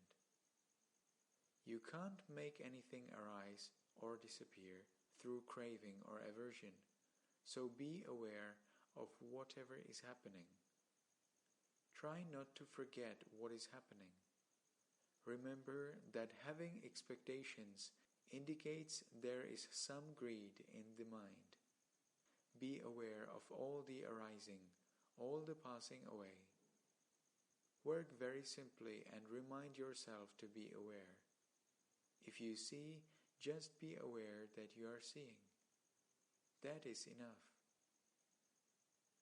Let whatever happens happen. The things that are happening are just nature.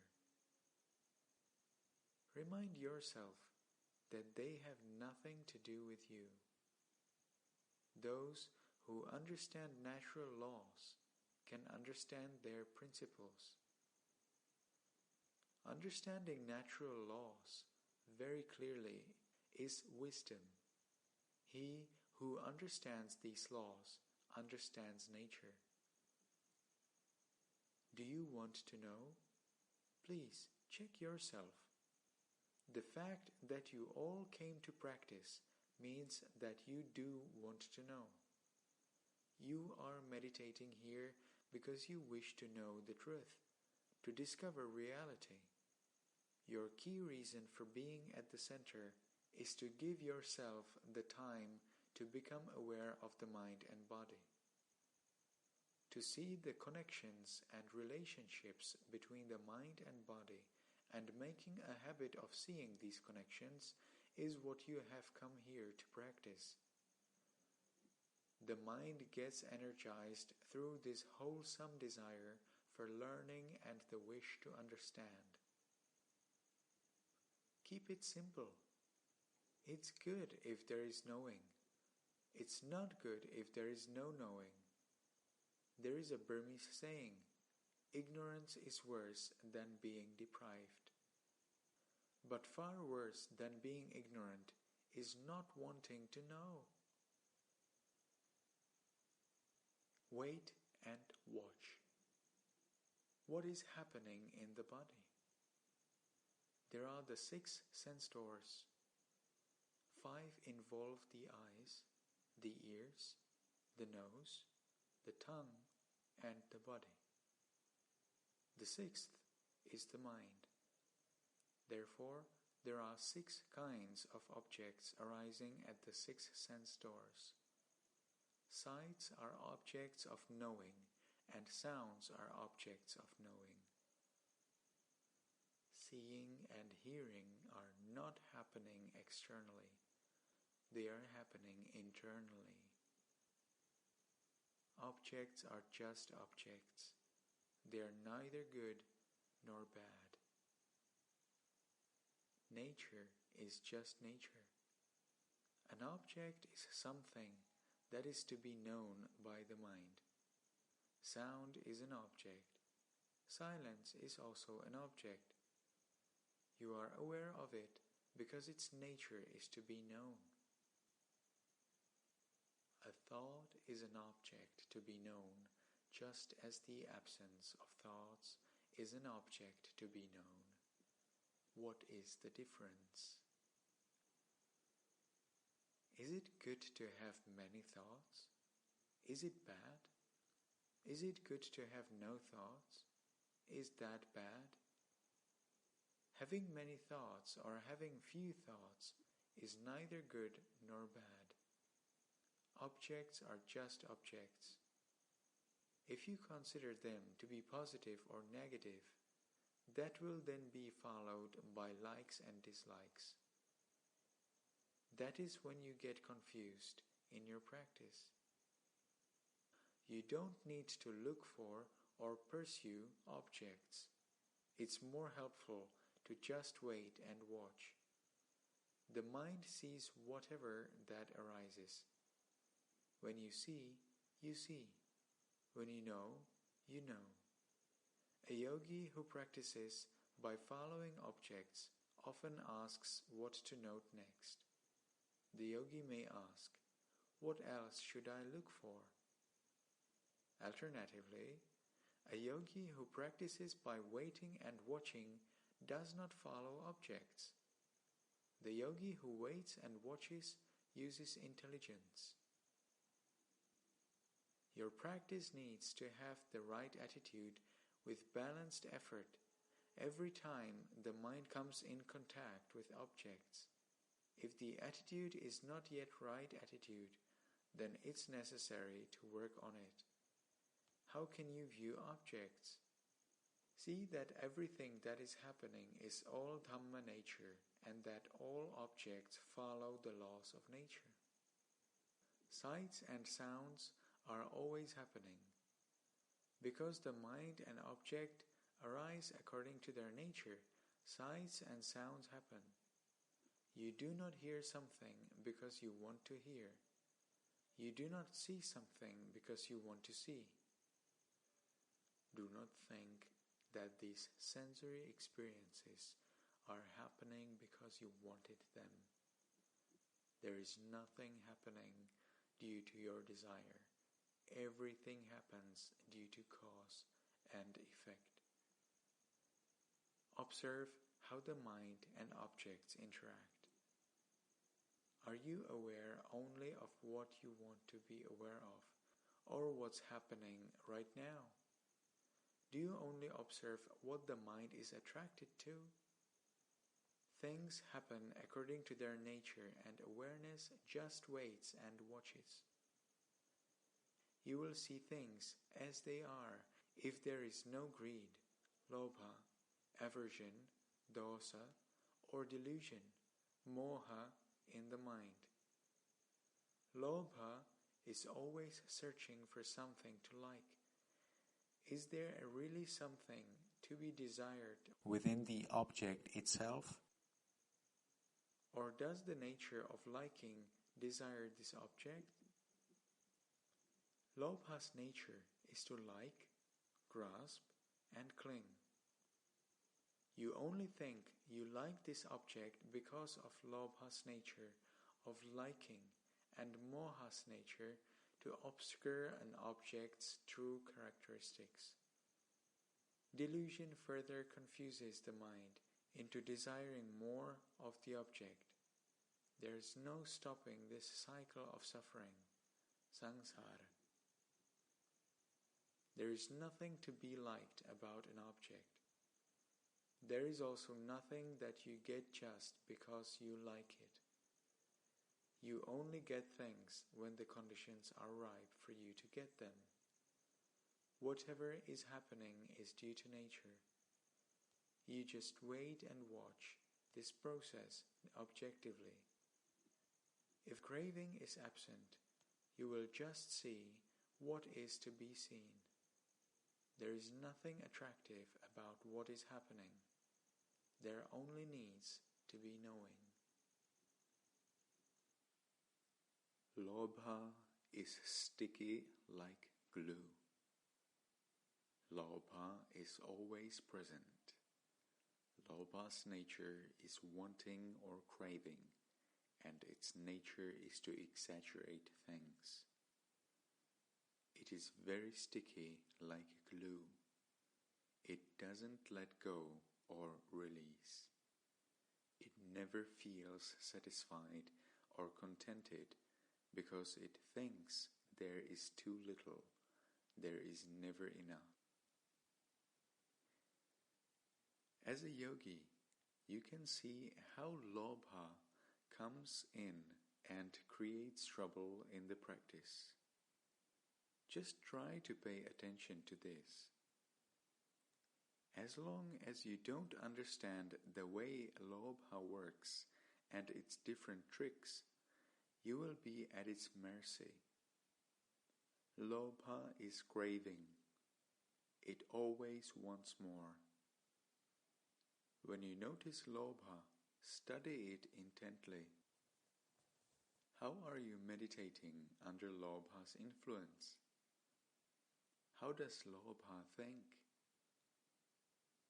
You cannot fully understand lobha through second-hand knowledge. Only through your very own experience of lobha in all of its workings, in all of its aspects, will you really understand lobha. To be contented is wholesome.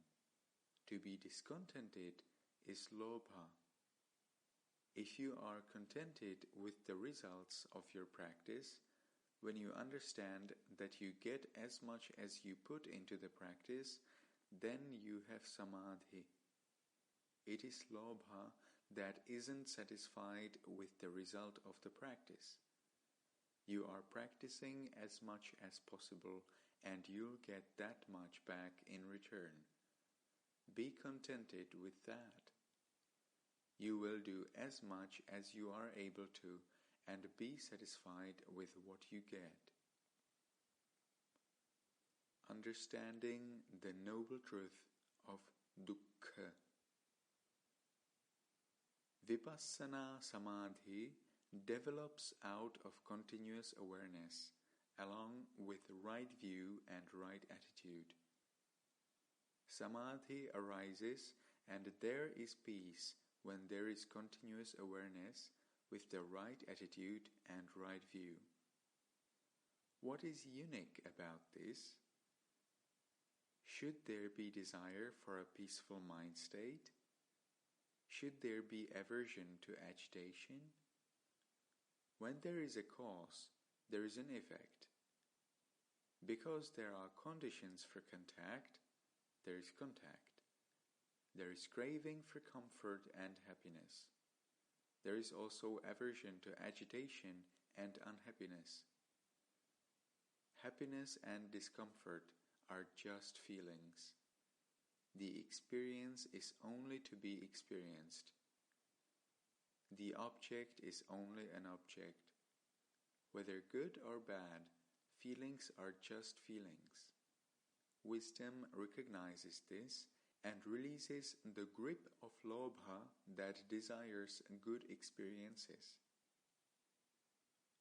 Only when the mind does not perceive experiences as pleasing will it understand the noble truth of dukkha. As long as the mind perceives experiences as pleasing, then the noble truth of dukkha is still far from being understood. People think that they see the truth of dukkha only when they experience suffering.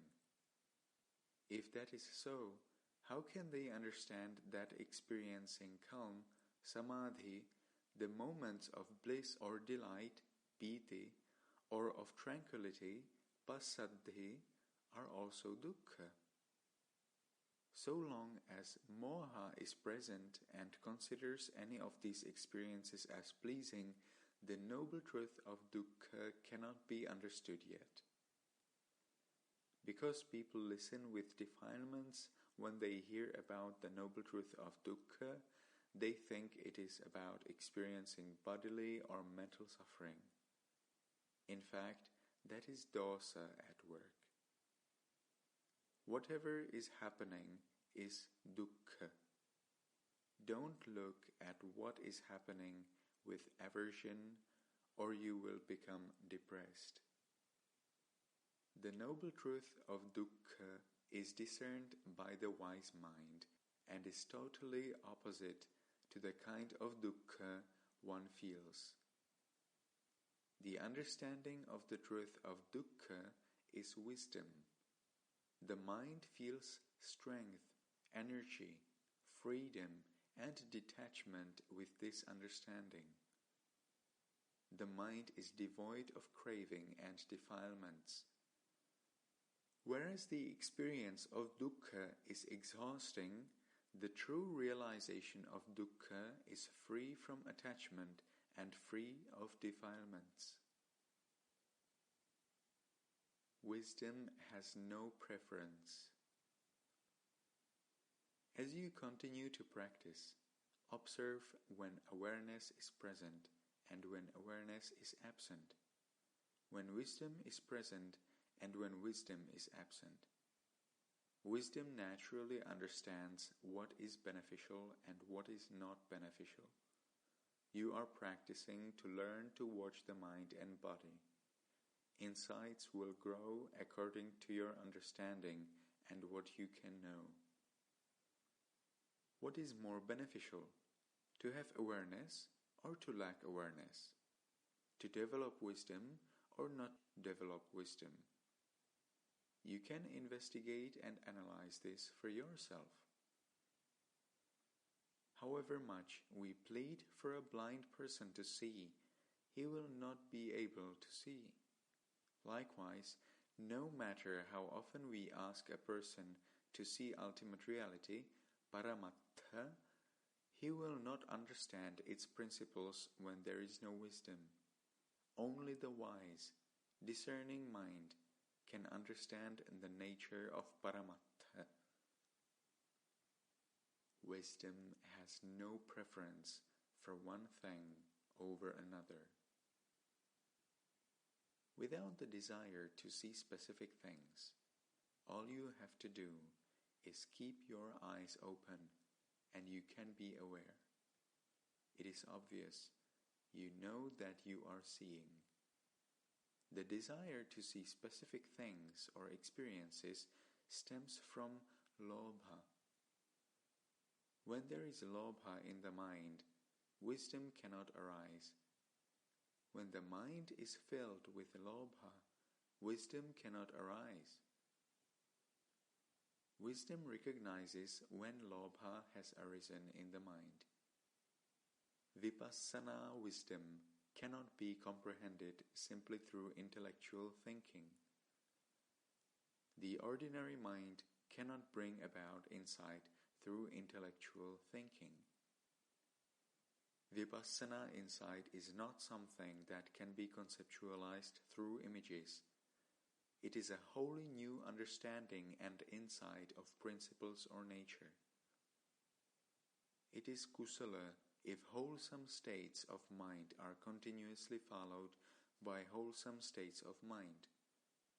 Samadhi doesn't develop if wholesome states are followed by unwholesome states. There is samadhi when the previous mind is wholesome. If the present mind is wholesome, this is followed by wholesome mental states, and if there is continuity in awareness. The absence of sati, samadhi, and panya is what gives defilements opportunities to arise. Whatever kind of work that involves defilements will one day grow old and dull. On the contrary, the work of knowing is never dull. Knowing with wisdom, knowing reality, does not have the characteristic of becoming uninteresting or monotonous. It is always new and fresh. You do not get tired of knowing, as knowing is never finished. It never gets boring. You need to be happy with the work you are doing, to have interest in it. This work is for life. When the mind sees again what is already familiar, the knowledge only becomes clear. Wisdom deepens, and you become more attentive and energized. Your understanding and field of comprehension expand. There is no end to knowing, as it is never complete. There should be no such thing as I know, because it is never enough. You start to see things from multiple angles. You see two sides, mundane world and ultimate reality, mind and object, cause and effect. This practice is for always. Remember that practice is not done only through sitting. It is not only when you sit to meditate that there is awareness. The awareness must be present at all times, in all activities.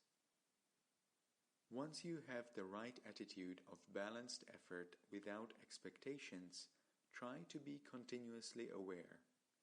Only then will momentum develop. It is important to learn to be aware for longer and longer periods so that you can use this momentum outside. You are not exerting so much energy or yearning for something. Neither the mind nor the body should become tired. There is no need to focus. Work with balance, calm, and continuity. The most important aspect of meditation is the meditating mind. Awareness must always be present. Observe whether the mind is working or not. Keep checking the mind to see whether awareness is present. What is the mind aware of? It is important to practice with care, respect, and interest, and practice as much as you can. You've come this far, and you will get as much as you put in. Be satisfied with the sati and samadhi that develop. Finally, remember to practice consistently throughout the day, all the time with a balanced mind and right effort. Day 2. The meditating mind must be a Dhamma mind. Be calm, comfortable and relaxed, with peace, faith and intelligence. That is how you should be practicing. Wisdom is there when there is right awareness. However, if the awareness is too focused, there is no chance for wisdom to come in. That is why we do not force, focus, control, or restrict. We don't try to make anything disappear. We are just aware of all that is happening and all that is passing away.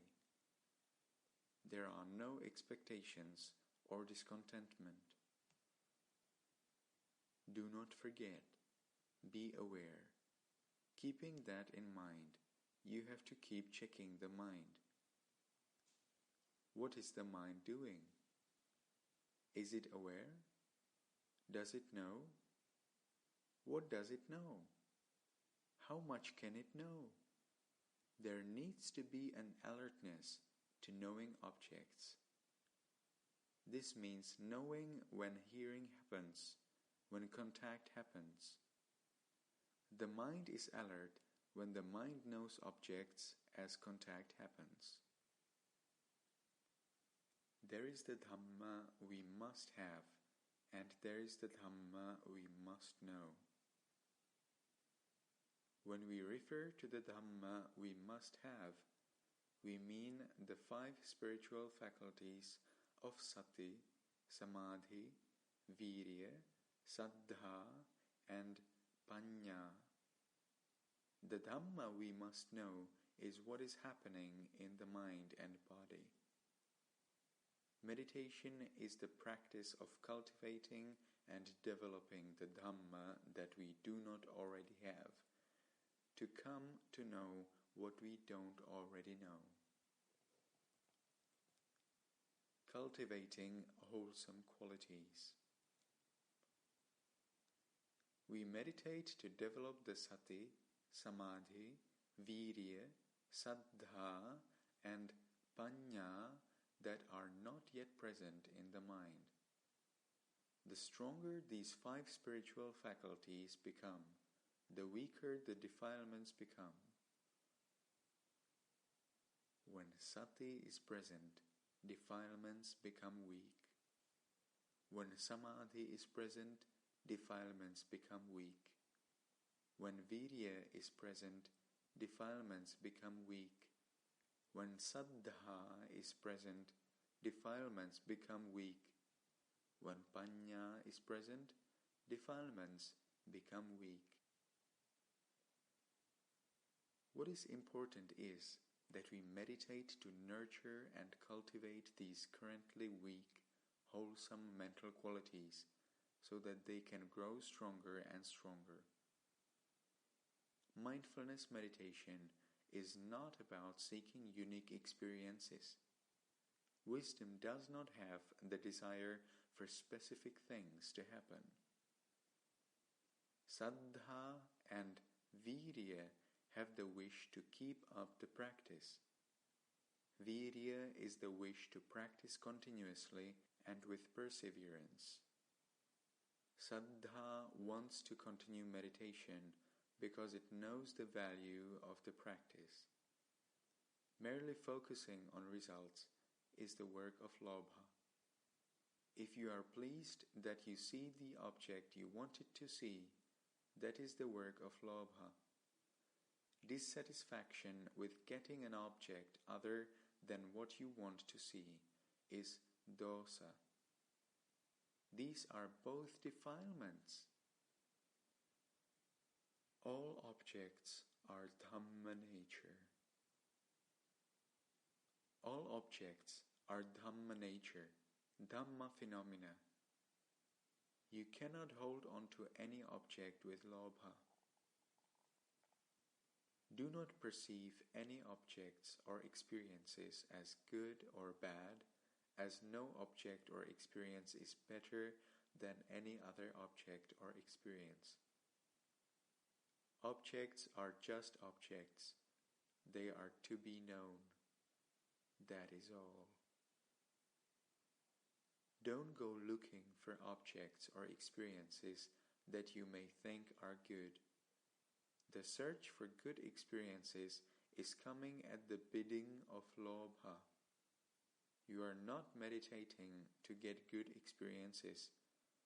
If there's thinking right now or you are feeling heat, just know what is happening. What are they? All are just phenomena or objects. The work of meditation is not to develop objects which are just happening through their own causes.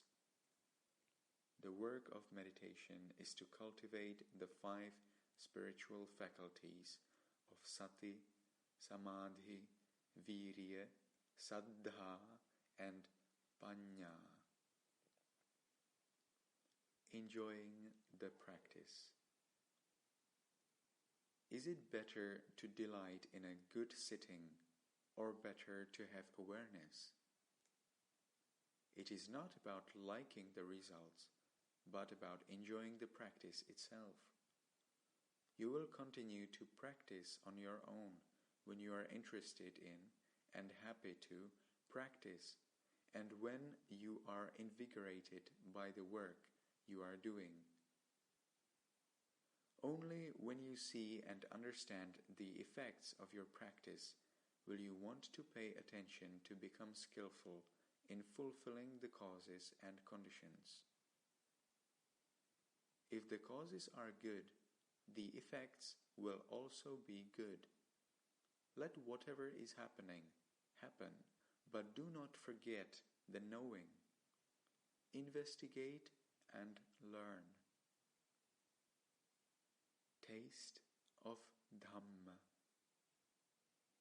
Naturally, if there are wholesome mental states, there will be peace. It is important that the meditating mind is a wholesome mind or working towards wholesomeness. Sati, Samadhi, Virya, Saddha and Panya are all wholesome. Out of all the wholesome actions we can do, Dana, Sila, Samadhi and Panya, cultivating wholesome mental qualities through Vipassana Bhavana, Panya, is the highest one. Most people in this world like to enjoy the taste of good feelings or sensations. It is said that among all tastes, the best taste is the taste of Dhamma. The taste of Dhamma is not just a feeling of peace. It is the supreme taste of knowing and understanding. You need to taste the full flavors of Dhamma, of knowing, of awareness, and of understanding.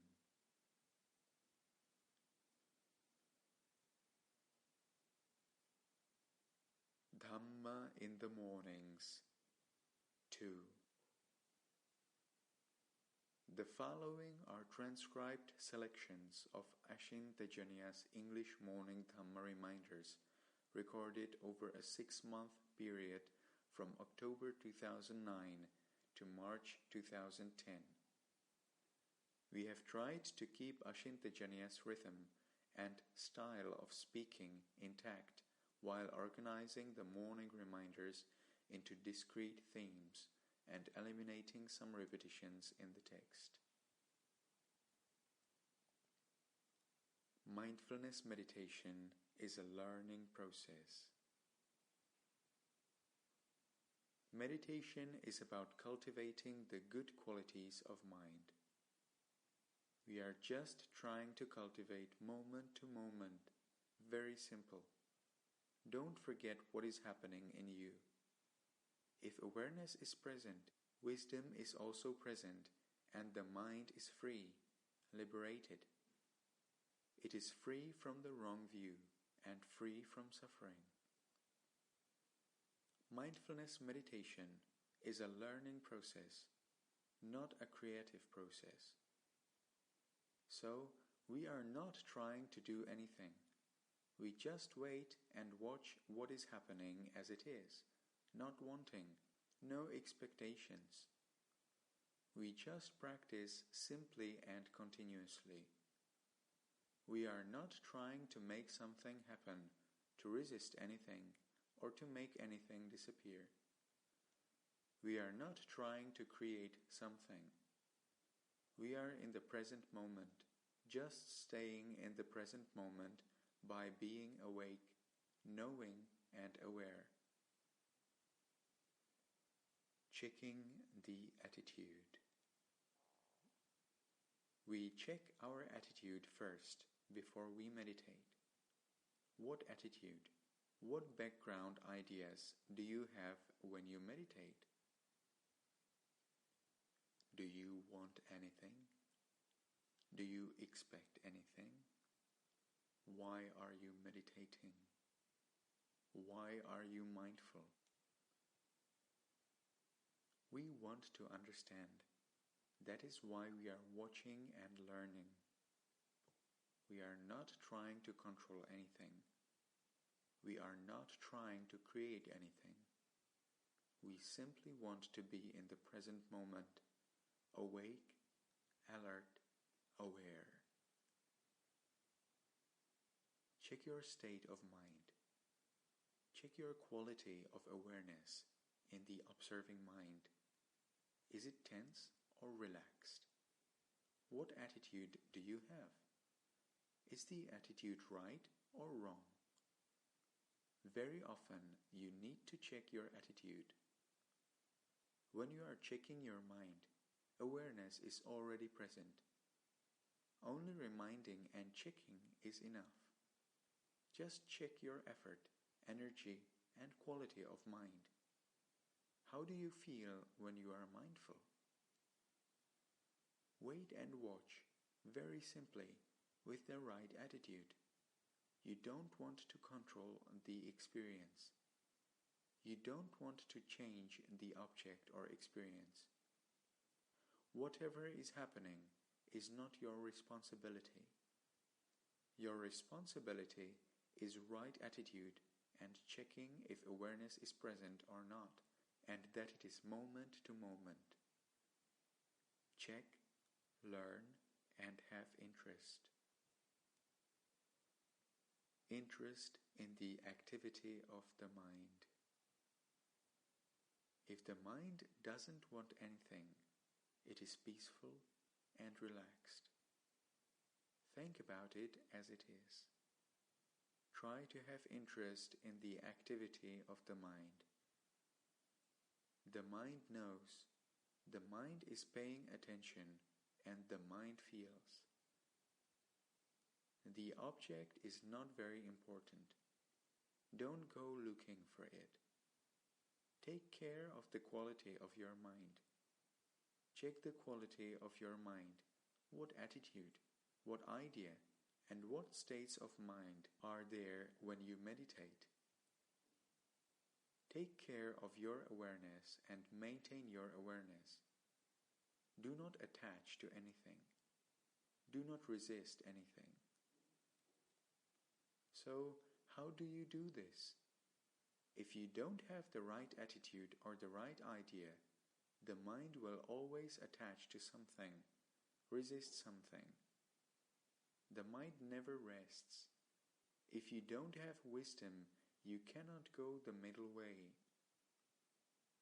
When you use wisdom, right attitude, right idea, and right thought, the mind follows the middle way.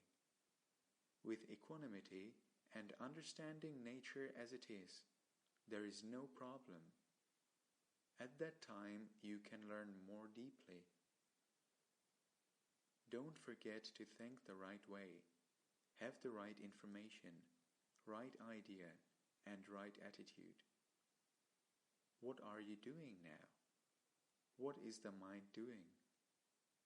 What is happening in the mind? Whatever is happening, everything is okay. No problem.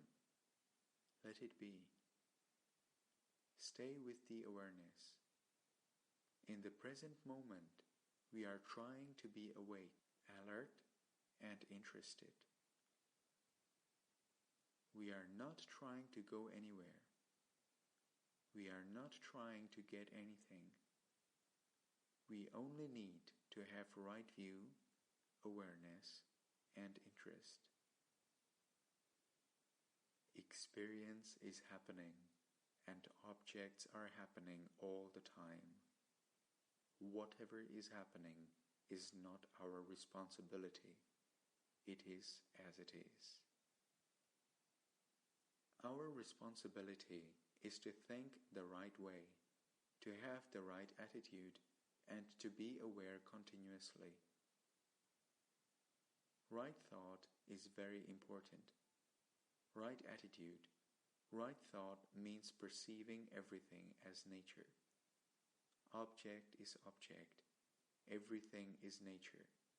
Nothing is a problem. We want to know and we want to understand nature as it is. Check your energy. How much energy do you use? If you use too much energy, the mind becomes tense. Are you sure awareness is present? If you can see awareness, awareness is surely present. We are not trying to get something. Meditation is cultivation of awareness moment to moment. We don't use too much energy, focusing, penetration, or concentration. Just remember in the present moment. If you don't want anything, the mind is very peaceful. You cannot get anything because you want it. Whatever you get is because of conditions. Because the cause is fulfilled, the effect comes. Not because you want it to.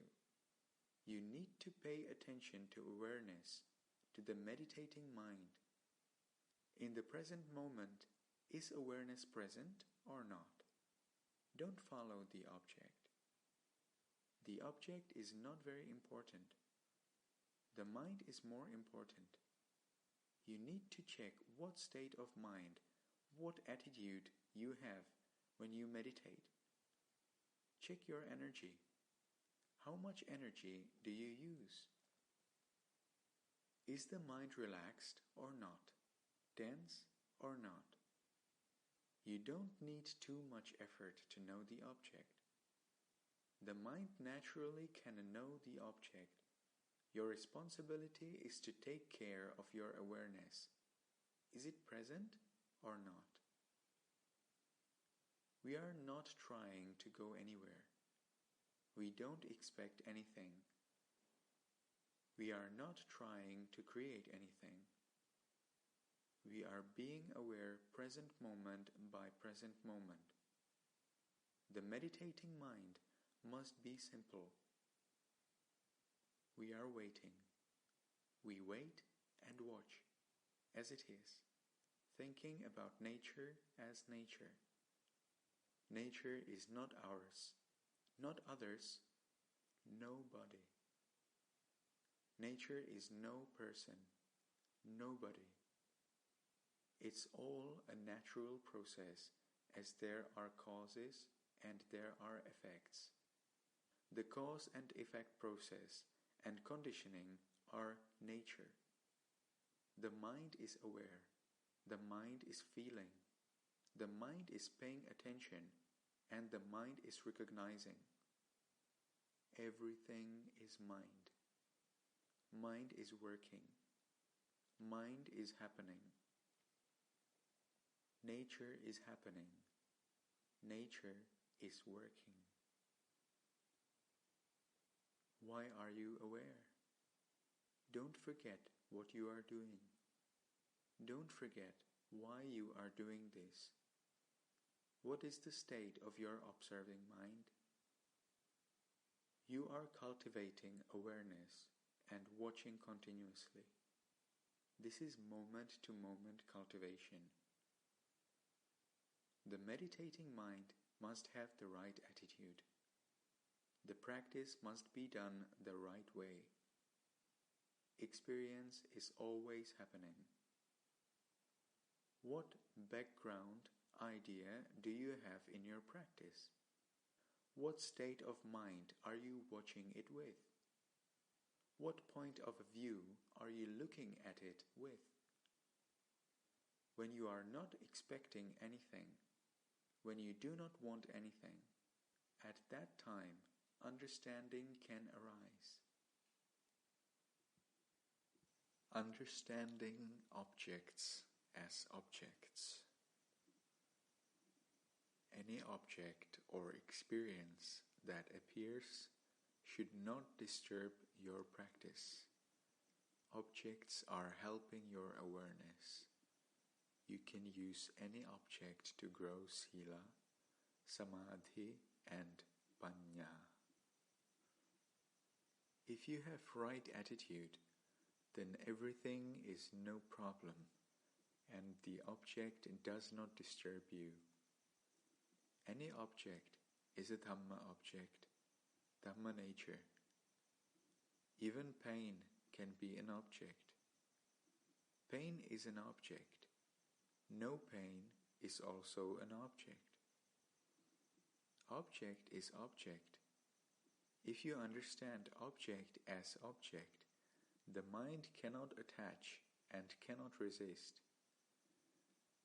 The mind with no craving and no aversion has samadhi.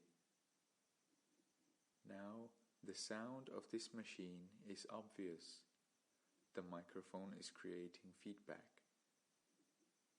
Is this sound a problem? Think about it as it is. Dhamma nature is arising, appearing. It becomes an object that the mind can then know. You can be aware of this object, and you can cultivate this awareness, concentration, and wisdom. Use this object. If you have the right attitude, you can cultivate awareness, concentration, and wisdom. The object helps you to be aware, awake, and alert. Because of the object, you can learn, you can be aware, and you can understand. In the present moment, we just try to be awake and alert. With no expectation or greed, the mind is very peaceful and free. In the present moment, we need to be alert, awake, and ready. We are just trying moment to moment to be awake. Because of wanting, because of desire, we are not free. If we want something, if we are resistant, the mind is not awake. Without expectation, without resisting, the mind is awakened. Awakening means we know and understand what is happening. With everything, any experience in the present moment, there is only mind, objects, and awareness. We need to have the right attitude in the awareness. Nature is nature. Feeling is just feeling. Are you sure awareness is there? The meaning of awareness is not forgetting. This means not forgetting to think the right way, not forgetting to be aware, not forgetting the right object. Awareness is not forgetting. Remembering and reminding is awareness. Are you sure awareness is present? Recognize when awareness is present. If awareness is present, then the object is already there. You don't need to focus on the object. You just need to check if awareness is present or not, whether awareness is continuous or not. Whatever is happening in the mind and body is not your responsibility. Experience is experience. The experience is not your responsibility. Your responsibility is to have the right attitude and to be aware continuously. Check again and again whether you have the right or wrong attitude, reminding, checking, remembering. This is enough. You don't need to use too much energy to focus. How does the mind feel when it is aware? Relaxed or not? Tense or not? Check your mental state. The meditation mind must be relaxed, peaceful, and interested. When you are meditating, whatever is happening, no experience should disturb you. Everything is nature, Dhamma or object. Whatever is happening is for learning. You are not looking for any object. You are checking your quality of mind, the quality of the watching mind. Do you have the right attitude or not? Is the mind relaxed or not? Check your quality of mind, the quality of awareness, how the mind is working. If the meditating mind is interested, if awareness is present, you are checking, reminding, and remembering moment to moment. If the mind is stronger and stronger, the watching mind stronger and stronger, it is doing its job. Your responsibility is only to maintain awareness, moment to moment, in a relaxed way and with interest. Don't follow the object. You need to take care of awareness, not objects. If you are aware, some object is already there. You are cultivating awareness continuously. You don't do anything with the object. Stay with the awareness. It is more important that you take care of your awareness, checking and continuing like this, moment to moment. So simple. Whatever objects the mind is knowing, let it be.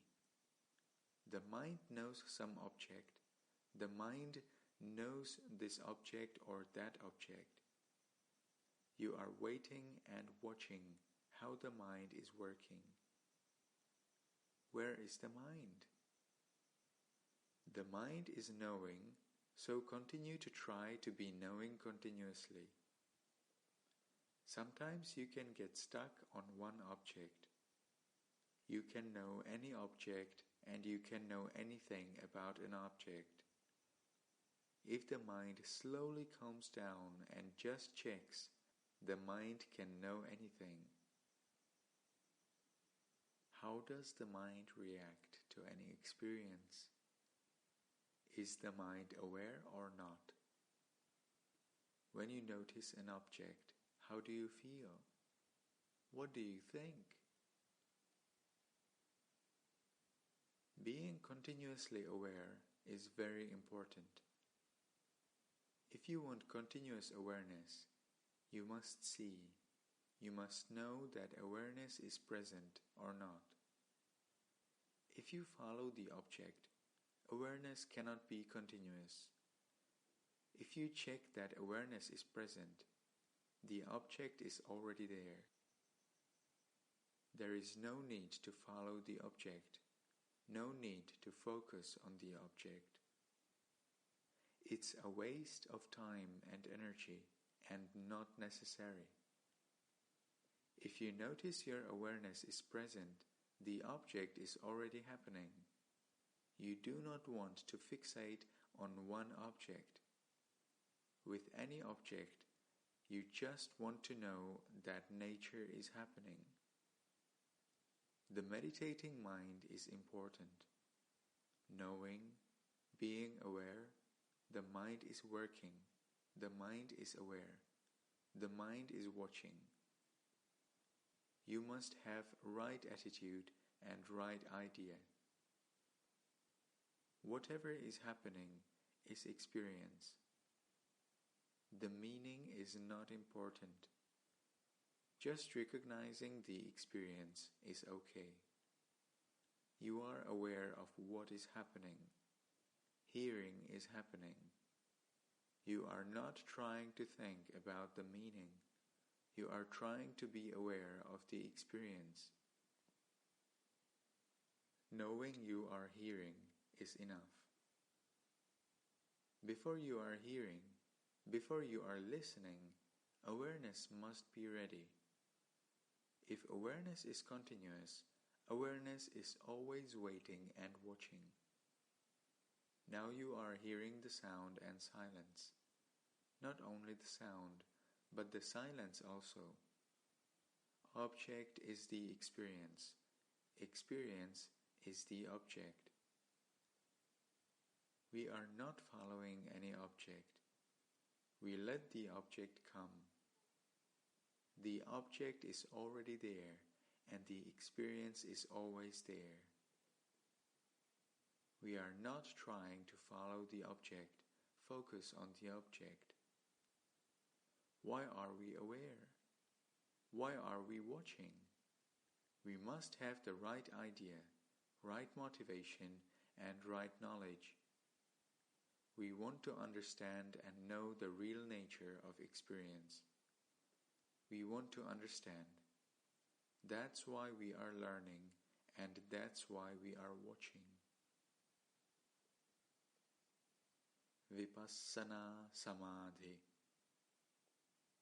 Samadhi comes from right attitude, right idea, and right knowledge. You are not trying to do anything with craving. You are not trying to do anything with aversion or delusion.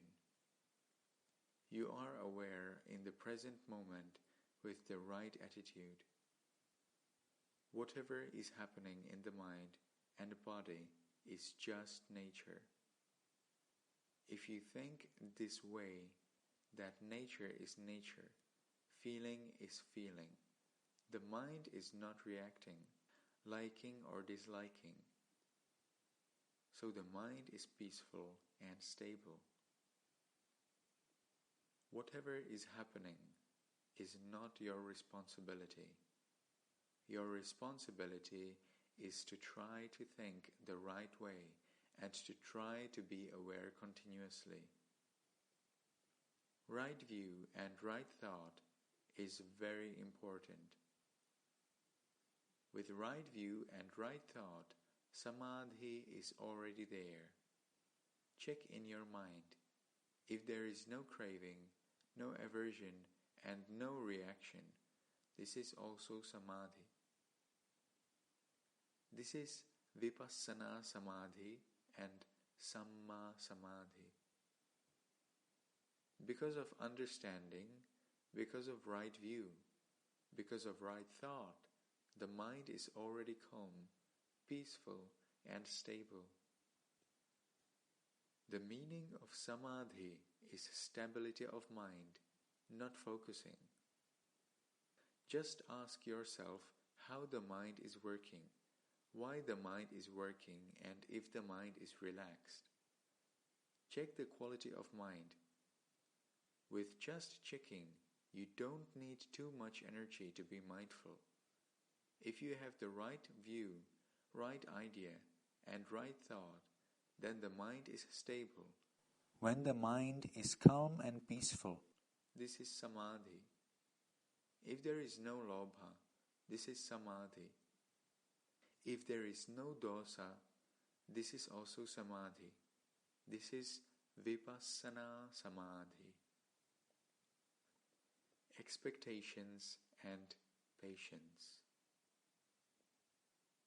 For any experience that appears, check to see whether you have a reaction. Are you interested in being mindful?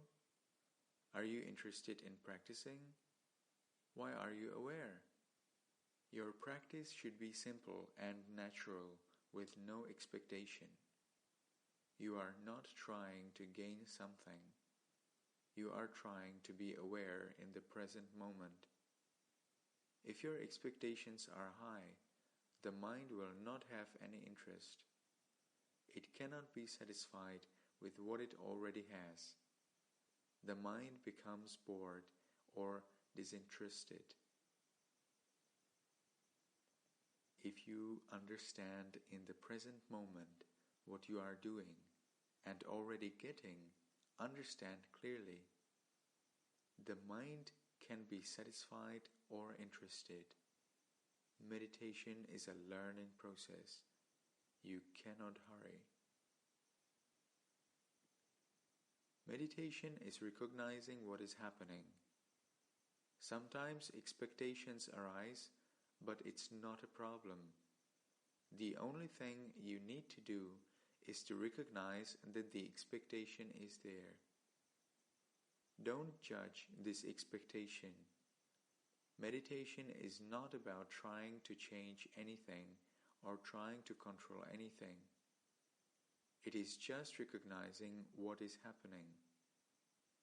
Don't complicate things in the present moment. Be simple and just know. If you don't have expectations, not wanting anything, the mind is already at peace. Being present.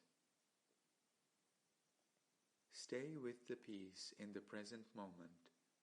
Just be in the present moment. Stay in the present moment. The present moment is the only thing that exists. Past does not exist, and future does not exist either. Now, stay in the present moment, peacefully. Just simply be aware in the present moment. The mind is very peaceful, not wanting anything. If wanting or craving exists, your duty is just to recognize. No need to judge what is happening. When we meditate, there is no need to hurry. We are not going anywhere. We are staying in the present moment fully. If you can stay in the present moment, you can be satisfied. Because of knowing, you understand what is happening now. Understand what is going on in the present moment. This is real life. Whatever you put into the practice, you get in return. If you don't know what you are already getting, you will want more. You get as much as you put in. If you can stay fully in the present moment, expectations won't come. No need to regret the past. No need to expect the future. You are trying to think the right way. Thinking is very powerful. If your thinking is reasonable, if your thinking is right, the mind is already calm, relaxed, and peaceful. When the mind is interested, wisdom is working. Because of knowledge, because of wisdom, the mind is peaceful and stable already. So, that's why there is no need to use too much focusing. Check the mind, what the mind is thinking and what the mind is knowing. Only interest is necessary. When the mind is interested, wisdom is working. When we are meditating and the mind thinks about the Dhamma, about practice, nature, or object, this thinking makes our awareness stronger and stronger because of interest. The Dhamma nature is more awake and alert because of checking. If our minds are thinking these right thoughts, the mind cannot be sleepy. Then we are thinking the right way. We must both think about the practice and practice. We are not blindly aware. Awareness alone is not enough. Awareness and wisdom come together. If someone is aware continuously, naturally wisdom will slowly grow. Defilements do their job, and wisdom also does its job. We already have intelligence. We use our knowledge, intelligence, and effort to practice. When we don't have craving, aversion, worry, or anxiety in the present moment, the mind is free and peaceful because of knowledge, wisdom, and awareness. Do you understand this? It's not only about being mindful. We are being aware, thinking, and recognizing. We should be thinking about the practice. If we are thinking the right way, the mind cannot think the wrong way. We prevent delusion when we are aware and when we understand. Knowing what is happening is also right view. Whether it is good or bad, we know what is happening in the present moment. So, don't forget why you are doing this. Don't forget why, for what, with what motivation. Do you want to get something? Are you sure awareness is present? If it is present, what do you understand? Sometimes you need to use the questions of what, why, and how. But the answer is not important. Interest is important. You only need interest.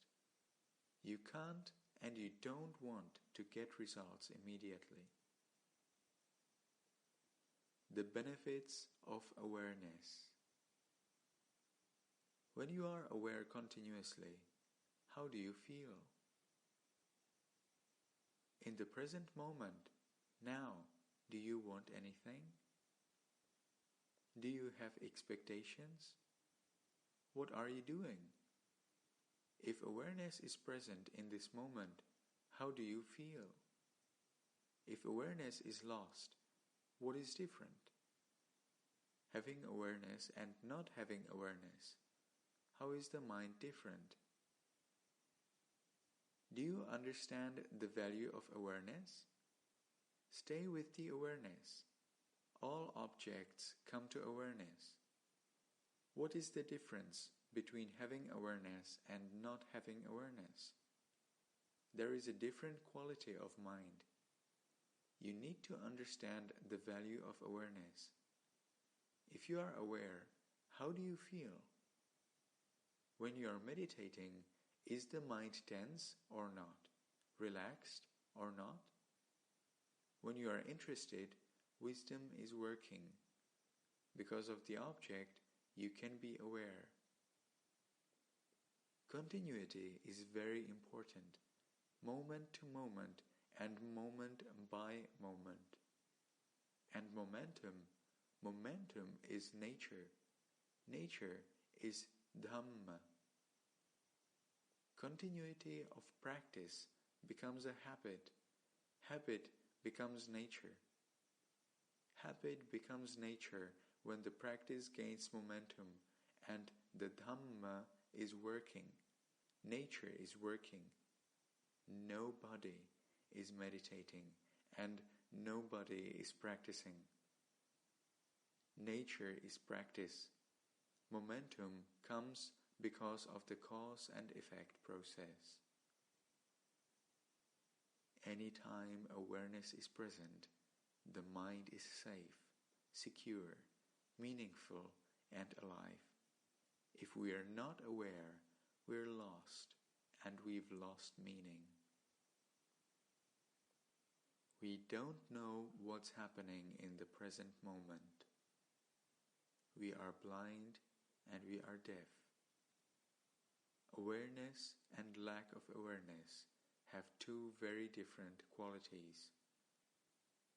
If we have awareness with wisdom, depending on the wisdom quality, awareness will be stronger. The value is also very different. We need to understand that as much as we put into practice, we get in return. If we don't understand what we already have, we can't be satisfied. If we have too many expectations, we don't know what we have. If our expectations are too high, we can't be satisfied with what we already have. We need to appreciate what we are doing. We should understand the value of what we are doing. What is the benefit of doing this? What is the result if we don't do this? If we are not doing this, what is happening? We are cultivating and growing these good qualities of mind, moment to moment, on right effort and energy. Check your energy and how much energy you use. You don't need too much energy to know something, to be aware. If there is an expectation or if you want something, the mind uses more energy. Check your state of mind. Don't let the mind be tense or tired.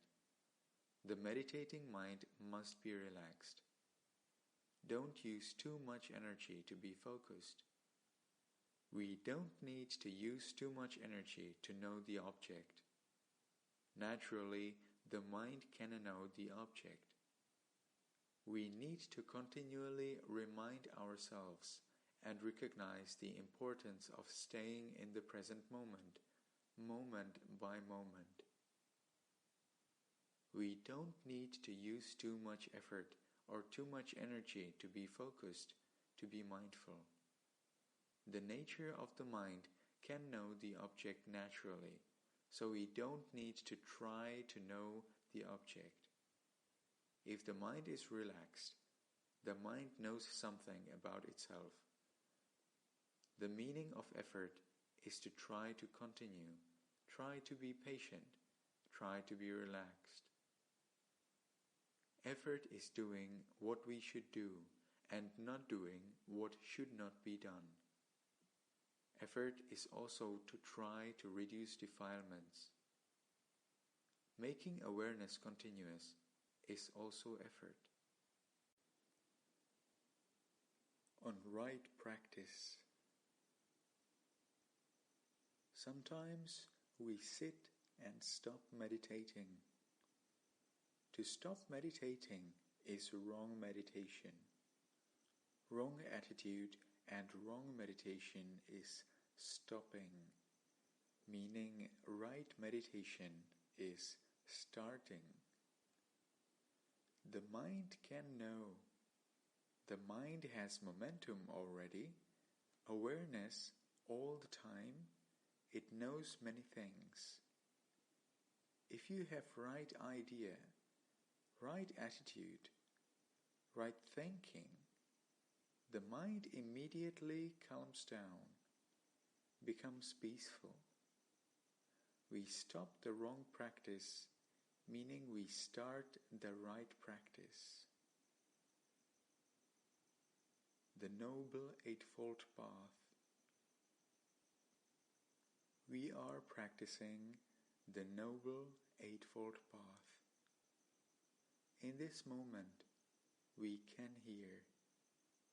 The fact that we are aware that we are hearing is right view. We know what is happening in the present moment.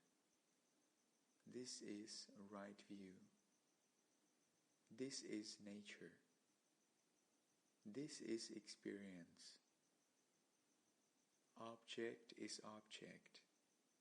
Experience is experience. There's no body, no person. If we have this attitude and we are aware of what is happening, this is right view and right thought.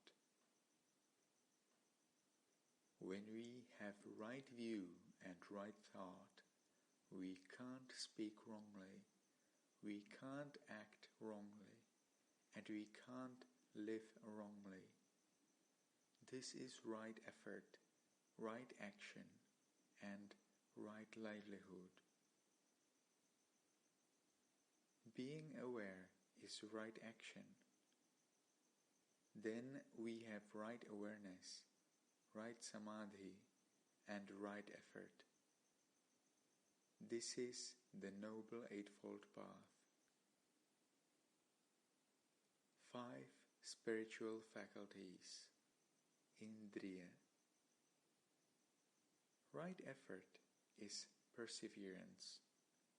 Effort means being persistent, being patient, continuing again and again, and not giving up. This is the meaning of effort. Don't use too much energy. Check your quality of sati, samadhi, virya, saddha, and panya. How much interest do you have? Are you willing to practice? Panya is understanding, wisdom. So you need to check if awareness is present in the mind.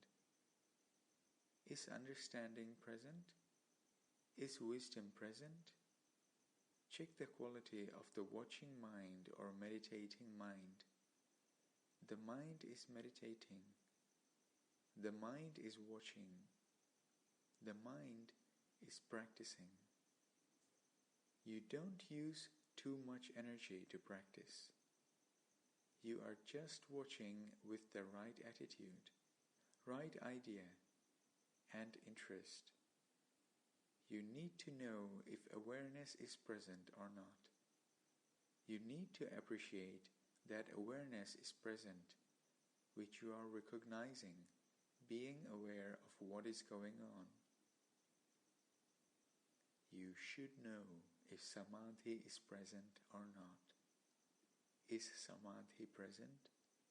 If you know there's no samadhi, you know there's no samadhi. Because you are aware, you know.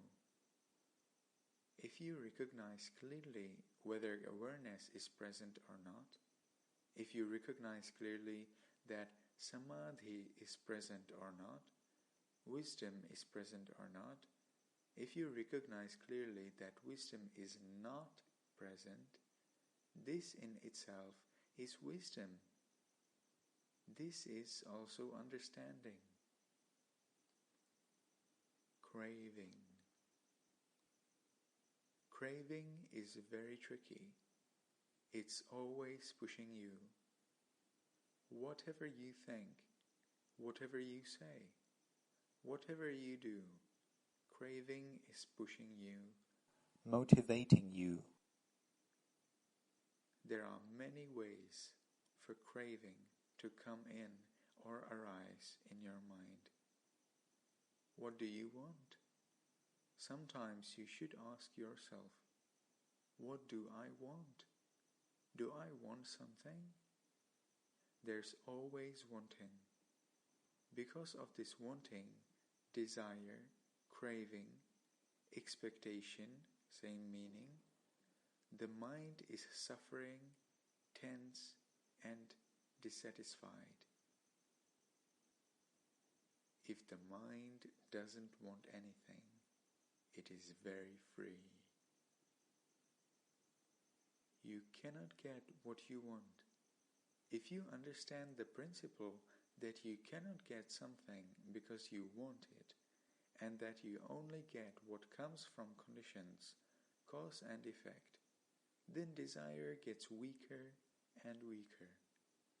Craving will be less and less. Everything happens because of cause and effect, not because you want it to happen. My teacher once said, if you want, it will happen. If you don't want, it will not happen. What is the meaning behind this? If you want, it will happen means if you want because of craving, you will suffer. The first sentence means wanting comes from craving. For example, someone doesn't like pain. He wants the pain to go away. He wants no pain. The second sentence, if you don't want, means if you don't want through craving or aversion, then suffering doesn't happen. First, wanting is because of craving. Second, don't want is because of wisdom. First is origin of suffering, samudaya, and dukkha.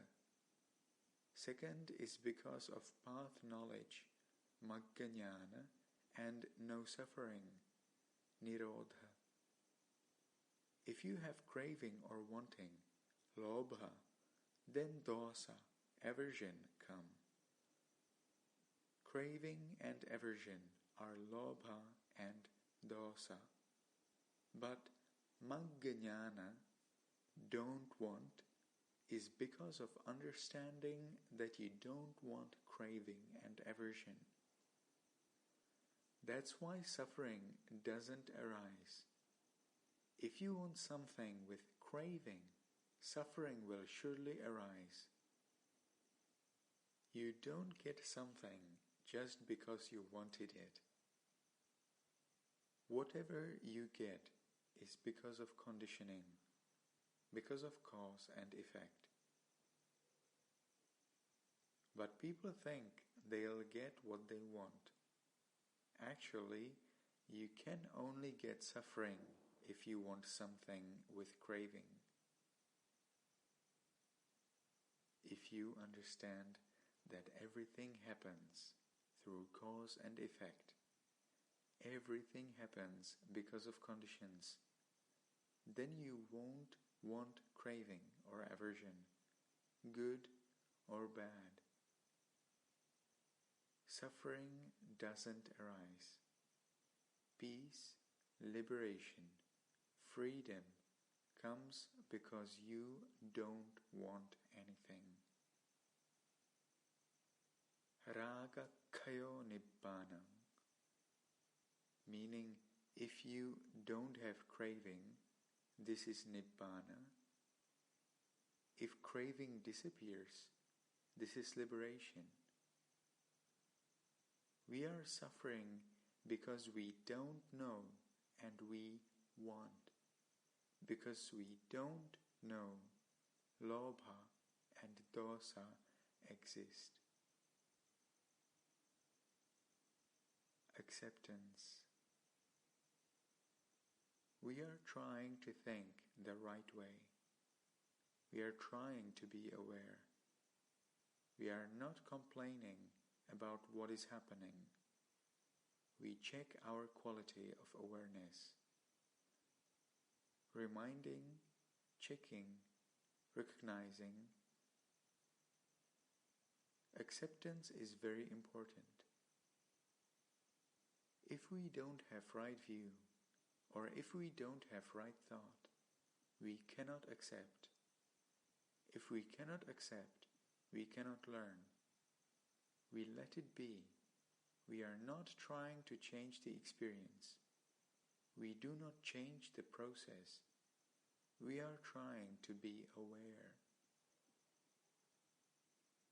We don't complain about what is happening.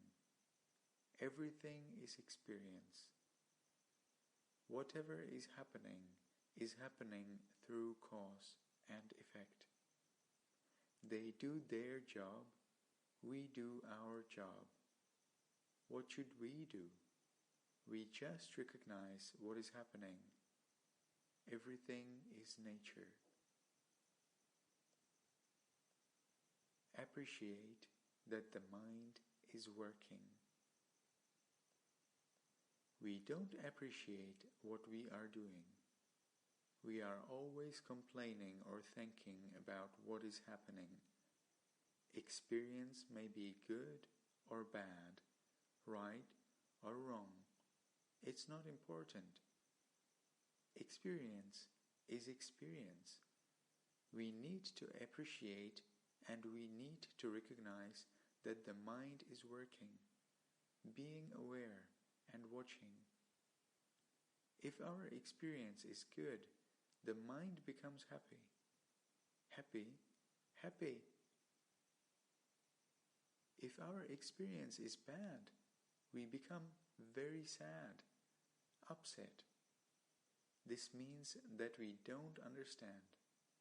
We must understand that nature is nature and object is object. We let go of experience.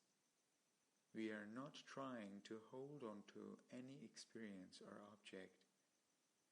We are trying to appreciate that mind is working.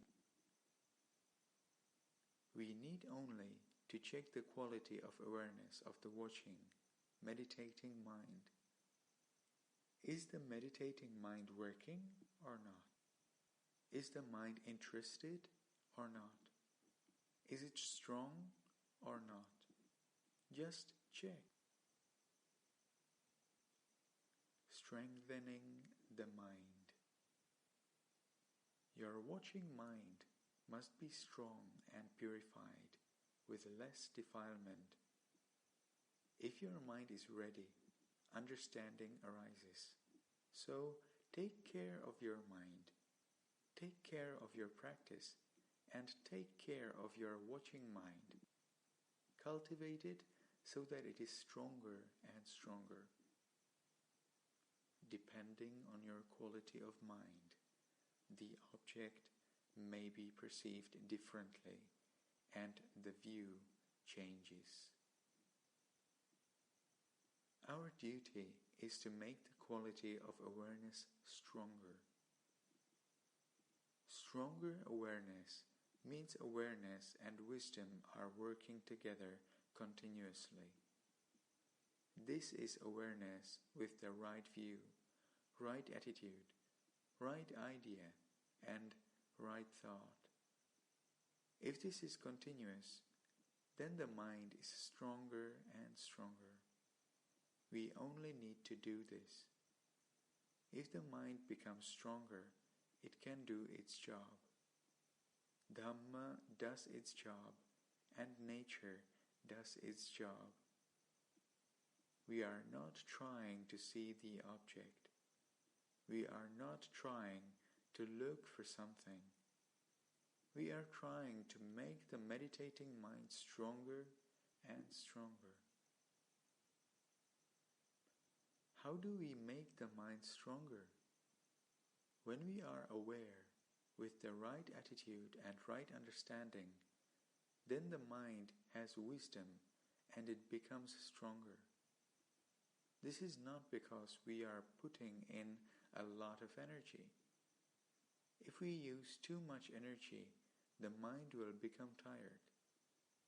If we try to see something, the mind becomes denser. We are cultivating the quality of awareness to make the mind stronger and stronger. If we have awareness with wisdom and continuity, then the mind becomes stronger and stronger. When the mind becomes stronger, it can do its job. For someone who has been meditating or practicing for a long time, the mind must be of a better and better quality.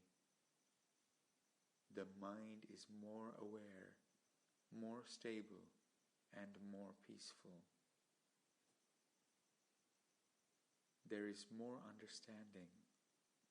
It should be like this. When we have more understanding, we have less resistance and fewer reactions. Because of reactions, we suffer. Because of learning, we understand. With understanding comes confidence. Anicca, dukkha, anatta. Nothing stays the same. Everything is always changing. Nature is happening because of conditioning. Because of conditions, objects are arising. This is the meaning of anicca. You need to understand whatever is happening.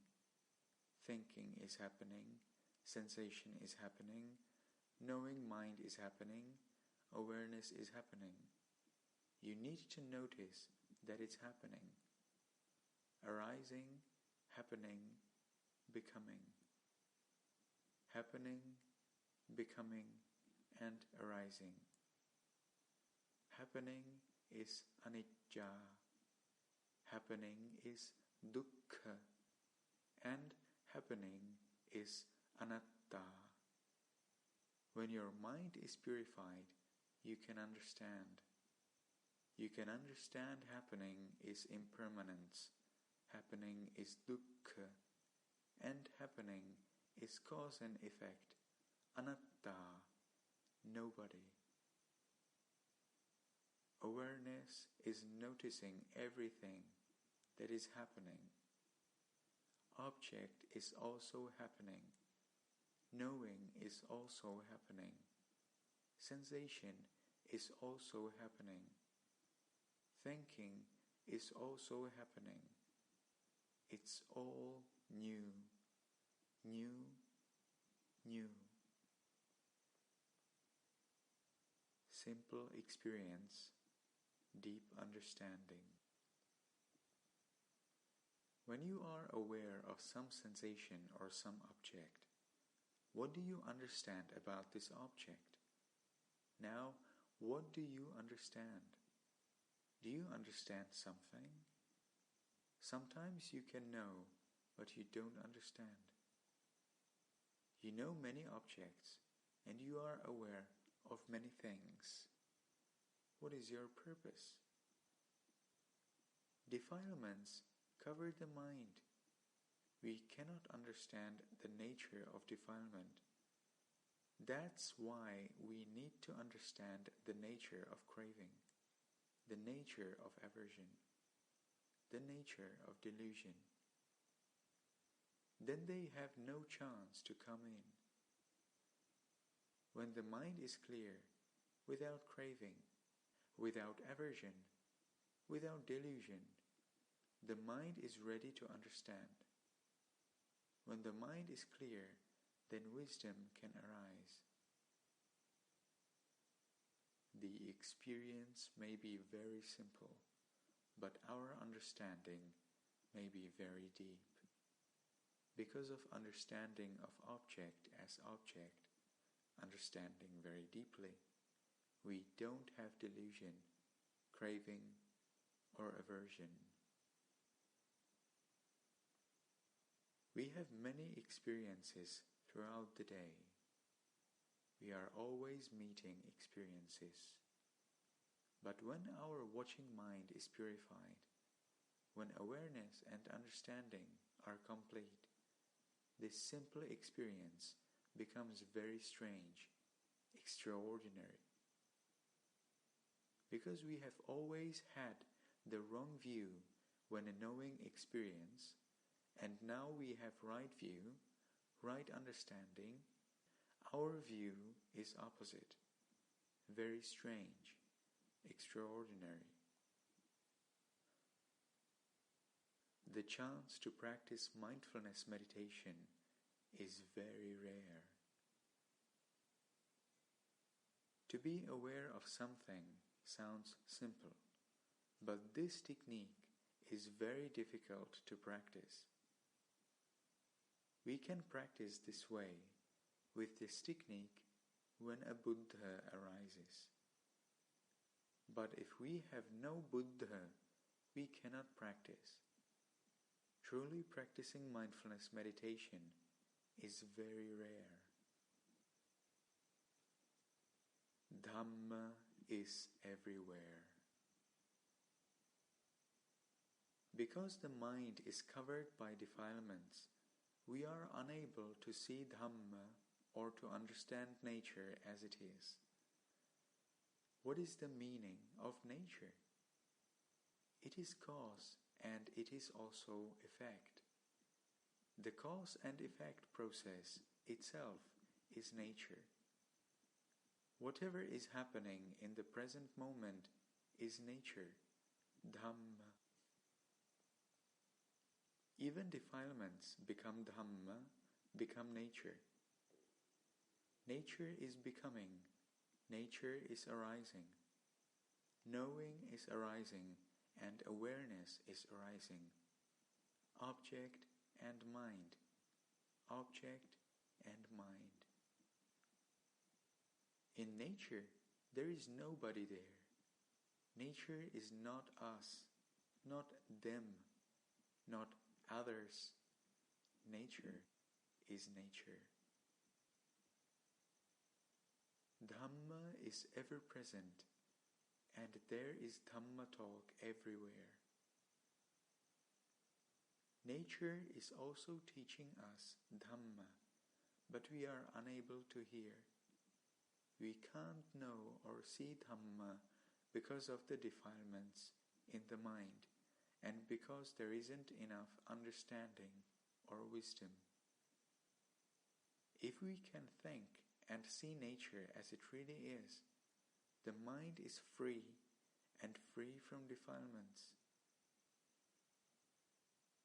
Dhamma is everywhere. Dhamma is there all the time, everywhere. Is the mind ready to understand? Glossary of selected Pali terms. Ashin Tejaniya frequently uses key Pali terms in Dhamma discussions and discourses. Below you will find some of the frequently used terms. This glossary is far from comprehensive, but the explanations given should be sufficient for our purposes. Please consult Buddhist texts and dictionaries for more complete definitions. Adhitthana, determination, resolution. Adosa, hatelessness. Akusala, also see kusala. Kammically unwholesome, unskillful, unprofitable. Anatta, also see atta. A, not self, non-ego, impersonality. There is no abiding substance, or an ego, a self, or a soul. There is no self-existing entity.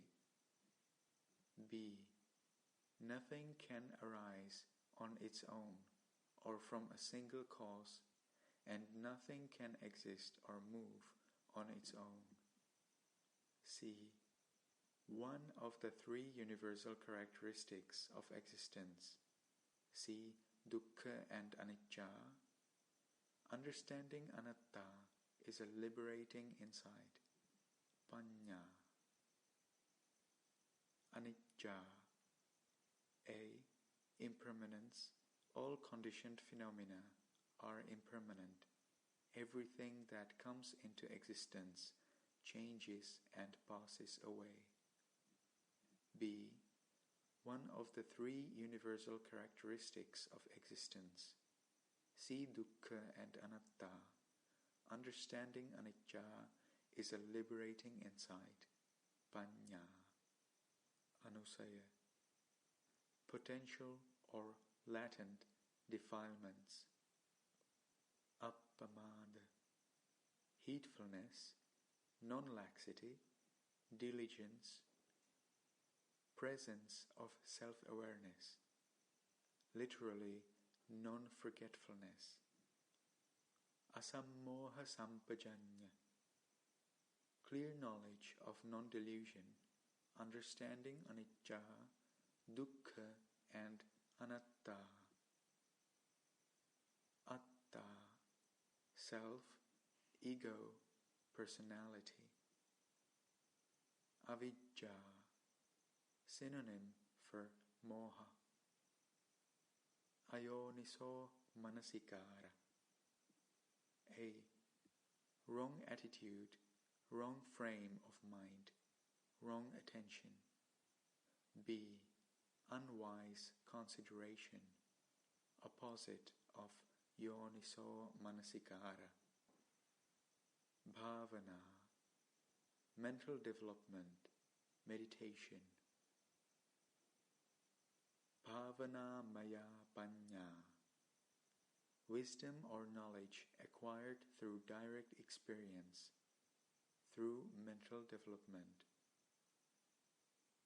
Bhavatanha, craving for existence. Bhikkhu, fully ordained monk, member of the Sangha. Bodhjanga, the 7 factors of enlightenment, also referred to as Sambodhjanga. Cetasika, mental factor. This refers to the 52 mental factors listed in the Abhidhamma. Some are kammically neutral, some kammically wholesome, and some kammically unwholesome. Chanda, wholesome intention, aspiration, zeal, wholesome desire. Chintamaya panya, wisdom or knowledge acquired by thinking and reasoning, by intellectual analysis. Chitta, mind. Chittanupassana, contemplation of the mind. Dana, giving, offering, generosity. Dhamma, conditioned object, thing, phenomena, natural law, nature. Dhamma, teachings of the Buddha, practice of meditation. Dhammanupassana, contemplation of Dhamma. Dhamma Vijaya, investigation of phenomena, investigation of Dhamma. Ditti, view, belief, speculative opinion. Miccha ditti, wrong view. Samma ditti, right view. Domanassa, any kind of unpleasant mental feeling, mentally painful feeling. Dosa, hatred, anger, any kind of aversion or disliking. including sadness, fear, resistance, etc. Dukkha. A. Unsatisfactoriness, pain, suffering. B. The suffering in change. C. The unsatisfactory nature of all existence, of all conditioned phenomena. D. One of the three universal characteristics of existence. See anicca and anatta. Understanding dukkha is a liberating insight. Panya. Dukkha dukkha. Unsatisfactoriness, pain, suffering. Gochara sampajanya. Clear knowledge or understanding that there are just mental and physical processes. Indriya. The five spiritual faculties. Sati, Samadhi, Virya, Saddha and Panya. Jhana. Meditative absorption. Kamachanda. Sensual desire. Kamma. Volitional action of body, speech and mind. Kayanupassana. Contemplation of the body. Khandha. Five aggregates or categories. Rupa, Vedana, Sanya, Sankhara, Vijnana. Kilesa. Defilements, unwholesome qualities of the mind, any manifestation of greed, anger and delusion. See Lobha, Dosa and Moha. Kusala. Also see Akusala. Kammically wholesome, skillful, profitable. Lobha. Greed, any kind of craving or liking, synonym for tanha. Magganyana. Path knowledge leading to enlightenment. Magga phala. Literally, path and fruit, synonym for enlightenment. Metta. Loving kindness, selfless love, unconditional love. Metta bhavana. Cultivation of loving kindness. Miccha ditti. Wrong view. Moha. Delusion, ignorance, not understanding, not seeing reality, synonym for avijja. Mudita. Altruistic or sympathetic joy. Nama. Mental processes, mind, collective term for Vedana, Sanya, Sankhara and Vijnana. Nama Rupa. Mental and physical processes. Jnana. Synonym for Panya. Nekkhamma. Renunciation, freedom from defilements. Nirodha. Extinction. Pali. Name of the language in which the Buddhist scriptures, Pali Canon, were first recorded. Panya. Wisdom, understanding, knowledge, insight. Synonym for jnana. Panyatti. Relative, conceptual reality, concepts. Paramattha. Ultimate reality. Parami. Perfections, potential talents, perfection in giving, morality, renunciation, wisdom, energy, patience, truthfulness, resolution, loving-kindness, and equanimity. Pariyutthana, used to describe kilesas which arise in the mind. Passaddhi, tranquility. Piti, joyful interest, enthusiasm, rapture. Putujjana, literally one of the manfolk, a worldling, someone who has not yet experienced enlightenment. Rupa, physical processes, corporeality.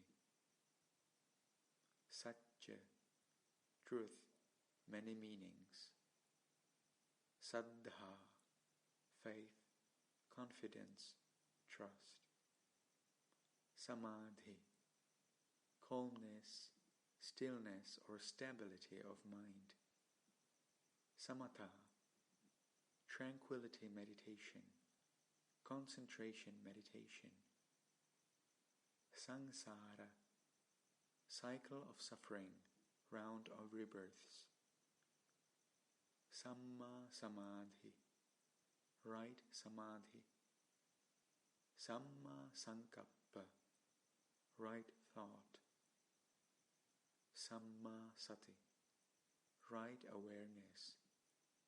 Samma Vayama, right effort. Samudaya Satya, truth of the origin. Sankhara, mental formations. Sankhara Dukkha, the unsatisfactory nature of all existence, of all conditioned phenomena. Sanya, recognition, memory, perception. Sappaya Sampajanya, clear knowledge of suitability. Sati, mindfulness or awareness. Satipatthana Sutta, the four foundations of mindfulness.